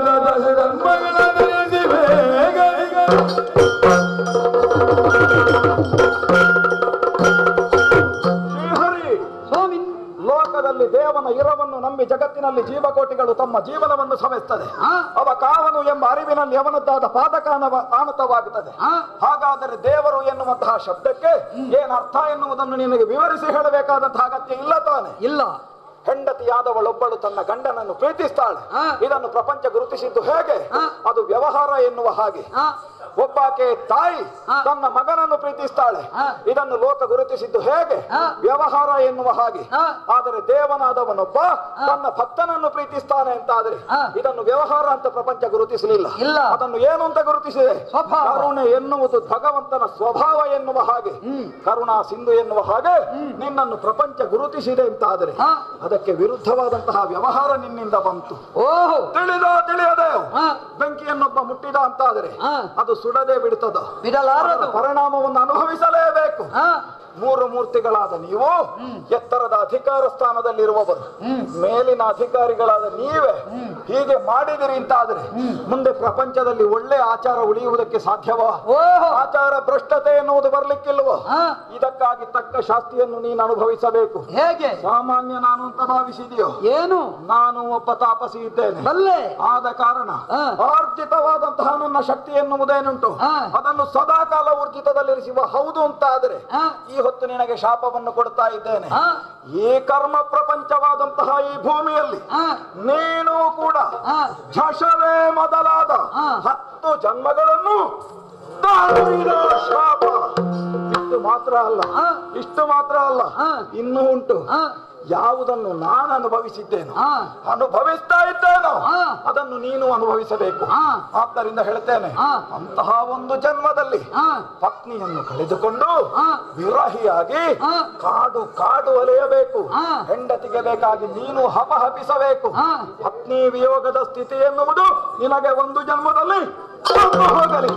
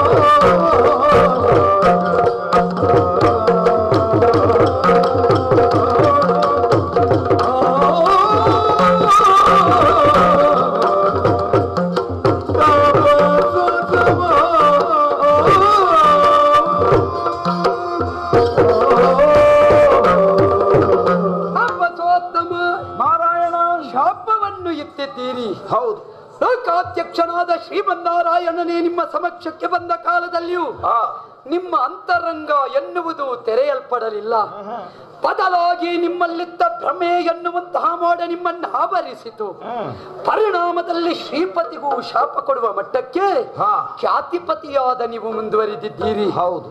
ಇಷ್ಟರವರೆಗಿನ ಅರ್ಚನೆ ಎನ್ನುವುದು ಕೇವಲ ಒಂದು ಶಾಪವನ್ನು ಕೊಡುವುದಕ್ಕೆ ದುರ್ವಿನಿಯೋಗಗೊಳ್ಳುತ್ತದೆ ಅಂತಾದ್ರೆ ಅರ್ಚನೆಗೆ ಎಲ್ಲಿ ಮೌಲ್ಯ ಉಂಟು ಸ್ವಾಮಿ? ಯಾವ ಕಾರಣಕ್ಕಾಗಿ ನಾನು ವಿನಿಯೋಗಿಸಿದ್ದೇನೆ ಎನ್ನುವುದು ಇಲ್ಲಿ ಪ್ರಶ್ನೆ. ನನಗಾದ ಅನ್ಯಾಯ ಎನ್ನುವುದನ್ನು ಪ್ರತಿಭಟಿಸದೆ ಹೋದರೆ ಶಾಸ್ತ್ರ ಧರ್ಮವನ್ನು ತಿಳಿಯದೇ ಇದ್ದವ ನೀನಲ್ಲ. ಅಲ್ಲ, ಒಂದು ಅನ್ಯಾಯ ಒಂದು ಕಡೆಯಲ್ಲಿ ಆಗ್ತದೆ ಅಂತ ಆದ್ರೆ ತಿಳುವಳಿಕೆ ಇದ್ದವರು, ಅನುಭವ ಇದ್ದವರು, ಅದನ್ನು ಖಂಡಿಸುವುದಕ್ಕೆ ಕೂಡುವ ಸಾಮರ್ಥ್ಯ ಇದ್ದವರು ಅದನ್ನು ಮೌನವಾಗಿ ಸಹಿಸಿಕೊಳ್ಳುವ ಹಾಗಿಲ್ಲ. ಇಲ್ಲ, ಒಂದು ವೇಳೆ ಅದನ್ನು ಮೌನವಾಗಿ ಸಹಿಸಿಕೊಂಡ್ರು ಅಂತಾದ್ರೆ ಅನುಮೋದಕ, ಪ್ರೇರಕ, ಕಾರಕ ಎನ್ನುವ ಹಾಗೆ ದೋಷಭಾಜನರಾದವರು ಪ್ರತಿಯೊಬ್ಬರೂ ಕೂಡ ಪಾಪಿಗಳೇ ಆಗಿ ಉಳಿಯುತ್ತಾರೆ. ಕಾರೈತನನ್ನು ಬಿಟ್ಟಿರುವುದಕ್ಕೆ ಸಾಧ್ಯ ಇಲ್ಲವಲ್ಲ ಋಷಿವರಿಯ? ಓಹೋ, ಧರ್ಮದ ರಕ್ಷಣೆಗೆ ಬೇಕಾಗಿ ಕಾರಣನಾಗಿ ಕರ್ತೃತ್ವವನ್ನು ಹೊಂದಿರಬಹುದಾದ ನನ್ನನ್ನು ನೀವೇ ತಾನೇ ದೇವರ ಮಟ್ಟಕ್ಕೆ ಏರಿಸಿದವರು. ಒಬ್ಬನ ಒಂದು ತಪ್ಪಿಗೆ ಒಬ್ಬನೇ ಕಾರಣನಾಗುವುದಿಲ್ಲವಲ್ಲ. ಹಾಗಿದ್ದರೆ ಒಬ್ಬನ ಒಂದು ತಪ್ಪಿಗೆ ಹಲವರ ಕೆಲ ತಪ್ಪುಗಳು ಕಾರಣ ಹೌದು ಅಂತಾದರೆ, ಒಬ್ಬನ ತಪ್ಪನ್ನು ಸರಿ ಮಾಡುವುದಕ್ಕೆ ಬೇಕಾಗಿ ಇನ್ನೊಬ್ಬ ಒಂದು ತಪ್ಪನ್ನೇ ಮಾಡಿದ್ದು ಹೌದು ಅಂತಾದರೆ ಅಂತಹ ತಪ್ಪನ್ನು ಶಾಸ್ತ್ರದೃಷ್ಟಿ ಅಂತ ಹೇಳುವುದಕ್ಕೆ ಬರುವುದಿಲ್ವಲ್ಲ. ತಾಕಿದ ಮುಳ್ಳನ್ನು ಮುಳ್ಳಿಂದಲೇ ಚುಚ್ಚಿ ಹೊರತೆಗೆಯುವಂತೆ ಅದು ಎಲ್ಲಿಗೆ ಎನ್ನುವುದು ಮುಖ್ಯ. ಪಾಪ ರಾಹಿತ್ಯ ಭಗವಂತ ಧರ್ಮ ಸಂರಕ್ಷಕ ಎಂದು ಒಪ್ಪಿದ ನೀವು ಅಷ್ಟನ್ನು ತಾರ್ಕಿಕರಾಗಿ ತರ್ಕಿಸಿಕೊಳ್ಳದೆ ನನಗೆ ಶಾಪವಿತ್ತಿದ್ದೀರಿ. ನೀವು ಶಾಪ ಕೊಟ್ಟದ್ದರ ಬಗ್ಗೆ ನನಗೆ ನೋವಿಲ್ಲ.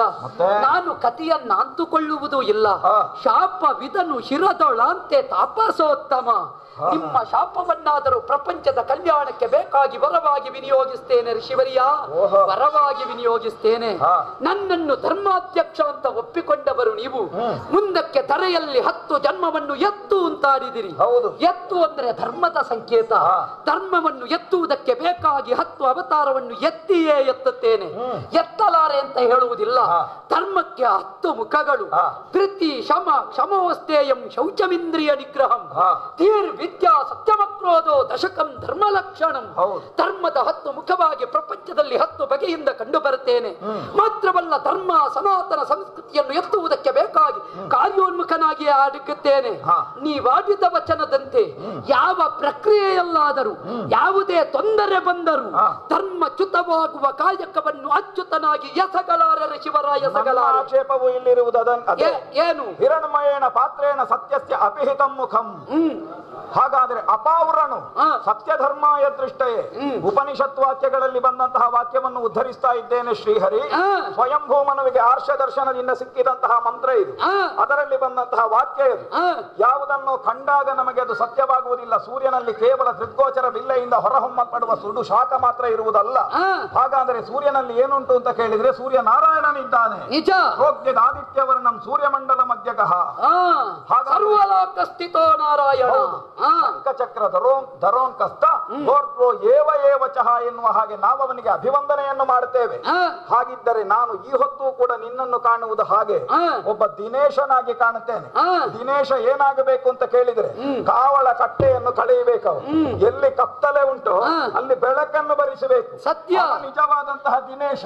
ಅದು ಬಿಟ್ಟು ಕತ್ತಲೆ ಬೆಳಕುಂಟು ಅಲ್ಲಿ ಕತ್ತಲೆಯನ್ನು ತರಿಸುವ ದಿನೇಶ ಆಗುವುದಿಲ್ಲ. ಕತ್ತಲೆಯನ್ನು ಹೋಗಲಾಡಿಸಿ ಅಲ್ಲೊಂದು ಕಟ್ಟೆಯನ್ನು ಕಟ್ಟುವವ ಈ ದಿನೇಶ ಅಲ್ಲ. ಕಾವಲು ಅಂದ್ರೆ ಕತ್ತಲೆ ಅಂತ ಅರ್ಥ. ಹೌದು. ಕತ್ತಲೆಯನ್ನು ಕಳೆದು ಕಾವಲು ಅಂದ್ರೆ ರಕ್ಷಣೆಯ ಕಟ್ಟೆಯಲ್ಲಿ ನಿಲ್ಲುವವ ನಾನು. ಆ ನಿಟ್ಟಿನಲ್ಲೇ ಇದ್ದೇನೆ. ಲೋಕದಲ್ಲಿ ನಾವು ಸದಾಶಿವನನ್ನು ಕಾಣುವುದು ಲಯ ಎಂಬ ಕರ್ಮದಿಂದಲ್ಲವಲ್ಲ. ಸದಾಶಿವನ ಅಡಿಯಲ್ಲೊಂದು ಧರ್ಮದ ತಲಹದಿ ಉಂಟು ಎನ್ನುವುದರಿಂದಲೇ ನಾವು ತಲಪಾಡಿ ಸದಾಶಿವ ಅಂತ ಕರೆಯುತ್ತೇವೆ ವಿನಃ ಅವನನ್ನು ಆಳುವ ಗುಣ ಉಂಟು. ಧರ್ಮವನ್ನು ಅವನಪ್ಪ ಆಳುವ ಎನ್ನುವ ಭಾವ ಯಾವತ್ತು ಸ್ಥಿರವಾಗಿಯೇ ಉಂಟು ನಮ್ಮಲ್ಲಿ. ಆಳುವ ಎನ್ನುವಂತಹ ಶಬ್ದವನ್ನು ಗ್ರಹಿಸುವಲ್ಲಿ ನಾನು ಯಾವತ್ತು ಹೆಮ್ಮೆಯಿಂದ ಬೀಗುವ ಹಾಗಿಲ್ಲ. ಯಾಕೆ ತಿಳಿದವರು ಪ್ರಾಜ್ಞರಾದವರು ಹೇಳಿದ್ದುಂಟು, ಆಳಾಗಬಲ್ಲವನು ಆಳುವನು ಅರಸಾಗಿ, ಆಳಾಗಿ ಬಾಳರಿಯದವತ ಹಾಳಾಗಿ ಹೋಹ ಅಂತ. ಮತ್ತೊಂದು ಮಾತುಂಟು, ತಳಗಟ್ಟಿ ಉಂಟು. ಹಾಗಾಗಿ ಪ್ರದೇಶದಲ್ಲಿಯೇ ನಾವು ನೆಲೆ ನಿಂತಿದ್ದೇವೆ. ಮತ್ತೊಂದು ಮಾತುಂಟು ಸ್ವಾಮಿ, ಆಳುವಂ ಪೆರ್ಚದಿಹನೆ. ಪೆರ್ಚುವುದಿಲ್ಲ, ಋಷಿಗಳಾದವರು ಪೆರ್ಚವಾರದು. ಹೌದಲ್ಲ. ಆದ್ದರಿಂದಲೇ ಪೆರ್ಚುವಿಕೆ ಎನ್ನುವುದು ಎಲ್ಲಿ ಎನ್ನುವುದು ಮುಖ್ಯ. ದನದ ಕೆಚ್ಚಲನ್ನು ಕರುವೊಂದು ತಾನು ಗುದ್ದಿದಾಗ ಹಾಲು ಹೆಚ್ಚುತ್ತದೆ, ಅದನ್ನು ಪೆರ್ಚುವಿಕೆ ಅಂತ ಹೇಳ್ತೇವೆ. ಅದರಿಂದ ಆಗುವುದು ಲಾಭವೇ ವಿನಃ ಮತ್ತೊಂದಲ್ಲ. ನಿಮ್ಮ ಈ ಶಾಪವೆಂಬ ಪೆರ್ಚುವಿಕೆ ಮುಂದೆ ಲೋಕಕ್ಕೆ ಧರ್ಮದ ತಳಹದಿಯನ್ನು ಕಟ್ಟುವುದಕ್ಕೆ ನನಗೆ ಬುನಾದಿಯಾಗುತ್ತದೆ ಎನ್ನುವ ಆತ್ಮವಿಶ್ವಾಸ ನನಗುಂಟು. ನೀವು ಕೊಟ್ಟ ಶಾಪದ ಪರಿಣಾಮವಾಗಿ ಎಲ್ಲಾ ಕಡೆಯಲ್ಲಿಯೂ ವ್ಯವಹರಿಸುತ್ತೇನೆ. ಜಲದಲ್ಲಿ ಜಲಚರವಾಗಿ ಧರ್ಮ ರಕ್ಷಣೆ ಮಾಡುತ್ತೇನೆ, ನೆಲದಲ್ಲಿ ನೆಲಚರನಾಗಿ ಅರ್ಥಾತ್ ಒಂದು ಸಾಮಾನ್ಯ ಪ್ರಾಣಿಯಾಗಿ ಆದರೂ ಧರ್ಮವನ್ನು ಉದ್ದೀಪನಗೊಳಿಸುವಲ್ಲಿ ಬದ್ಧನಾಗುತ್ತೇನೆ. ಹೆಚ್ಚೇನು, ಧರ್ಮವೆಂಬ ಬೇರುವನ್ನು ಆಧರಿಸುವುದಕ್ಕೆ ಅದರ ಅಡಿಗೆ ಬೆನ್ನು ಕೊಟ್ಟಾದರೂ ನಿಲ್ಲುತ್ತೇನೆ. ಜೀವನೂ ಅಲ್ಲ, ಮನುಷ್ಯನೂ ಅಲ್ಲ, ಪ್ರಾಣಿಯೂ ಅಲ್ಲದ ಸ್ಥಿತಿಯಲ್ಲಿ ಧರ್ಮ ವಿರುದ್ಧರಾದವರನ್ನು ನಿಗ್ರಹಿಸುವುದಕ್ಕೆ ಮೃಗ ಮಾತ್ರವಲ್ಲ ಮತ್ತೊಂದು ಸ್ವರೂಪದಿಂದ ಕಂಡು ಬಂದಾದರೂ ಗೋಚರನಾಗುತ್ತೇನೆ.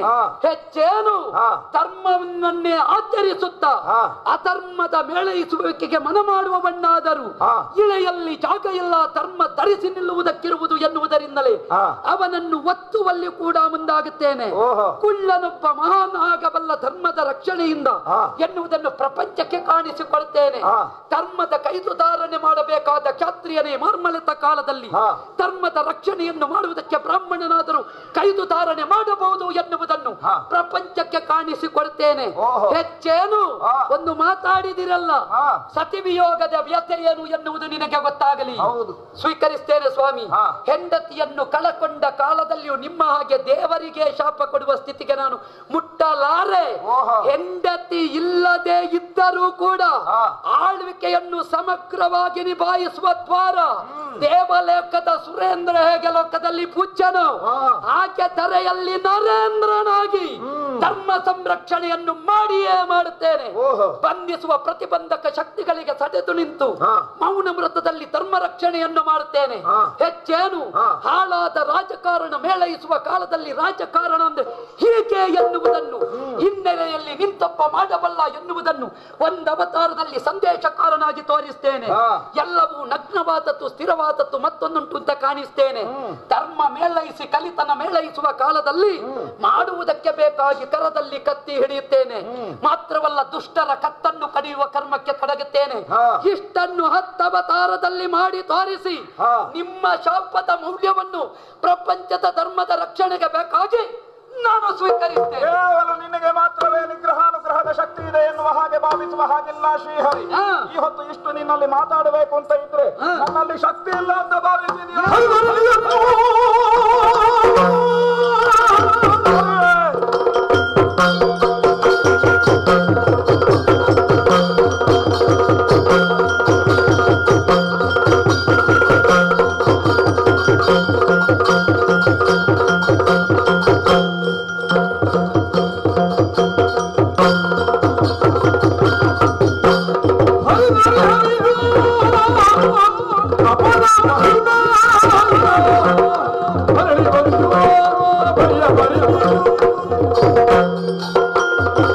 ನಿಗ್ರಹಾನುಗ್ರಹ ಎನ್ನುವುದು ದೇವತೆಗಳಿಗೆ ಮಾತ್ರವೇ ಸೀಮಿತ ಎನ್ನುವ ಹಾಗೆ ನಿನ್ನದ್ದು ಭ್ರಮೆ ಮಾತ್ರ ಶ್ರೀಹರಿ. ನೀನು ನನ್ನ ಹೆಂಡತಿಯನ್ನು ಕೊಂದಿದ್ದಿ. ಆ ಕಾರಣದಿಂದಾಗಿ ನಾನು ಶ್ರೇಷ್ಠನಿದ್ದೇನೆ. ನಾನು ಶಾಪ ಕೊಟ್ಟಲ್ಲಿಗೆ ನಾನು ಕೆಳಗಿಳಿಯುವುದಿಲ್ಲ. ಈಗ ಹೇಳ್ತಾ ಇದ್ದೇನೆ, ಯಾವ ನಿನ್ನಿಂದಾಗಿ ಸಂಹರಿಸಿ ಬಿದ್ದಿರುವ ನನ್ನ ಸತಿಯನ್ನು ತಪೋಬಲದಿಂದ ಮೇಲೆ ಬೀಸುವ ಶಕ್ತಿ ನನಗೂ ಉಂಟು. ಮಾಡಿ ಸಾಧ್ಯ ಆಗುವುದಿಲ್ವಾ? ಏನೋ ನೋಡು. ಎತ್ತಿದ್ದಾಳೆ. ಖ್ಯಾತಿ ದೇವಿಗೆ ಜೀವ ಕೊಟ್ಟಿದ್ದೀರಿ ಅಲ್ವೇ? ಹೌದು. ಅವಳನ್ನು ಬದುಕಿಸಿದಿರಲ್ಲ. ನನ್ನ ಕಾಯಕವನ್ನು ಮೇಳೈಸ್ತೇನೆ ಎನ್ನುವ ವಿಶ್ವಾಸ ನೀನು ನೋಡೋಣ. ನನಗೆ ಶಾಪ ಕೊಟ್ಟಿದ್ದೀರಲ್ಲ, ಆ ಶಾಪವನ್ನು ಹಿಂದೆ ತೆಗೆಯಿರಿ.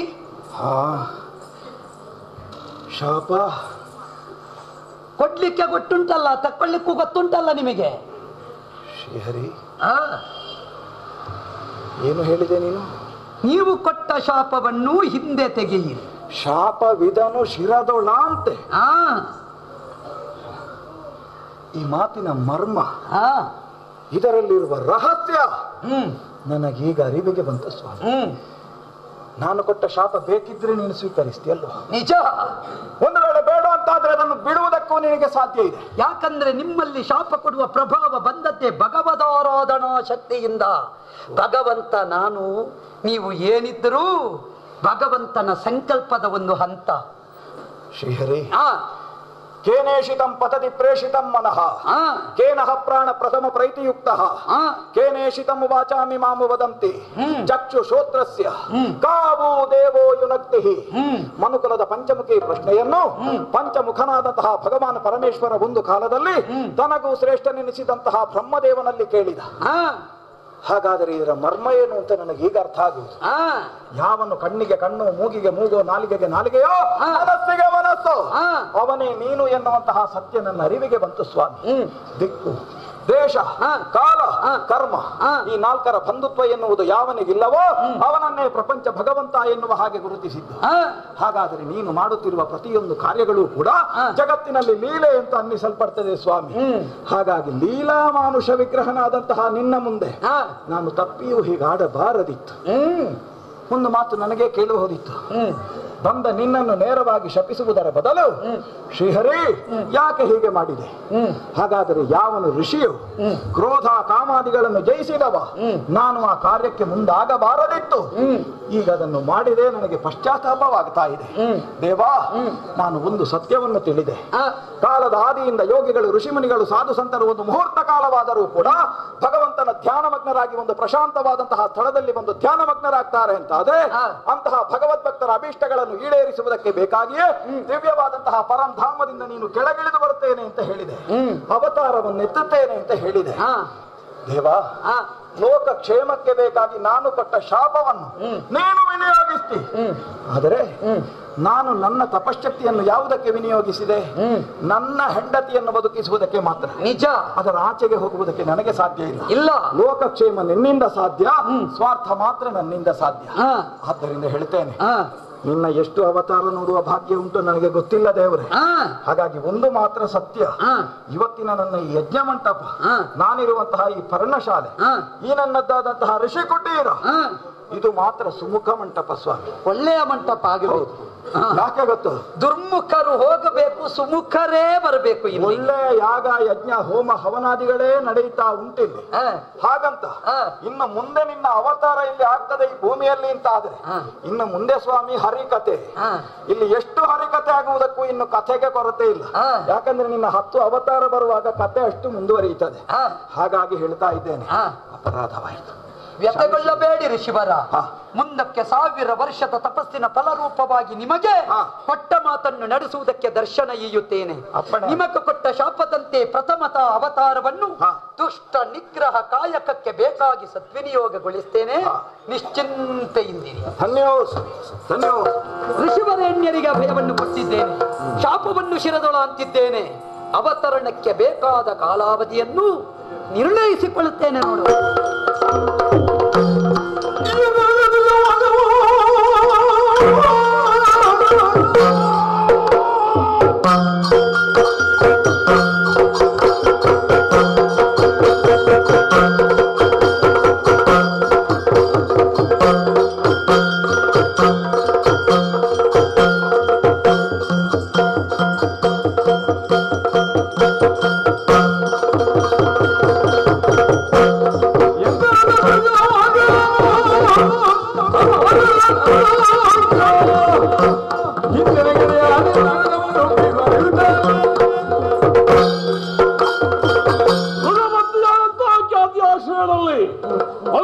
ಸಮಯವನ್ನು ಕಳೆದುಕೊಂಡಿದ್ದೇವೆ ನಾವು.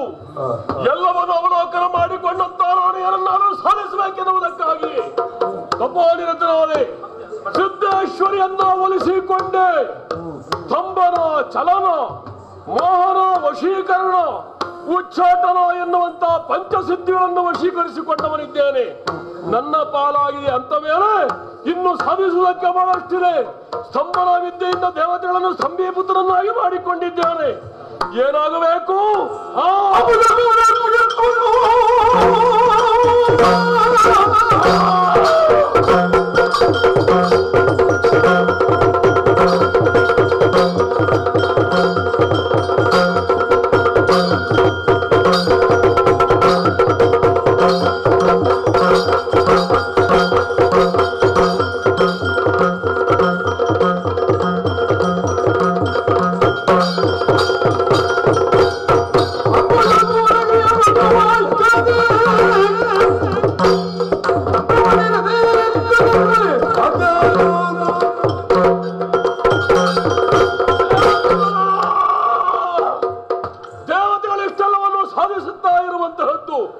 ಅವರಿಗೆ ದೊರೆತಂತಹ ವೇದಗಳು, ಉಪನಿಷತ್ತುಗಳು ಇದೆಲ್ಲವನ್ನು ಅನುಗ್ರಹಿಸುವ ಬ್ರಹ್ಮದೇವ. ಹಾಗಾಗಿ ಬ್ರಹ್ಮನ ಕಿವಿಯ ಮೂಲಕ ಬ್ರಹ್ಮನ ಹೃದಯವನ್ನು ಪ್ರವೇಶ ಮಾಡಿದೆ. ಬ್ರಹ್ಮನ ಹೃದಯದಲ್ಲಿರುವಂತಹ ವೇದಗಳನ್ನು ನಾನು ಪಡೆದೆ ಅಂತಾದ್ರೆ, ನಾನು ವಶೀಕರಣ ಮಾಡಿಕೊಂಡೆ ಅಂತಾದ್ರೆ ದೇವತೆಗಳು ಬೆಳೆಯುವುದಕ್ಕೆ ಸಾಧ್ಯ ಇಲ್ಲ. ಅದನ್ನು ಪಡೆದವನು ಇದ್ದೇನೆ. ಇನ್ಯಾಕೆ ತಡ? ಪಡೆದಂತ ನಾನು ಅವರಿಗೆ ಕಾಣುವ ರೀತಿಯಲ್ಲಿ ರಸಾತಳವನ್ನು ಸೇರಿಕೊಂಡು ಅಡಗಿದ್ದೇನೆ.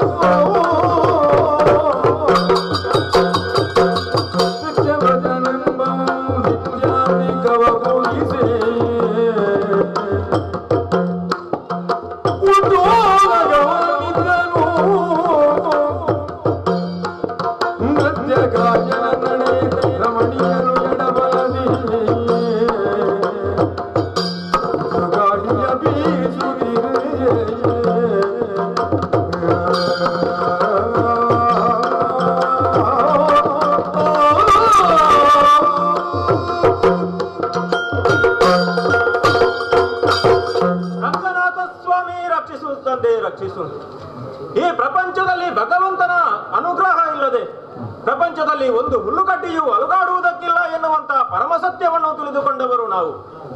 ಆದುದರಿಂದಲೇ ದಿನನಿತ್ಯವೂ ಎದ್ದು ಆ ಜಗನ್ಯಮಕನಾದಂತಹ ಶ್ರೀಹರಿಯನ್ನು ಸ್ತುತಿ ಮಾಡುತ್ತಾ ಅವರದ್ದಾದಂತಹ ಜ್ಞಾನದ ಮೂಲಕವಾಗಿ ನಮ್ಮ ದಿನನಿತ್ಯದ ಕೈಂಕರ್ಯವನ್ನು ತೊಡಗುತ್ತಾ ಇರುವವರು ನಾವು. ಕೃತಮಾಲಾ ನದಿಯ ದಡದಲ್ಲಿ ದ್ರವಿಡ ದೇಶವನ್ನು ಸತ್ಯವ್ರತನೆನ್ನುವಂತಹ ನಾಮಾವಿಧಾನದಿಂದ ಪಾಲಿಸಿಕೊಂಡು ಬಂದವನಿದ್ದೇನೆ.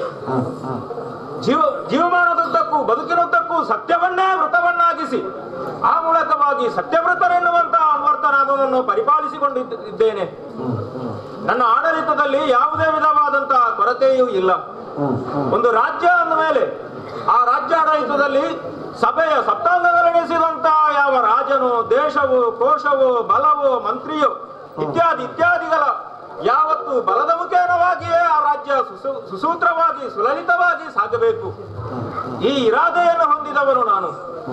ಆದುದರಿಂದಲೇ ಸತ್ಯವ್ರತನ ಆಡಳಿತ ಅದು ಪ್ರಜೆಗಳ ಆಡಳಿತಕ್ಕೆ ಪ್ರಜೆಗಳಲ್ಲಿ ಯಾವುದೇ ವಿಧವಾದಂತಹ ಕೊರತೆ ಇಲ್ಲದ ರೀತಿಯಲ್ಲಿ ನಾನು ಪರಿಪಾಲಿಸಿಕೊಂಡು ಬಂದವನಿದ್ದೇನೆ.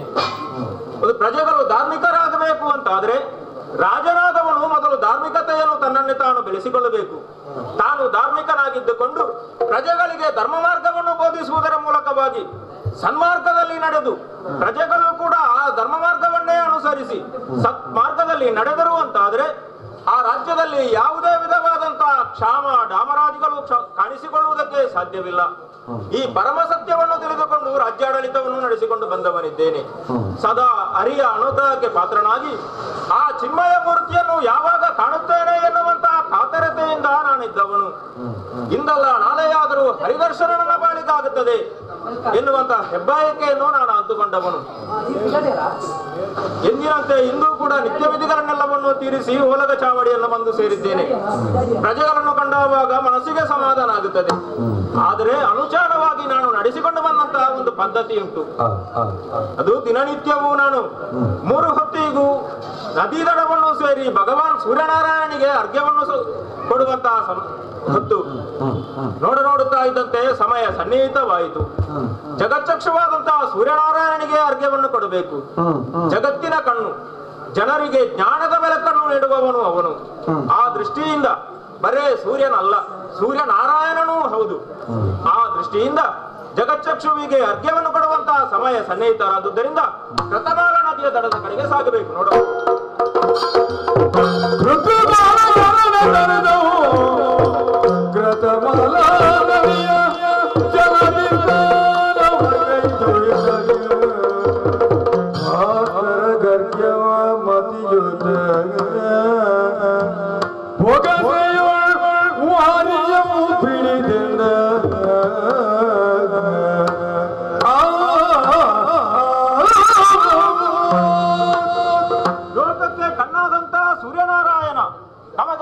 ಜ್ಞಾನದ ಕಣ್ಣನ್ನು ಕೊಡಬಹುದಾದಂತಹ ಸೂರ್ಯನಾರಾಯಣನಿಗೆ ಇದು ಓಂ ನಮೋ ಭಾನುವೇ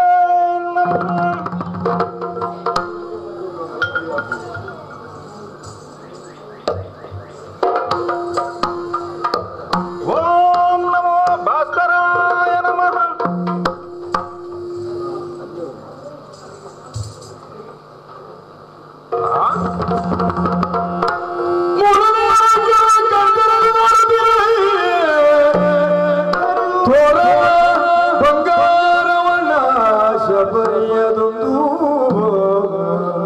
ಬಂಗಾರವರ್ಣದಿಂದ ಭೂರವಣ ಕೆಟಿಯಿಂದ ಜಲವನದಿಗಿಡಲು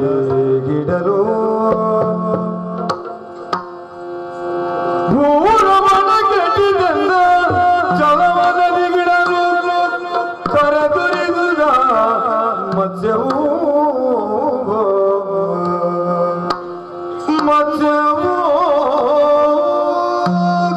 ಪರಮಾಶ್ಚರ್ಯ.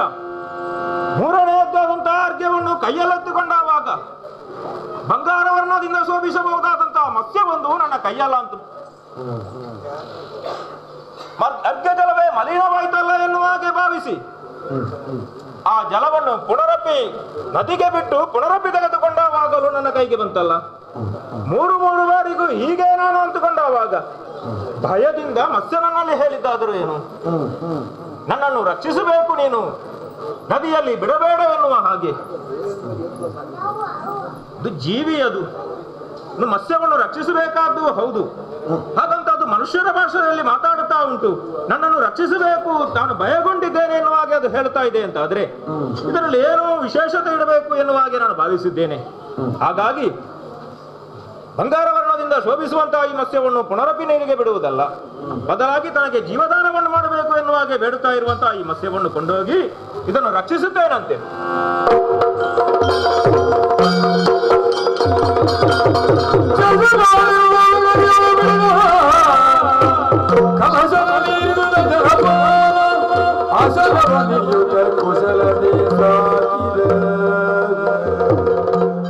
ನದಿಯಲ್ಲಿ ಸಿಕ್ಕಿದಂತಹ ಮತ್ಸ್ಯವನ್ನು ಕೊಂಡು ಹೋಗಿ ಸಣ್ಣದಾದಂತಹ ಬೊಗಸೆಯಲ್ಲಿ ಹಾಕಿದೆ. ಅದಕ್ಕೂ ಅದರಲ್ಲಿ ಜಾಗ ಸಾಲದಾಗಿ ಹೋಯ್ತಲ್ಲ, ಅದನ್ನು ತೆಗೆದು ಸಣ್ಣದಾದಂತಹ ಒಂದು ತೊರೆಯಲ್ಲಿ ಹಾಕಿದವಾಗ ಅದು ಬೃಹತಾಕಾರವಾಗಿ ಬೆಳೆದು ಹೋಯಿತು. ಅಲ್ಲಿಯೂ ಅದಕ್ಕೆ ಜಾಗ ಸಾಕಾಗ್ಲಿಲ್ಲ. ಮತ್ತೊಂದು ವಿಶೇಷವಾದಂತ ಅದಕ್ಕಾಗಿ ಮರಳಿನಿಂದೊಂದು ಕೆರೆಯನ್ನು ನಿರ್ಮಿಸಿದೆ. ಅಲ್ಲಿಯೂ ಅದು ಸ್ಥಳ ಸಾಕಾಗದೆ ಬೆಳೆಯುತ್ತಾ ಹೋಯಿತು. ಹೀಗೆ ಬೆಳೆಯುತ್ತಾ ಇರುವಂತಹ ಮತ್ಸ್ಯವನ್ನು ಕೃತಮಾಲ ನದಿಯಲ್ಲಿ ಬಿಟ್ಟರೆ ಅದು ಮತ್ತೆ ಬೆಳೆಯುತ್ತಾ ಹೋಯ್ತಲ್ಲ. ಅಲ್ಲಿಯೂ ಕೃತಮಾಲ ನದಿಯಲ್ಲಿಯೂ ಅದಕ್ಕೆ ಜೀವಿಸುವುದಕ್ಕೆ ವಾಸಿಸುವುದಕ್ಕೆ ಅದು ಯೋಗ್ಯವಲ್ಲ. ಇನ್ನು ಬೆಳೆಯುತ್ತಾ ಉಂಟು ಅಂತ ಆದ್ರೆ ಏನು ಮಾಡೋಣ ಈ ಮತ್ಸ್ಯವನ್ನು? ಕಾಣುತ್ತಾ ಇದೆಯಲ್ಲ ಸಾಗರ, ಬೃಹದಾಕಾರವಾಗಿ ಬೆಳೆದು ನಿಂತಹ ಈ ಮತ್ಸ್ಯವನ್ನು ಸಾಗರಕ್ಕೆ ಸೇರಿಸುತ್ತೇನಂತೆ, ಸಾಗರಕ್ಕೆ ಸೇರಿಸುತ್ತೇನೆ.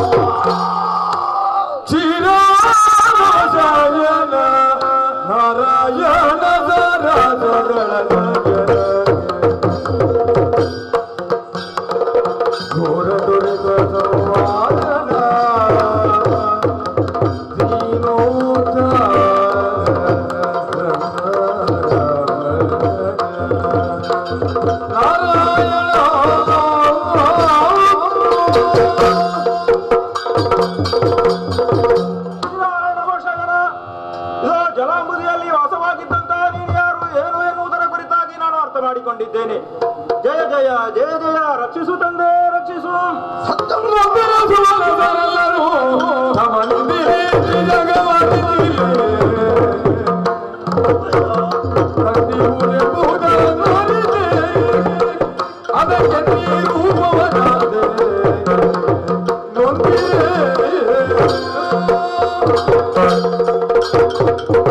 ಅಯ್ಯೋ ಸತ್ಯವ್ರತ, ಸಂತೋಷವಾಯಿತು.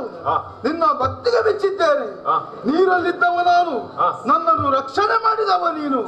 ಆದ್ರೆ ನೀನಾಗಿ ಬಂದವ ನಾನು ಬೇರೆ ಯಾರು ಅಲ್ಲ, ವೈಕುಂಠಪತಿ ಶ್ರೀಹರಿ ನಾರಾಯಣನಾಗಿದ್ದೇನೆ. ಬಂದಿರುವ ಕಷ್ಟ ಏನು ಅಂತ ಗೊತ್ತಾಯಿತು. ತಮಾಸುರನೇ. ಹೌದು, ತಮಾಸುರನಿಂದ ವೇದಗಳನ್ನು ಅಪಹರಿಸಿ ಆ ಮೂಲಕವಾಗಿ ಸಾಗರ ಗರ್ಭದಲ್ಲಿ ಹೋಗಿ ಸೇರಿದ್ದಾನೆ. ಲೋಕ ಗಾಢವಾದಂತಹ ಅಂಧಕಾರದಲ್ಲಿ ಕಲನಾಡುತ್ತಾ ಉಂಟು. ದೇವತೆಗಳಿಗೆ ಒಳಗಿದಂತಹ ವೈಭವವನ್ನು ದೂರ ಮಾಡಿ ದೇವತೆಗಳನ್ನು, ದೇವತಿಂತಿನಿಯನ್ನು ರಕ್ಷಿಸಬಹುದಾದಂತಹ ಹೊಣೆಗಾರಿಕೆ ನಿನ್ನದು ಸ್ವಾಮಿ. ಅಯ್ಯೋ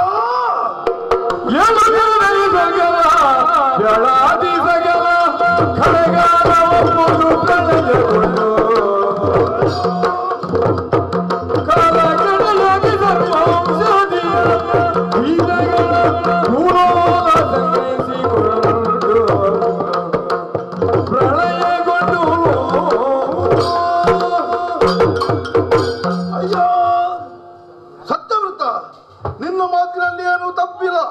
ಯಾಕೆ ಗೊತ್ತೇ? ಮುಂದೇಳು ದಿವಸಗಳೊಳಗೆ ಪ್ರಳಯ ಆಗುವುದಕ್ಕಿದೆ. ಪ್ರಳಯ ಅನ್ಯಾಯಗಾರರು ಹೆಚ್ಚಾಗಿದ್ದಾರೆ ಎಲ್ಲರೂ ಹೋಗಿ ಮುಂದೆ ಒಳ್ಳೆಯ ಜನ ನಮ್ಮ ಲೋಕಕ್ಕೆ ಬರುತ್ತಾರೆ. ಆದ್ರೆ ಏನು ಮಾಡಬೇಕು ಗೊತ್ತೇ? ಅನ್ಯಾಯಕರೊಬ್ಬ ತಮಾಸುರ ಸಾಗರವನ್ನು ಹೊಕ್ಕಡಗಿದ್ದಾನೆ. ಅವನನ್ನು ನಾಶ ಮಾಡಬೇಕು. ನಾನಿದ್ದೇನೆ ಜನರಿದ್ದೇನೆ.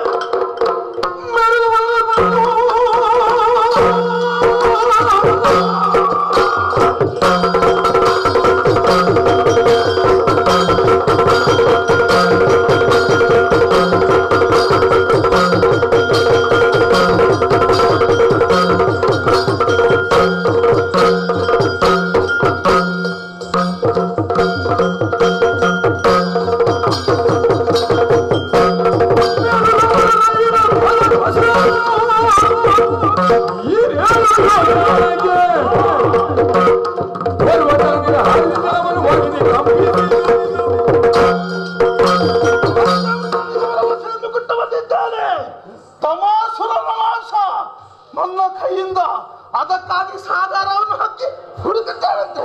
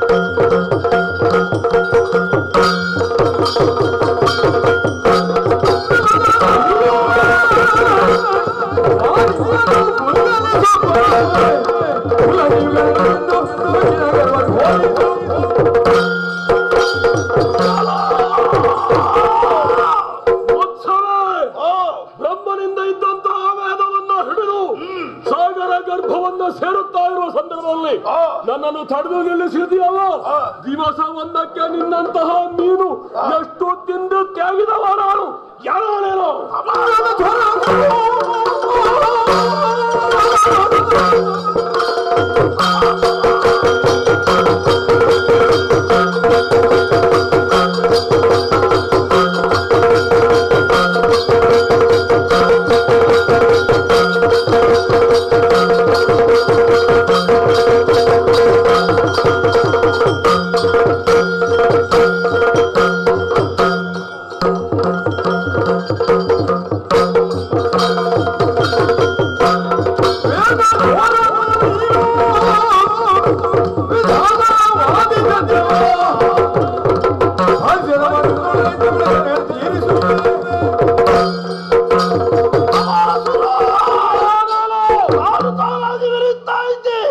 ನಿನ್ನ ನಾಶಕ್ಕಾಗಿ ಬಂದವ ಬೇರೆ ಯಾರು ಅಲ್ಲ.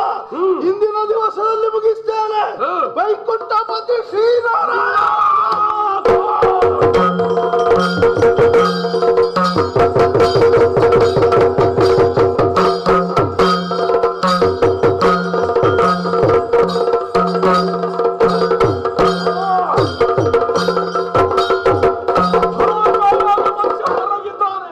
ಇನ್ನೇಕೆ ತಡೋ, ವೇದವನ್ನು ಹಿಡ್ಕೊಂಡು ಸಾಗರ ಗರ್ಭ ಹಿಡಿತಾರೆ.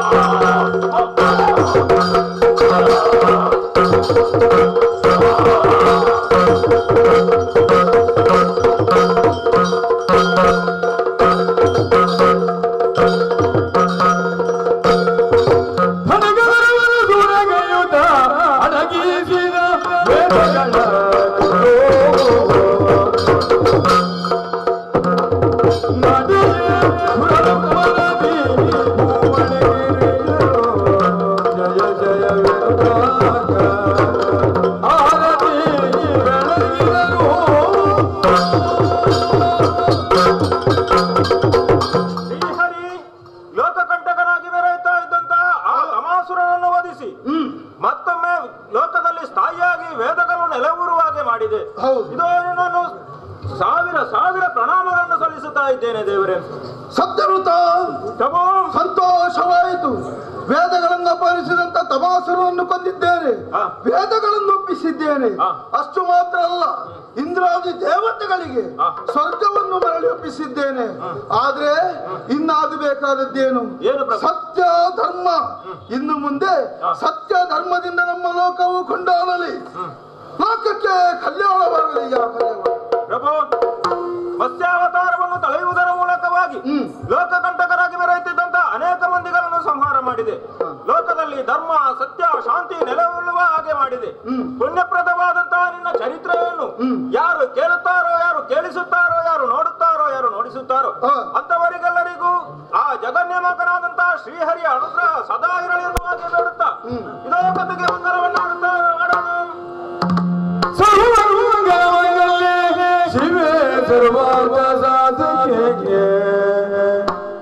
ಶರಣ್ಯೇ ತ್ರಯಂಬಕೆ ಗೌರಿ ನಾರಾಯಣಿ ನಮೋಸ್ತುತೆ ಮಂಗಲೋ ಮಹಾಗಣಪತಿಗೆ ಮಂಗಲಂ ಶ್ರೀ ಸುಬ್ರಹ್ಮಣ್ಯನಿಗೆ ಮಂಗಲೋ ಶ್ರೀ ಸರ್ವೇಶ್ವರಿಗೆ ಮಂಗಲಂ.